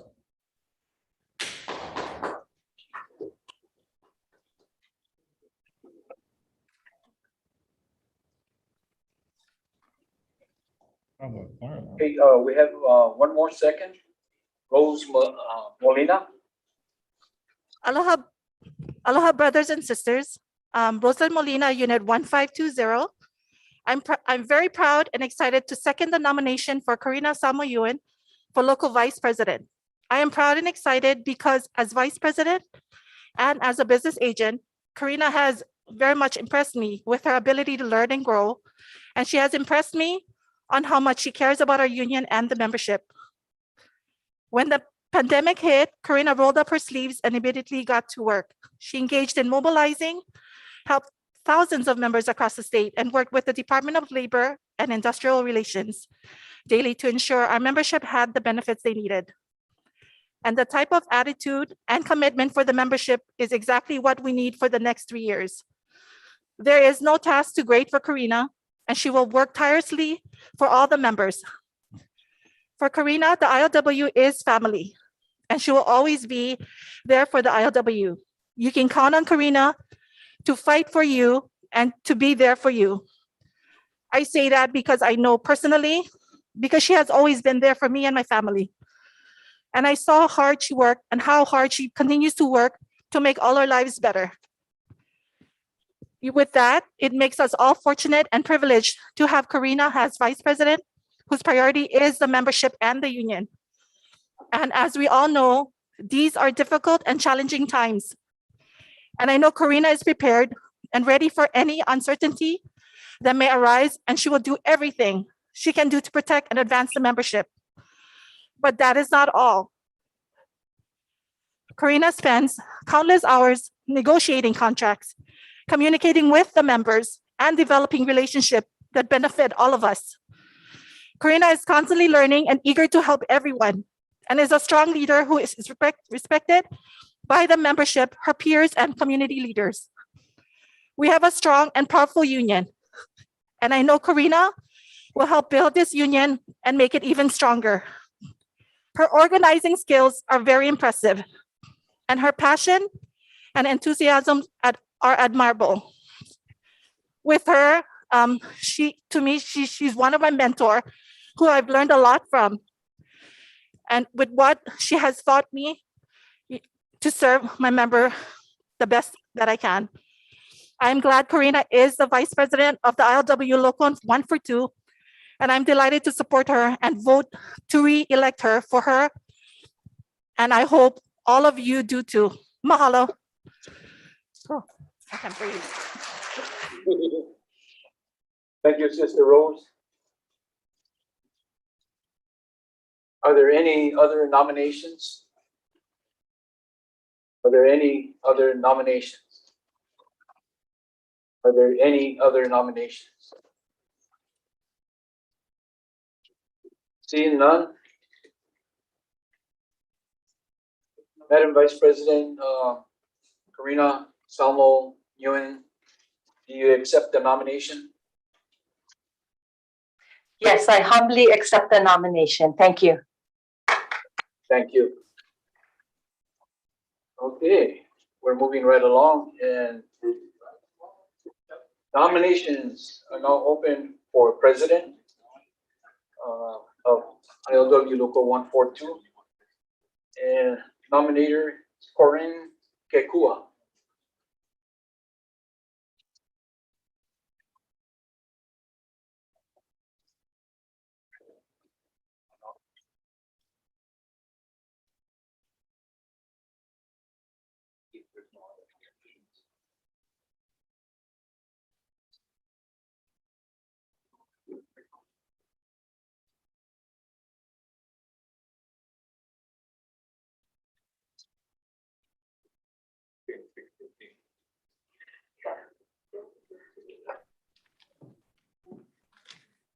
Aloha, brothers. Oh, is it on? Can you hear me? Yes. Aloha, brothers and sisters. As a member and business agent, I have appreciated Donna's commitment and dedication to the union and its membership. Her desire and passion are the same today as it was 25 years ago. And her goal is to always ensure the membership and the local are taken care of. This means negotiating strong contracts for the membership, keeping the local in solid financial health, and working mornings, evenings, and weekends to get the job done. Donna is usually one of the last people to leave the office at night, always reviewing and preparing for the next day, because it is about the membership. It is about all of you here today, and it is about making this union not just good, but great. And for Donna, that is what matters. It matters because Donna was a rank and file member who worked at the front desk of the ILWU Resort, eventually becoming the lead front desk clerk and a leader within the ILWU Local 142. And it wasn't always easy, but Donna never let barriers get in her way. She ran for vice president of the union and won, and became the first female vice president of the union and also the first female president of the union, which she proudly serves today. And Donna has held that role with dignity and respect. Donna has maintained strong relationships with many community leaders, politicians, and employers, and continues to develop positive relationships and seeks out unique and creative ideas to grow and strengthen the union.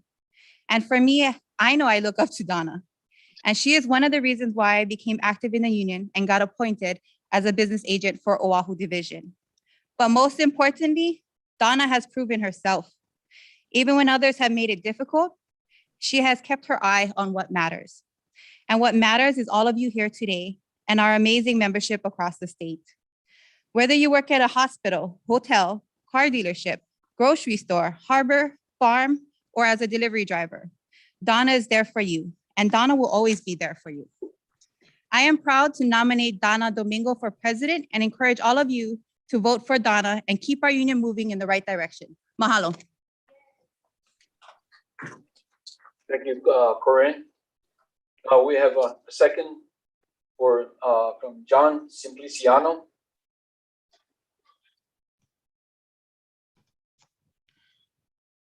My name is John Simpliciano, Unit 2506, and an IEB member delegate. It's my honor to second the nomination for Donna Domingo to be the Local 142 president for the next triennium. When COVID hit on March 2020, air travel stopped, tourism stopped, and hotels temporarily shut down. Me and 7,000 other workers in the tourism industry were temporarily laid off, unemployed, and facing economic hardship. We didn't know where we were going to get our next paycheck or if our medical were going to be covered.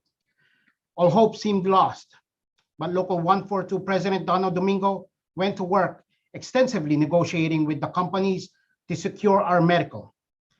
And members who were temporarily laid off up to this day had no break in medical coverage. She also successfully negotiated with the companies to secure members' seniority and status.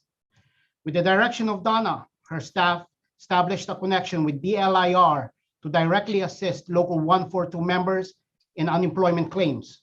Also directed staff and FTO statewide to assist members with their unemployment. Suddenly, my brothers and sisters in the tourism industry and in the general trades who were directly affected by the pandemic were made whole solely because of the hard work of our local president. Additionally, when the state was in the early opening stages, Donna continued to work now onto the political action to get bills passed in the state legislature to forgive the state unemployment tax because she knew that the members of Local 142 were financially challenged during this pandemic. This unfortunate time, which tested the members of tourism and general trades, we witnessed firsthand the success and hard work Donna Domingo do for the Local 142 members. And due to her extensive negotiations, my brothers and sisters in the tourism industry and general trades sitting in this convention is a testament to her success. And therefore, I'd like to say there is no other fitting candidate who has the capacity to take on any challenges that the ILWU Local 142 might face in the next triennium other than President Donna Domingo. Thank you. Thank you, brother John. The next second is Manny Baltazar.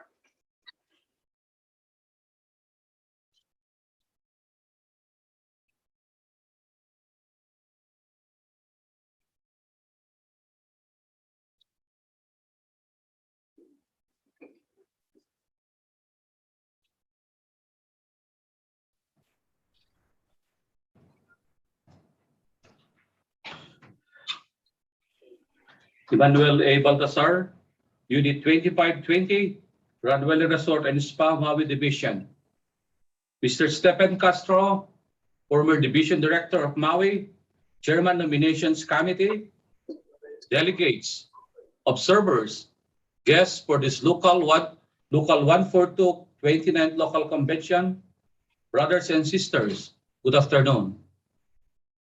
It's my honor and great privilege to strongly second the nomination of Donna Domingo for the position of Local 142 President. I have known Sister Donna Domingo as a union member for 15 years. My wife Eliza as a union member, including her family, for more than 34 years. Donna Domingo is very close to my heart, including our family. Donna Domingo is an epitome of a very strong, down-to-earth woman who firmly believes this saying. A true leader has a full confidence to stand alone, the courage to make tough decisions, the right compassion, an empathic heart to listen sincerely to the needs and concerns of others, the members. That's our local president, Donna Domingo. For the past less than 3 years have been the most challenging time in the history of ILWU, particularly to Local 142. From the severity and devastating effects of COVID-19 pandemic, the loss of lives of some members, anxiety, depression, layoffs, and even nervous breakdown. Sister Dana Domingo, our elected local president, chin up, work hard and harder, step forward and put in the most appropriate action the motto of our organization, an injury to one, injury to all. With her management skills and outstanding leadership to this organization, all titled officers, full-time officers, local division staff work hard-heartedly, hand in hand, 24/7 to make sure single members, their jobs all were secured, no loss of seniority, status and benefits, provide the needed medical plan for every members, including their families, safety in workplace, provided necessary training, assisted in unemployment for the welfare and benefits of the members and the community as a whole.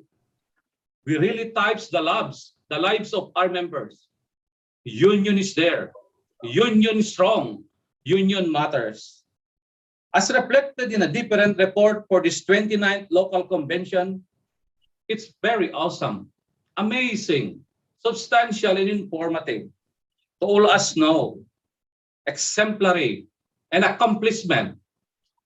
We all survive, brothers and sisters, including our families and our community, surpass all trials that come along because of the superb tenacity and beyond compared leadership of our own local president, Sister Dana Domingo.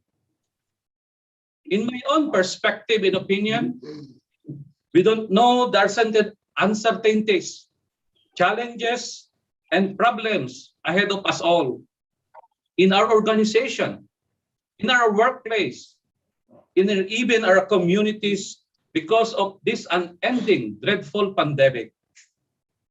Brothers and sisters, as one caring family with common values and aspiration, we all need at this time is a very competent, well-experienced, compassionate, and dedicated local one-fourth of president for the next triennium.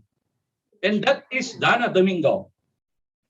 Let's give her the opportunity to serve us all, to continue her vision to our beloved local 142. Please re-elect Dana Domingo as local president.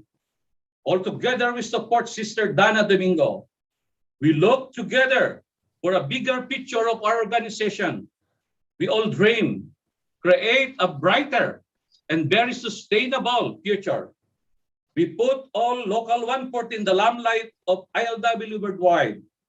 In solidarity, brothers and sisters, we all work cohesively to Sister Dana Domingo. Thank you. May God bless us all. May we have healthy lives ahead. Thank you, Brother Manny. The third and final second is Jennifer Yadao. Yeah, loud and clear.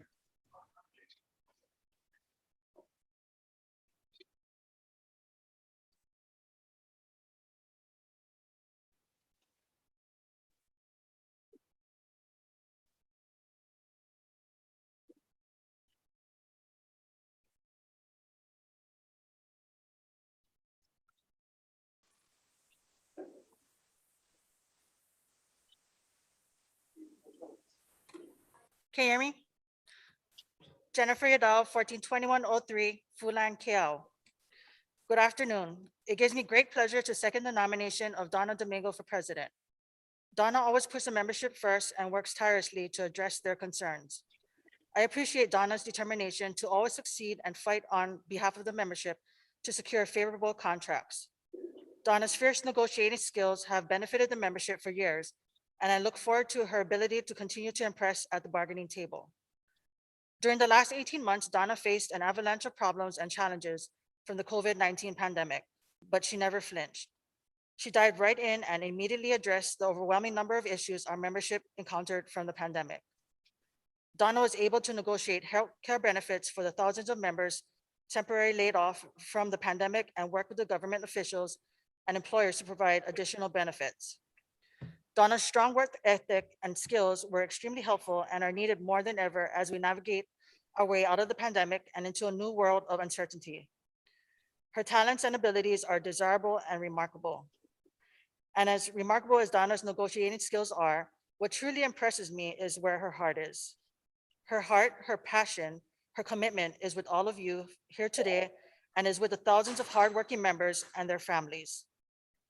Donna believes in this union and Donna knows this union.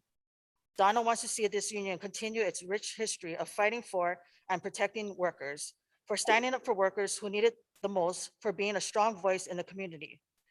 For Donna, you all come first. The membership comes first and the union comes first, and that should be acknowledged and respected. As a member, I was proud to see the ILWU Local 142 elect a female president and help shatter barriers. I am proud to continue to support Donna and help make history and help this union grow.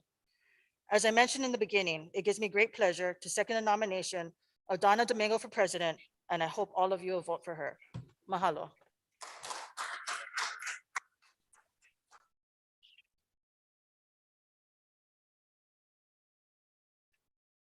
Thank you, Sister Jennifer. Are there any other nominations? Are there any other nominations? Are there any nominations?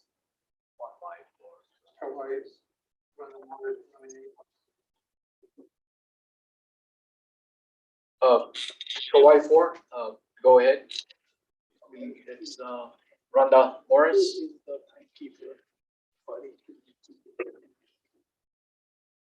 Don't mind if I screen. It's a long distance to the screen.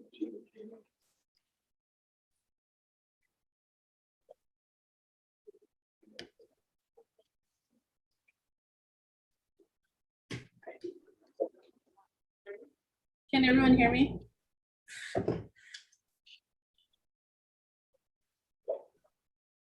Sound check.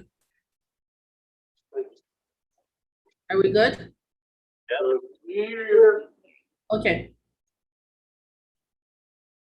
Brothers and sisters and fellow workers, I come before you full of emotions, honored and humbled, nervous yet excited, as I proudly nominate Chris West for the office of President of ILWU Local 142.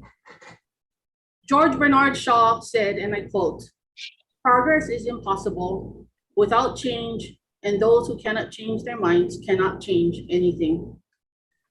Chris has been a longtime active member for over 18 years in this union. He has served in various leadership roles as a steward, vice chair, longshore negotiating committees, PAC committees, and so forth. He is dedicated to the cause and has a vision of how we, all of us members, here at this convention and throughout the state, can thrive and be united and be proud to be a member of this great union. Integrity. Integrity is defined as the quality of being honest and having strong moral principles and moral uprightness. Chris is dedicated to doing what's right, not what's right for him. Doing what's right, being truthful and honest is one of his main traits that people throughout the union and the community admire. His union reach extends way beyond just Longshore. He shows his love and support for the union as a whole. He understands that even though we all come from separate groupings, we all should be united as one big happy family under the roof of Local 142. In closing, I leave you with this first guiding principle of our 10 guiding principles, something that Chris strongly believes in, and it reads, "A union is built on its members. The strength, understanding, and unity of the membership can determine the union's course and its advancements. The members who work, who make up the union and pay its dues can best determine their own destiny. If the facts are honestly presented to the members in the ranks. They will best judge what should be done and how it should be done.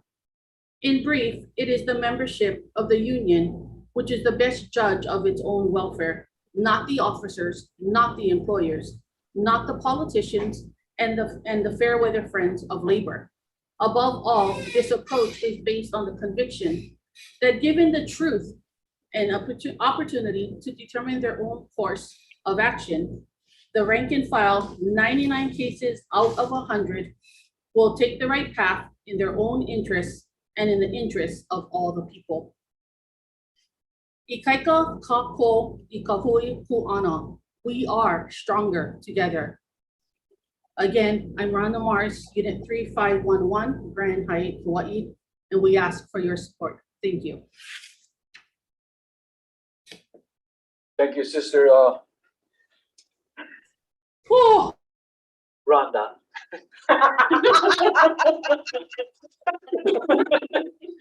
Yes, you know. Is there a second? Brother Ronald Seattle.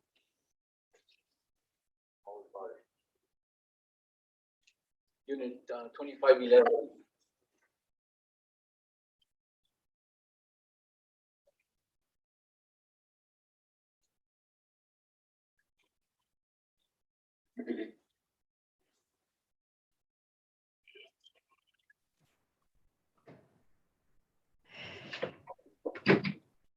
Sit down. No, no, Alex, stop. They cannot see you.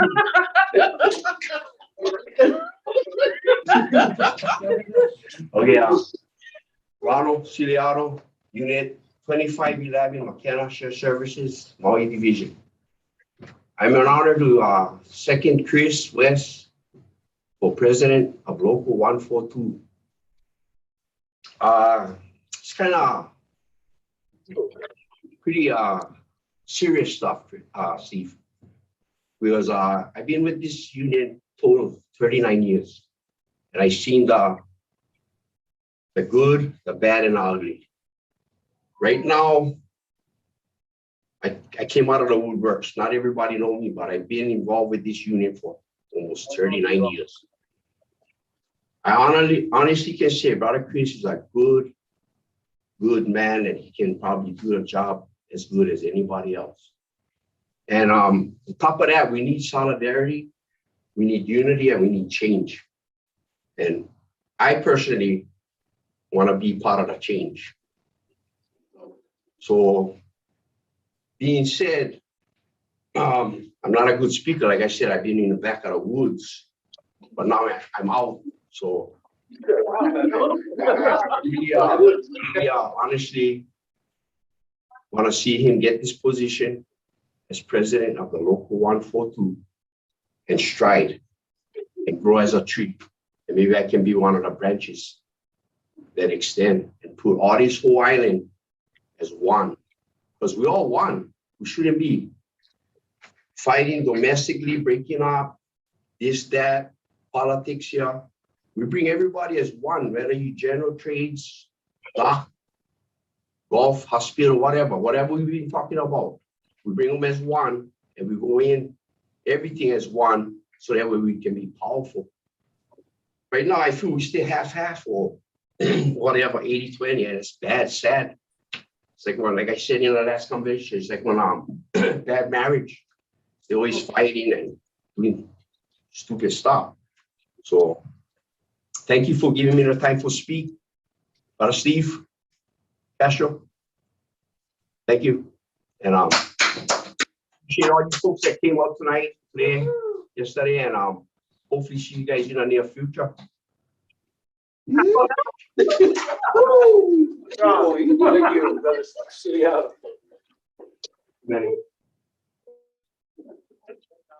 The next second, Linda Fernandez.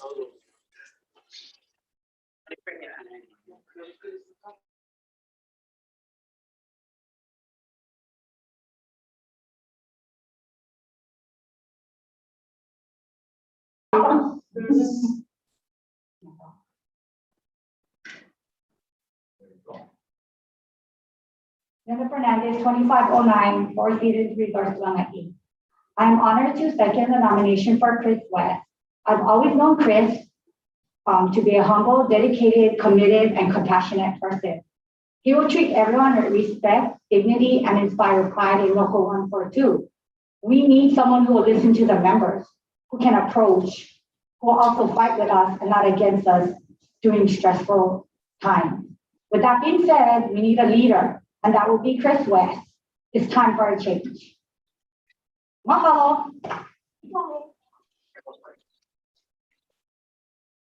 Thank you, Sister Linda. The third and final second, Joy Borba.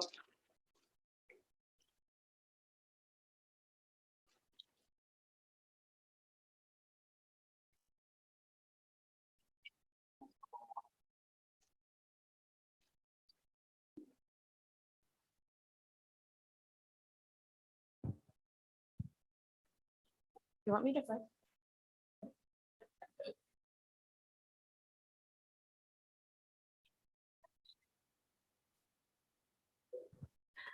Aloha, brothers and sisters. I'm Joy Borbo. Can you guys hear me? Can you hear me? Okay. I'm Joy Borbo, Unit 4208, Matson Terminals Clericals, Hawaii Longshore Division, and I rise to second the nomination of Chris West for Local 142 President. If I go over time, please be forgiving because what I'm speaking on today is from the heart. Thanks. It's so nice to see all of our wonderful industries represented here this week, even if it's virtual.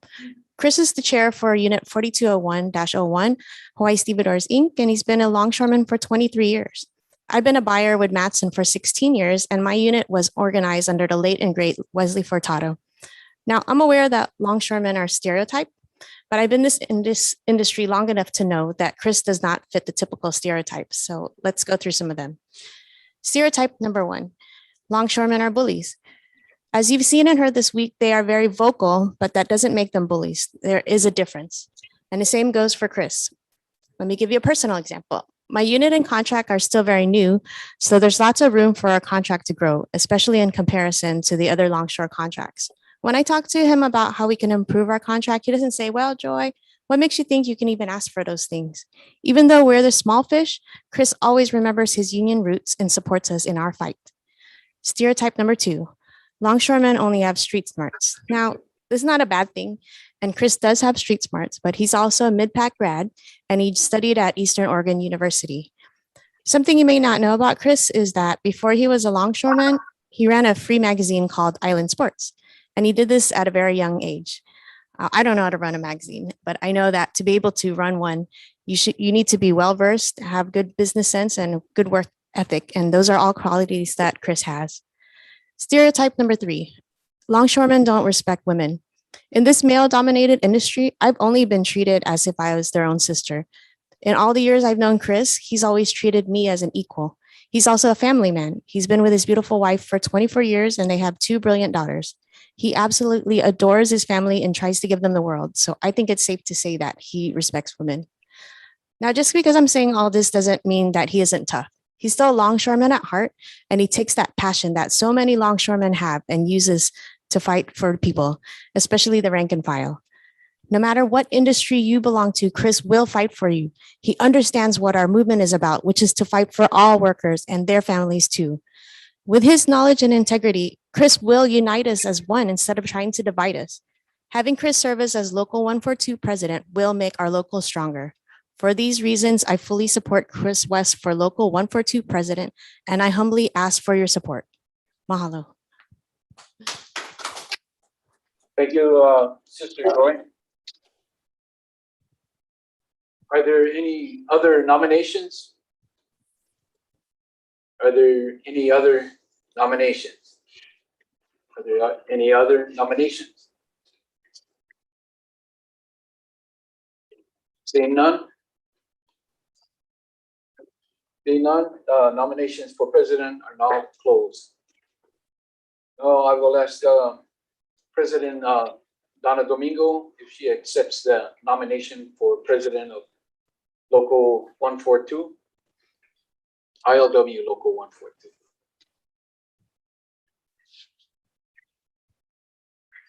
Yes, I accept. Thank you. Thank you. Brother Chris West, do you accept the nomination of President of ILWU Local 142? Thank you, Mr. Chairman. Thank you, Ronald, Linda, Ron, and Joy for your nomination. It's truly humbling. And with great honor and humility, I accept your nomination for Local 142 President. Mahalo, everyone. Thank you. The names of those nominated for the title officer will be placed in the ballots when it's time for the election.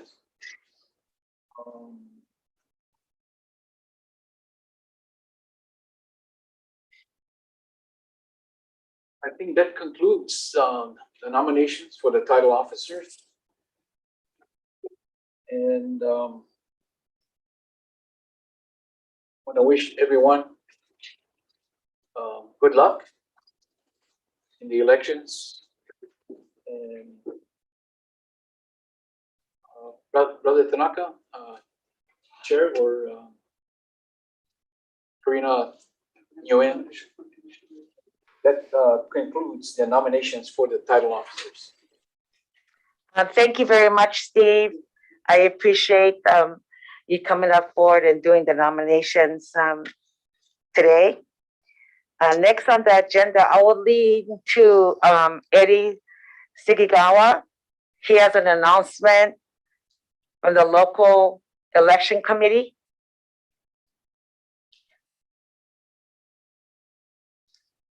I believe Eddie is in the kitchen.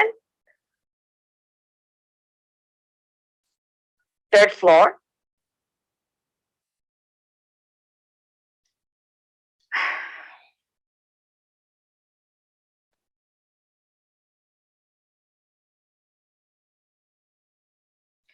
Thank you very much.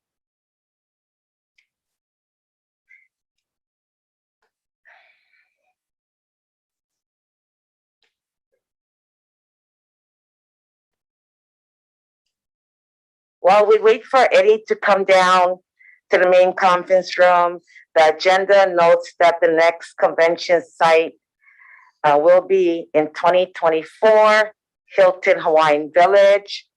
The dates will be announced in a later date.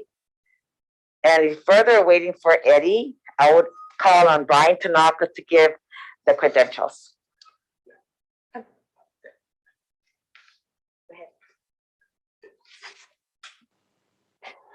Okay, the final recapitulations are as follows. Full-time officers, 26. Delegates, 138. International Executive Board members, 4. Local Executive Board members, 7. Political Action Chairs, 5. Trustees, 4. Observers, 41. Guests, 1. Staff, 38. That is the final numbers, Madam President.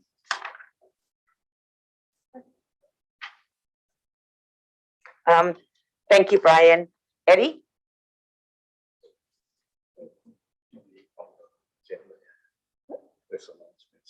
Okay, it's okay. All right, hi, Eddie Sikigawa, Unit 4409, and I am statewide balloting chair. I have an announcement for all the, this is an announcement from the election committee to all members who have just been nominated at this convention. We have the nominations for local president, local vice president, local secretary treasurer, the Longshore Industrial Grouping representative to the local executive board, Pineapple Industrial Grouping representative to the local executive board, the General Trades Industrial Grouping representative to the local executive board, and the Tourism Industrial Grouping representative to the local executive board. Those members who have been nominated for those positions, please remain in your rooms after the convention is done, because we will have a meeting with the local election committee and also the people running the elections this year. And we'll also have contact information gathering and also upcoming candidates meetings, and we'll let you know how to get candidate packets. Okay, thank you.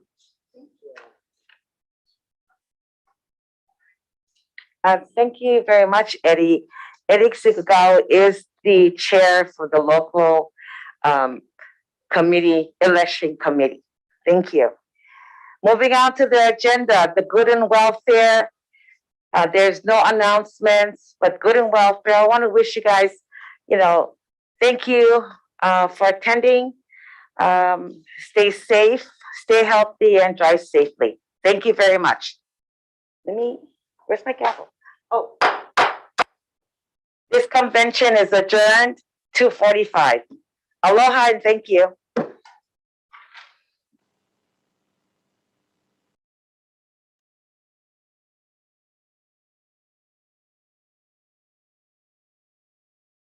Awa kako, he menikia, Hawaii aloha.